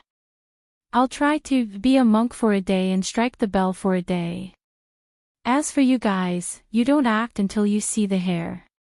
You can choose to start voting after I guarantee that I'll update at least one chapter. However, after 12 o'clock tonight on the 1st of June, I still hope to get off to a good start. In addition to the guaranteed chapter, I'll update at least 1,000 words for every 100 monthly votes. The upper limit is the guaranteed chapter. I can guarantee that I'll update at least 10,000 words. At the end of the 1st, I'll give you another update target for the 2nd of June. If I only update at least one chapter, I won't ask you for monthly votes. When the time comes, you can keep it to yourselves. You can vote when I'm sure that I'll update more. If I promise to update that day, I won't update that day or even the next day. Please kill me. June, the votes are coming. Chapter 1145. In an elegant house in the forest, 2 old men sat opposite each other and ate crabs. The older man had snow-white hair and a lazy white cat sat on the corner of the table beside him. The autumn wind made crabs itch, but it was still 20 years away from the best time to eat crabs. However, as the capital of Liang City, Great Peace City received countless tributes. Gluttons with backgrounds and connections naturally had their own ways. Fun Spring Lake in Yangzhou produced purple-whiskered yellow crabs.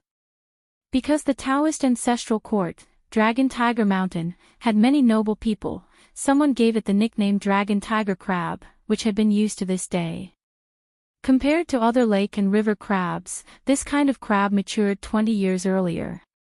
It was only autumn, but the female crabs were already yellow and full of meat. The snow-white old man had a kind face. There were porcelain plates on the table with 8 delicately made crabs. The old man was very particular about eating crabs. From time to time, he would pick up a piece of ginger and put it into his mouth to get rid of the crab chill. There was also a pretty maidservant carrying a plate with a bunch of chrysanthemums that were picked from somewhere to wipe his hands and get rid of the smell. This old man ate the crabs in an orderly manner. He was clearly an old glutton who knew how to eat crabs. The person opposite him was not young either. Compared to the old man who raised the precious, snowy lionette, he was still half a generation younger. When he ate the crabs, he obviously had to wolf them down. He ate sloppily and did not have the trivial crabs. He ate until his 10 fingers were golden and greasy. He did not forget to put them into his mouth and lick them off. Seeing this, the maidservant of the white-browed old man felt her scalp tingle. However, she did not dare to show any disdain. One had to know that this old man was the world-famous Tantanon, the head official of the Liang dynasty's Manxia province. If he did not change sides at the last minute, no one in the imperial court would dare to confront Grand Secretary Zhang Julu. However, the old man that she had carefully served for several years was not an ordinary person. He was the ancestor of the Yu family in Jiang Axayan, Yu Jiankang. Strictly speaking, even Tantanon should call him martial uncle. The maidservant felt somewhat helpless in her heart. The old ancestor had originally invited Sword Immortal Tang Shi to this banquet to put in a few good words. Unexpectedly, the Minister of War, Liu Baijie, was temporarily tied up with military affairs, and old Master Huan was unwilling to wait. The Yu clan's old ancestor also couldn't say anything. Yu Jiankong was precisely the dignified old man who was able to force Daoist nun Huangguan to throw herself at Bailiang's heir apparent in the mountains behind Gangnamdu's Baogua temple. It was also precisely because of him that Sword Immortal Tang Shi, a junior, was able to enter the capital and become an official, allowing Linlong's Liu clan to have its current flourishing atmosphere. After the old man finishes eating the crab, he rinses his mouth and wipes his hands. He exhales softly, and the servant girl who has taught him cleverly leaves. Yu Jiankong reached out to pet the white cat's head. He looked at Tantanon, who was casually wiping the grease on his clothes. He laughed softly and said, "Sir Poosh, when do you have time to go to Jiangnan? Let this old man do his duty as a host." Tantanon smiled and said, "Elder Yu, our relationship hasn't reached that point yet, so let's not blindly exchange pleasantries. To tell the truth, there are still a few old debts that haven't been settled yet. However, no matter how I calculate them, they're all muddled up. I, Huanwen, have been able to deceive myself these past few years, but Elder Yu shouldn't continue to deceive others." Yu Jiankong deeply looked at Tantanon, whom he hadn't seen for over 20 years. He suppressed the gloomy feeling in his heart, like a small lotus that had just revealed its tip, and said self-mockingly, "Back then, this old man truly underestimated you and broke up a pair of mandarin ducks. This is also one of this old man's greatest regrets." Huanwen shook his arm and got straight to the point. "Don't worry. Elder Yu is Elder Yu, Yu Lian is Yu Lian, and Liu Baijie is even more so Liu Baijie. I, Huanwen, am not so petty as to take my anger out on others. It's just that Huanwen can't become the Minister of Personnel who has entered the palace 3 times. He can't compete with Zhang Lu's disciple, Zhao Yuling. I, Huan Wen, am indeed one of the obstacles, but it's not because of personal grudges. It's just that Yu Lian, this wooden pillar, can't support the Ministry of Personnel.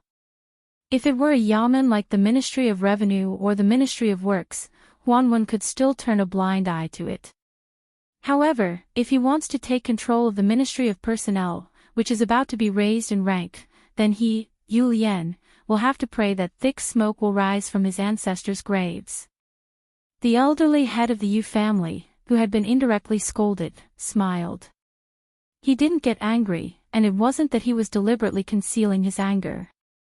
It was just that the old man with snow-white eyebrows really wasn't angry. Huan Wen continued bluntly, the Ministry of War was incompetent and made the Guangling Road a mess, giving Chao Chongqing an opportunity to easily wipe them out. I, Huan Wen, have a bit of resentment in my heart. If I don't scold the Minister of War, Liu Baijie, who else can I scold? If you want to blame someone, blame him for sitting in that position. If it were Gu Jiantang or Chen Jibao, I'd scold them all the same. Of course, Liu Baijie hasn't been an assistant minister for long, and he hasn't even warmed up from the position of minister yet. He's been scolded quite wrongly this time. Even Yu Jiankong didn't know whether to laugh or cry. He said helplessly, "You don't just scold people with your mouth. You also hit people."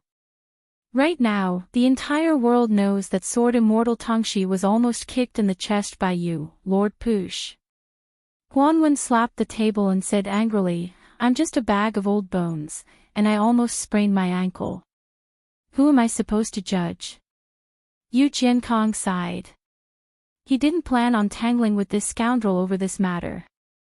Everyone in the court knew that it wasn't important whether or not Tantanon kicked Minister Liu. What was important was that the left push of the provincial governor was furious at the newly appointed Ministry of War. This would affect the entire situation.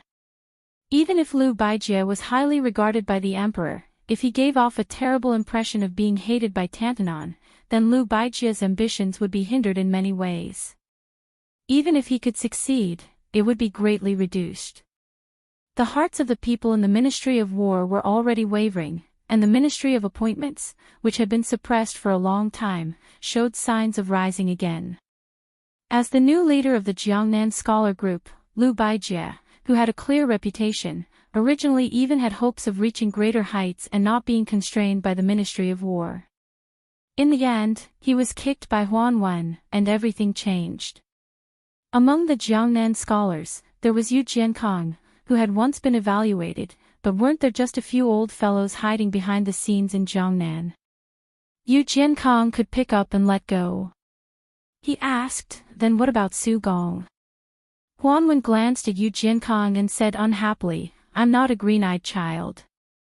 It's not difficult for me to hinder someone's future, but I can't and don't want to do the work of promoting someone else. Elder Yu has picked up the wrong pig head and entered the wrong temple. Besides, with Elder Yu's decades of friendship, it doesn't seem like he needs to burn incense to anyone." In the past, the Gumu Su family was propped up by two pillars. The outstanding dragon general Su Gong was outside, and Su Shufei was inside. Unfortunately, because the latter was Su Zhao's eldest daughter, she was caught by the empress and thrown into the cold palace. She probably wouldn't be able to see the light of day for the rest of her life. When she went to Changchun Palace, not only did the Gumu Su family suffer a great blow, the entire Jiangnan scholar group was seriously affected. Aristocratic families were bound together for good or ill. This had been the case since ancient times. At the time, Su Shufei had just fallen out of favor. Very quickly, a few famous Jiangnan officials with bright futures were forced back to their original positions by Zhao Yuling's Ministry of Appointments. In officialdom, laughing at others and being laughed at often happened in a single night. There was no such thing as 30 years in the East and 30 years in the West. If it wasn't for Liu Baijie's meteoric rise in Great Peace City, the scholars in Jiangnan would have had an even harder time. Disregarding everything else, the day Liu Baijie was promoted to Minister of War, the number of people in the guild halls in the various provinces of Jiangnan doubled. Later, after Tantanon scolded the Ministry of War, another 30% of them silently left. Yu Jiankong gently stroked the white cat's back. He shook his head and sighed. The difference between being in the palace and not being in it is like the difference between heaven and earth. Inside, if you ask someone to do something, they should be deeply grateful. Outside, asking someone to do something isn't very effective. Yu Jiankong used the pretense of interceding for Liu Baijie, but in reality, he was plotting for Su Gong's future. Because the two old men were very clear about the situation, Liu Baijie's temporary rise and fall on the stage couldn't stop the trend of this favored person. However, Dragon General Su Gong was different. The court already had an undercurrent that suppressed generals. The Ministry of Appointments promoted him higher than the Ministry of War. Gu Jiantang was confined to the northern border by a gaudy title of Pillar of the Country. Why were Yang Shenqing, Yan Jinchuan, and the other military veterans in such a hurry to go down south? Wasn't it because they could see that there wouldn't be such a shop after this village? They were all trying to accumulate as much merit as possible for their descendants. If Su Gong missed this once-in-a-lifetime opportunity, it would be even harder for him to stand out in the future. In the entire spring and autumn period, there was only Su Xiao the butcher who could create his own momentum. Gu Jiantang could only be considered half a person. As for the others, even someone as ambitious and ruthless as Lu Xingxiang, no matter how talented they were, was just borrowing power. Chapter 1146. Huan Wen hesitated and didn't say anything. Yu Jiankong was stunned. This fellow had never been one to drag his feet, yet he was actually hesitating about something. The old ancestor's expression immediately turned serious.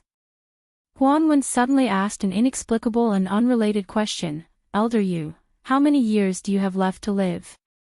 How about 15 years? Yu Jiankong couldn't grasp the mystery and could only tell the truth.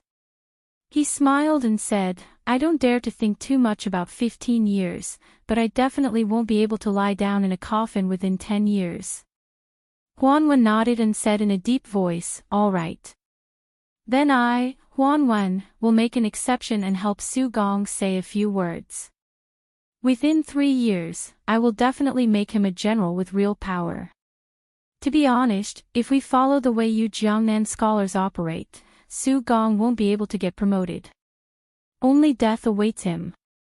As repayment, Yu Jiankong, will have to write 2 words for someone before you die. Yu Jiankong frowned and was somewhat puzzled. Huan Wen used his finger to write 2 words on the table, then stood up and left.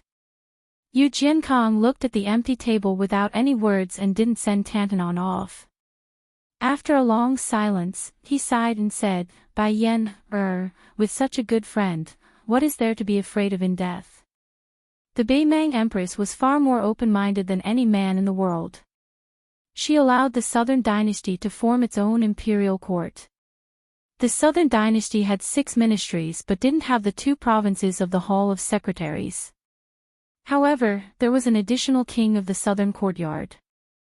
However, the minister of the 6 ministries was still 1 rank lower than the North Court. The king of the Southern Courtyard, Huang Songpu, had a declining status in Beimang, especially after his trusted aide, Hong Gufen, was buried at the gentleman's pavilion on the border. This dealt a heavy blow to Huang Songpu, who was born from a small noble family in Beiqian. The general Lu Gue, who was born as a commoner, and Yang Yuanzan, who had joined the army, didn't take advantage of this situation to wantonly encroach on Huang Songpu's power and territory. Ever since the Longxiang army crushed the front line of the tiled gentleman's pavilion to pieces, many of the first-class noble families had become much more restrained. The old people who had dared to criticize the 3 generals felt the oppressive atmosphere before a storm. They no longer spoke carelessly about how they didn't even need 100,000 soldiers to overturn Beiliang. The Southern Dynasty had profited from the disaster. A rare harmonious atmosphere had appeared in the Southern Dynasty. Dongzhuo's increasing power and almost irresistible external forces had risen. Hong Jingyan had obtained all of the Ruren cavalry. The confrontation between the two in the Southern Dynasty's imperial court had, to a large extent, diverted some of the old contradictions from before. The king of the southern courtyard, Huang Songpu, was increasingly unable to command the 400,000-strong army of the Southern Dynasty. Both inside and outside the imperial court were well aware of this.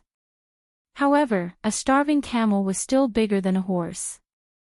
As long as the two generals, Lu Gui and Yang Yuanzhan, didn't fall out with Huang Songpu, no one dared to challenge him face to face. Except for that damned fatty.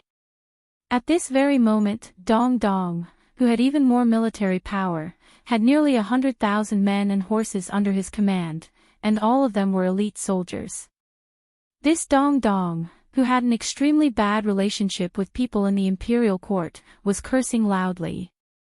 He was practically pointing at Huang Songpu's nose and spitting saliva. "Old man Huang, have you been blinded by lard? Are you thinking of fighting Bailiang to decide the outcome of the battle? Let me ask you, how did that Hong Guven, who should have been dragged out and whipped, die? He had the advantage in numbers and geography, but didn't he still lose to the Long Xiong army, which had temporarily switched from heavy cavalry to light cavalry? Let me make a bet with you. If you do this, let alone flatten Bailiang, His Imperial Majesty's tent might even be raided by the Su family's cavalry. You damned old man, are you blind? After great ancestor Gu passed away, the great defensive line in Bailiang, which used 14 passes as key nodes, became a quagmire. They were determined to stay at the second line of defense with you, slowly flirting with us. If the 400,000-strong army pounces on us, Bailiang can afford it, but can we?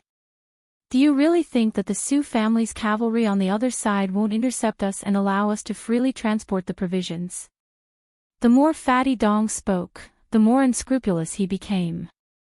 The white-haired Huang Songpu remained expressionless, too lazy to wipe off the fatty saliva. For the first time, Yang Yuanzhan and Lu Gui didn't stop Dongzhuo's unruly behavior. While Dongzhuo took a break to catch his breath, Huang Songpu calmly asked, "Are you done scolding?" Dongzhuo bent over and hurriedly raised his arm. "Wait a little longer." Many of the old officials in the imperial court, who were used to seeing strange things, rolled their eyes. Some of the young nobles were more or less shocked. Huang Songpu really didn't say anything. Dongzhuo moved his mouth, as if he was trying to produce some saliva so that he could scold more efficiently.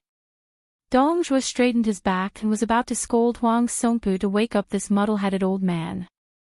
At the entrance of the main hall, several tall men with profound authority walked in. They weren't too old, but their official titles couldn't be any bigger.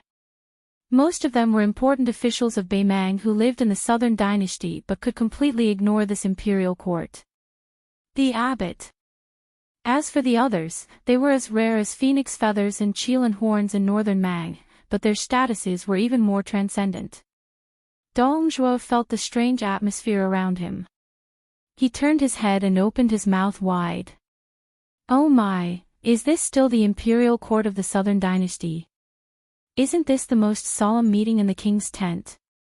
These uninvited guests included the two abbot of Gusai State and Dragonwash State, the abbot of Orange State, Murong Baoding, and the great general Zhong Shintong. Huang Songpu slowly opened his mouth and said, "I've already sent a memorial to His Majesty. If it's approved, the army going south to Bailiang won't be just the 400,000 soldiers of the Southern Dynasty. Now it seems that it's most likely approved."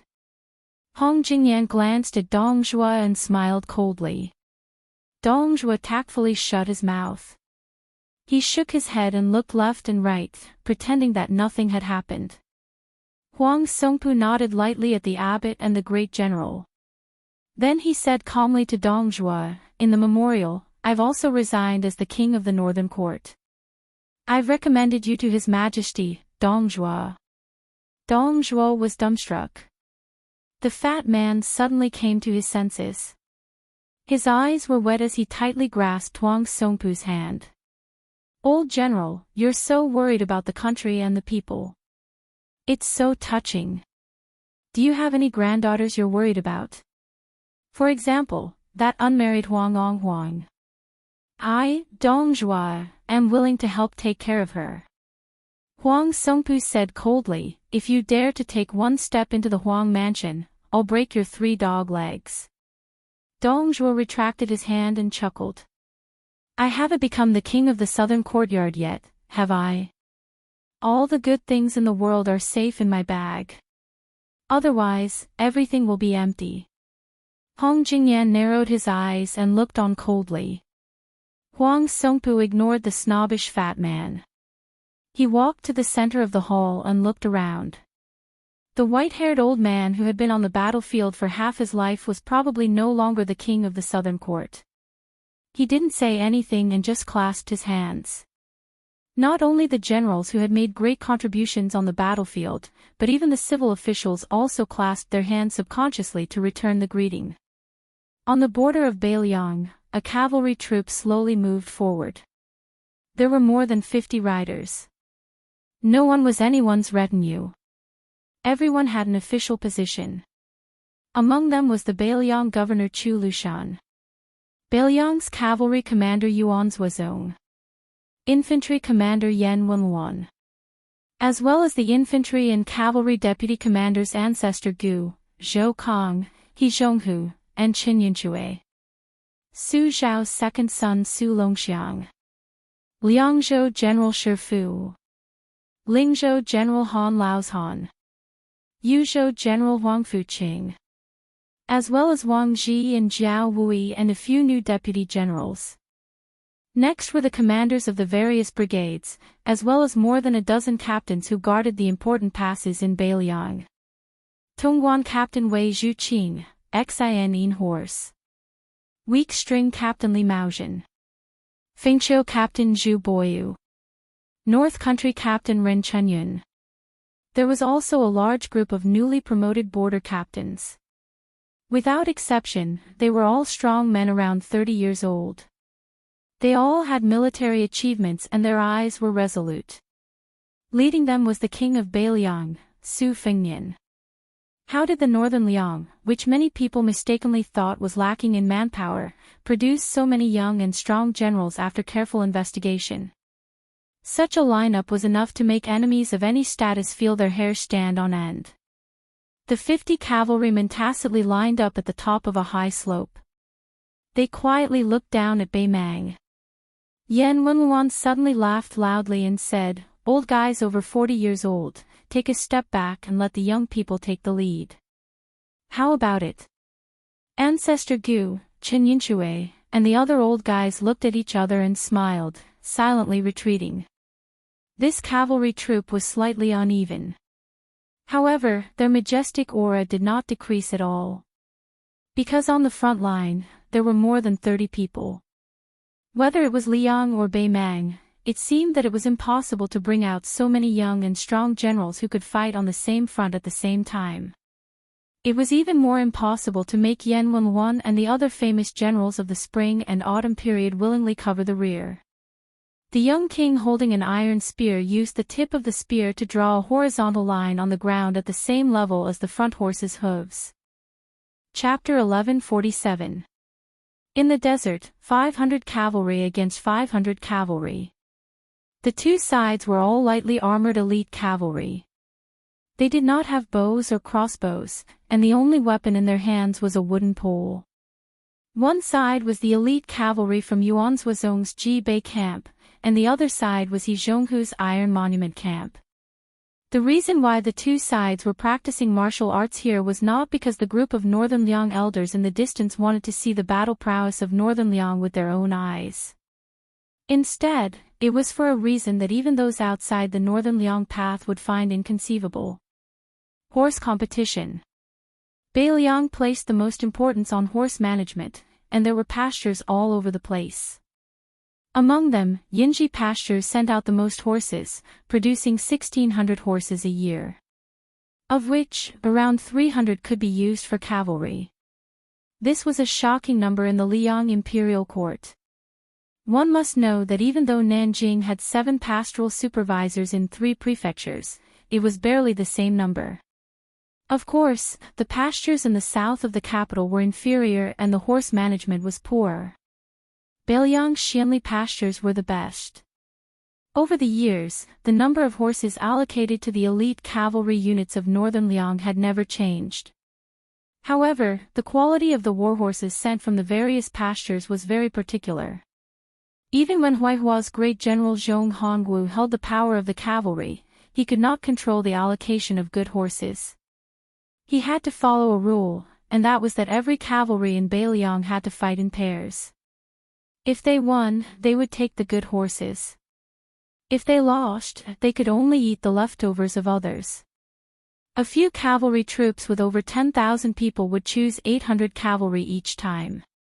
Another cavalry troop with similar combat strength would choose elite soldiers and fight each other. The flag-holding camp would send out 500 people, and the small camp would send out 200 to 300 people. Beiliang claimed to have 300,000 cavalry, but it was referring to the total strength. Naturally, it could not be all cavalry. In fact, the total number of Beiliang cavalry had always been between 100 and 150,000. Otherwise, unless Liang sent all the horses in the world to Beiliang, it could not support the Su family cavalry.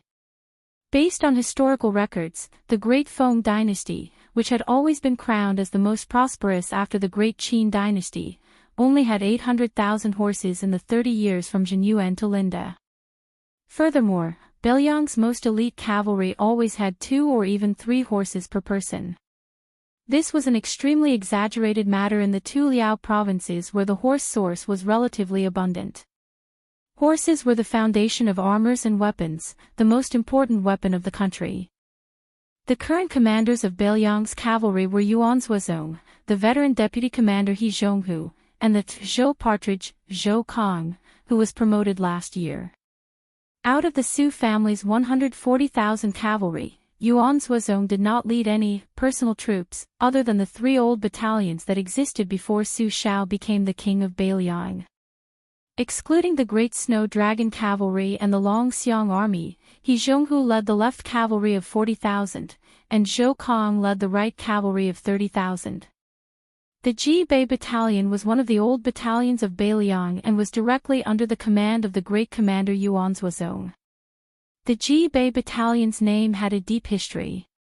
After Su Shao became the vassal of Beiliang, Ji Zhou, where the Han family ruled, was the largest source of horses outside Beiliang. During the Spring and Autumn War, Su Shao formed many good relationships with the Han family. Later on, the entire Han family was executed, not only because they had offended the old Grand Secretary of the previous dynasty, but also because the Liang imperial court had long coveted the vast pastures of Jizhou.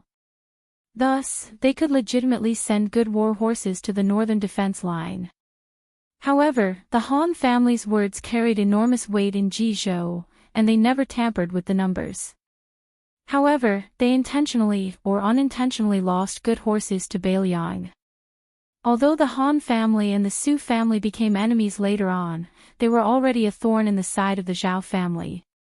At that time, for Zhang Julu to be able to sit on the Grand Secretary's seat, the Han family played an important role. The 2 armies charged forward, and dust filled the air. A rider of the Ji Bei battalion tilted his head and dodged a wooden pole that looked like an edgeless spear. He then used the pole in his hand to point at the heart of the rider opposite him, knocking him off his horse. The light rider of the Iron Tablet battalion was only hit by the pole, but before his body landed on the ground, he was grabbed by the shoulder by his comrade and thrown back onto the horse. Then, he continued to charge forward, tearing apart the enemy line. On the other hand, the riders of the Ji Bei battalion and the Iron Tablet battalion pierced each other's chests with their wooden poles at almost the same time. With the momentum of the war horse's charge, the sturdy poles bent at an astonishing angle, knocking the weaker riders off their horses on the spot. No matter how skilled the cavalry was in spear techniques, they would never use the fancy technique of killing the enemy with a single point of the pole. They would always rely on the momentum of the cavalry's charge, and the cavalry would always be so clean and neat. After each side penetrated the enemy's formation, both sides had changed positions. However, the Ji-Bei Battalion and the Iron Tablet Battalion did not slow down their horses, nor did they stop their horses to turn around and charge again. Instead, after the cavalry successfully pierced through the enemy's formation, both sides took a large and precise arc at almost the same time, striving to gain more momentum from the collision as quickly as possible. During this period of time, the riders who fell off their horses had to immediately lead their horses away from the battlefield. After all, this was not a real battle, and falling off a horse meant death. Chen Yinshui was the deputy commander of Bailiang's infantry. He narrowed his eyes and watched the situation on the battlefield. He smiled and said, "Old He, the 120A class war horses from the Xianli Ranch and the 400B class war horses from the Koa Ranch should have nothing to do with the Iron Tablet Battalion." He Zhong was calm and said calmly, "This is just a charge. If we were at a disadvantage in the early stages, we would have lost. You, Chen Yinshui, would have died 7 or 8 times in the Battle of the Western Wall." Chen Yinshui laughed and said, "How can it be the same? The Iron Tablet Battalion is fighting against the Ji-Bei Battalion, one of the best elite troops in Bailiang. They are not the hotheads from West Chu." He Zhong suddenly sneered and said, "Old man, why don't we make a bet? If I win, you will give me that yellow parasite scout. How about it?" Chen Yinshui laughed and scolded, "I only have 4 yellow parasite scouts in total, and they are all my treasures. I won't make this bet, I definitely won't. Also, why don't you say what you will do if you lose?" He Zhong said calmly, "The soldiers I have trained will never lose." Chen Yinshui turned his head to look at the young king of Bailiang, who was sitting high on his horse and carefully watching the battle. He smiled and said, "Your Highness, look. Isn't Commander He's face as thick as the city wall?" Su Fengnian smiled and did not say anything. Chapter 1148. He Zhonghu led the troops and governed the troops. His style was ancient, he had to personally attend to everything, just like an auntie taking care of her own children. Even though he was the deputy commander of the cavalry, his eating and sleeping were no different from ordinary soldiers. Moreover, He Zhonghu did not have a wife or children, he only raised several lame old horses. This veteran general who had meritorious service throughout his life had made up his mind to live and die at the border. If it was based on military merit and seniority, Zhong Hongwu simply wouldn't be able to sit on the cavalry commander's position. It was just that He Zhonghu had never formed a faction, and always maintained a gentleman's friendship with Wei Taizhan and those old generals who had already withdrawn from the border. He also didn't like to rope in large numbers of young and strong generals to be his students and direct subordinates. He was the one who had been the deputy commander for the longest time in the Bailiang army. He Zhonghu did not have a distinctive style in leading the army. He rarely seized a big victory. However, in the 30 years of military service, He Zhonghu had almost never suffered a crushing defeat. Li Maozhen, who was known for his experience and wisdom, used to be a subordinate of He Zhonghu. However, Li Maozhen was famous for his addiction to being an officer. He had followed He Zhonghu for many years and was often manipulated by Zhong Hongwu's henchmen. Li Maozhen left the border army and returned to Bailiang. He asked Su Shao for the position of guerrilla general. Chen Yinshui continued to fan the flames. He joked with Yuan Zuozong, "Commander Yuan, how can you bear this?" Yuan Zuozong smiled, "It's hard to say who will win. It's not good for me to clamor for a one-on-one horse battle with old General He. After all, you are old and weak."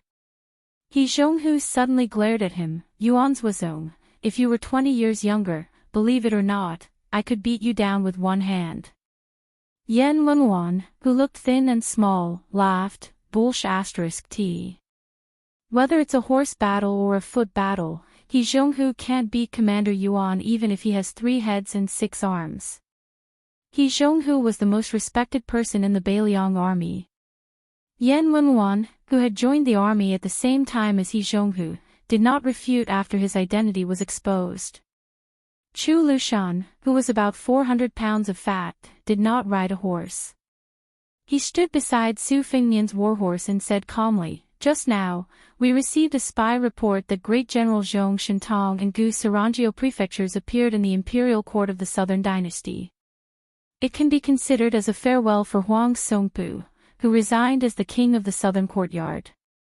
Moreover, the one who replaced the position was not Tuoba Bodhisattva or Murong Baoding as originally expected.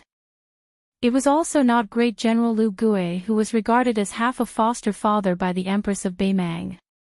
It was Dong Zhuo, who liked to raise crows. Huang Songpu even announced publicly that Beimang was going to use all of its resources and send 1 million soldiers to Beiliang. Beimang did not deliberately hide this news. I'm sure that Emperor Zhao and Gu Jiantang will be overjoyed when they hear this." The deputy commander of the cavalry, Zhou Kong, laughed. "Dong Zhuo. Wasn't he defeated by you, Lord Protector General?" Zhou Kong, who was the only one standing, rubbed his hands and laughed. Back then, there was still a bit of luck involved. Yan Wenluan thought for a while and laughed coldly. The king of Beiliang's actions are not only because they value him, but also because they are wary of him. Chu Lushan nodded and said slowly, "Little fatty Dong has always been treated as half a son by that old woman. It would be more reassuring to hand over the military power of the Southern Dynasty to a young man like him who doesn't have a deep foundation." However, this fellow had an entire 100,000 elite personal guards who only knew the word Dong, but not Northern Mang. Even an old woman would have to think twice before doing so. Dong Zhuo is a slippery person. If he doesn't take the lead as the king of the Southern Courtyard, once the war starts, with his temperament of not acting until he sees a rabbit, even if he is forced to take the field, he will definitely not put in any effort. When the time comes, both Liang Mang and Bei Mang will suffer heavy losses. In the end, the Dong family will have the most soldiers. In this way, even if Dong Zhuo doesn't have any ambition, he will still have to be ambitious. Su Fengnian said, "I heard that Dong Zhuo has always regarded you as an irreconcilable enemy." Dong Zhuo said cheerfully, "That little fatty thinks so, but Lu Qiu doesn't think so of him." Great ancestor Gu, who was once the mainstay of the Southern Tang Empire, smiled knowingly. "If Dong Zhuo didn't become the king of the Southern Courtyard, I would have almost forgotten the amazing achievements of our Protector General." Chu Lushan raised his fat arm and waved it gently. He pretended to be shy and said, "A real man doesn't talk about his past achievements." Su Fengnian, who couldn't stand it anymore, raised his foot and gently kicked Chu Lushan's shoulder. He said, "The Iron Tablet camp won, but there are only 21 cavalrymen left on horseback." Everyone looked over. It was indeed so. The 21 cavalrymen of the Iron Tablet camp raised one arm at the same time and calmly accepted the thunderous cheers. He Zhong suddenly laughed heartily. He looked at Yuan Zhuozong, who was not far away. The latter's eyes were clear and he nodded to the old man. Then He Zhong suddenly rode forward and shouted to those men, "Come, the old rules, take your wives."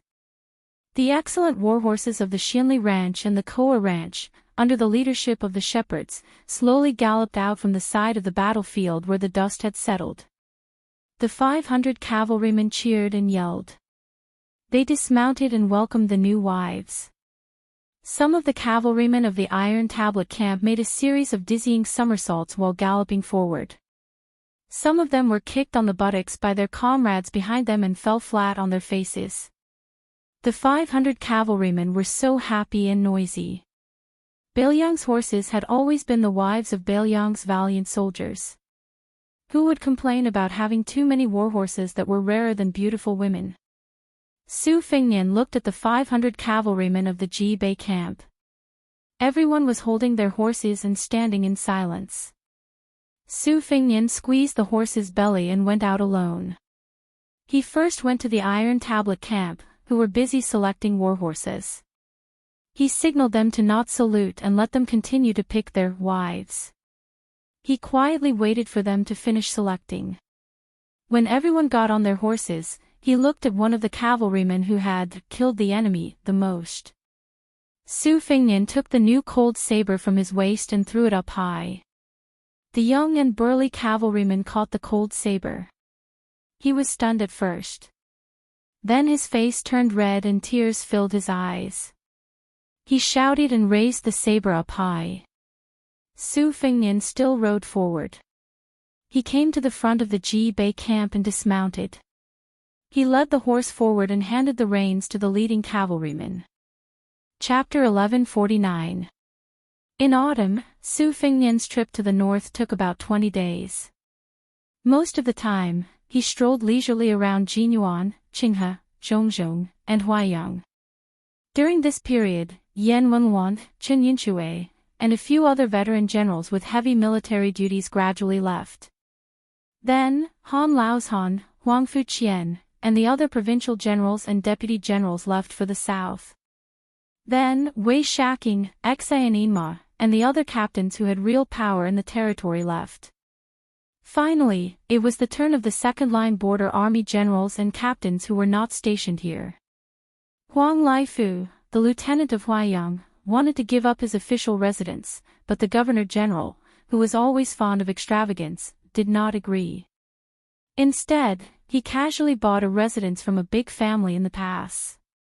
It was said that after receiving the 3,000 taels of silver, the head of the family could not sleep well for several days and repeatedly wanted to return the money to the governor-general where Lu Qiu'er was in charge. Unfortunately, the governor-general ignored him. Later, the head of the family was so restless that he could not eat or sleep well. He had to ask an expert for advice and added another 2,000 taels of silver, which he donated to the Huaiyang Pass as the army's salary. This family, who had been rich from the border trade in the early years, finally felt a little relieved. However, they still secretly moved to a Wubao residence dozens of miles south of the Huaiyang Pass. Chu Lushan's fierce reputation was evident. In addition to Chu Lushan and Huang Laifu, the two landlords of Huaiyang Pass, there were also a group of young captains from the border and the territory. Wang Chou, the speaker of Anliang Army Town, Chao Xiaojiao, the Honglu general, who was famous for being a troublemaker in the northern defense line of Yuzhou province, Hong Xinjia, the real person in charge of many Wu forts in Yuzhou province, Zhu Boyu, the Fengqiu commandant of Lingzhou province, and Ren Chunyun, the North Country captain, who came from a poor family. Both of them performed outstandingly in the Battle of Fuding in Lingzhou province. Huang Xiaokuai, the Pearl commandant of the vanguard, was promoted to the deputy general of Lingzhou province and assisted Han Laozhan together with Wang Ji. However, Huang Xiaokuai did not follow the order to go to the north this time. Instead, he was replaced by Jiao Wui. Compared to these three people, Ma Jinchai, the frozen field commandant of Zhigui prefecture, was really unlucky. She could not even keep her official title, let alone being promoted. After arriving at the northern defense line, Su Fengnian rarely spoke, except for listening to the military intelligence and customs affairs from the generals and generals. He didn't even ask many questions. Occasionally, he asked some trivial questions about the border defense. He didn't say anything heroic, nor did he deliberately show off his knowledge of the art of war in front of the legendary warriors and young warriors. In fact, many people sincerely wanted to hear about the feats of the king of Beiliang in Jianghu. After all, he was the new champion of Jianghu who could even defeat Wang Xianji. No matter how arrogant Su Fengnian was, even the elders like Yan Wenwan and Gu Dezhu were willing to listen to him. However, the young king disappointed everyone. He didn't mention a single word about his travels in Jianghu and the battles of life and death. After Su Fengnian ascended to the top of Jianghu, in addition to the hidden ambush at Iron Gate Pass, the deeds of killing Diwu Raccoon, the master of Mount Tibing, and Han Diaoxi, the killer cat, also began to quietly spread in the imperial court of Liang. A group of people walked to the top of the city wall. Among them, Chao Xiaojiao, who was newly conferred the title of Honglu General, was a short and vigorous middle-aged man. He had a good reputation in the eastern defense line of Bailiang in the north of Yuzhou and had accumulated enough military merits. However, because he repeatedly offended Zhong Hongwu, the great general of Bailiang, he didn't even get the title of a general. After Zhong Hongwu fell, Su Fengnian specially asked Bailiang to keep an eye on him for about half a year before he decided to promote him. Of course, Cao Xiaojiao was not a perfect person. He had a strong desire to kill and was ruthless in his management of the army. Many of his subordinates violated the rules and even embezzled the salary of the border guards. Zhong Hongwu used these reasons to keep Cao Xiaojiao in the position of a small lieutenant. Cao Xiaojiao was like a sharp blade that could hurt others, but he could also hurt himself. Su Fengnian's use of this person was not without criticism in the Bailiang army. Even the old general Chen Yinchue had some objections. As for Hong Xinjia, who was a full head taller than Cao Xiaojiao, his reputation was much better. Bailiang had a lot of hereditary military records in the Wu Castle. The gourd mouth area was especially prominent. The king of the southern courtyard once said that even if Beimang threw in 160,000 soldiers, they might not be able to fill it up. More than half of this could be attributed to Hong Xinjia's achievements. He was only mediocre when it came to leading troops in war, but whether it was managing the military affairs or building the Wu Castle system, he was one of the few geniuses in the Liang dynasty. He was also a master of investigation and knowledge. Gu Jiantang valued this person a lot. When he was in charge of military affairs in the northern region as the Minister of War, it was said that the general had secretly asked Zhang Lu to bring Hong Xinjia to the Liao and improve the defense line. After the request was rejected, there was even a ridiculous attempt to mobilize Zhao Go to kidnap Hong Xinjia. Walking to the top of the city wall, Su Fengnian looked to the east with his hands folded in his sleeves. He suddenly turned his head to look at Hong Xinjia, who was a block away from him. He called out Hong Xinjia's nickname, Lord of the Earth, and said with a smile, General Gu Jiantang, who is stationed in the Liao, recently offered this king a sky-high price. He promised that as long as he handed over the title of Lord of the Earth, he would help Bailiang get 30% more grain and 300,000 taels of silver from the imperial court.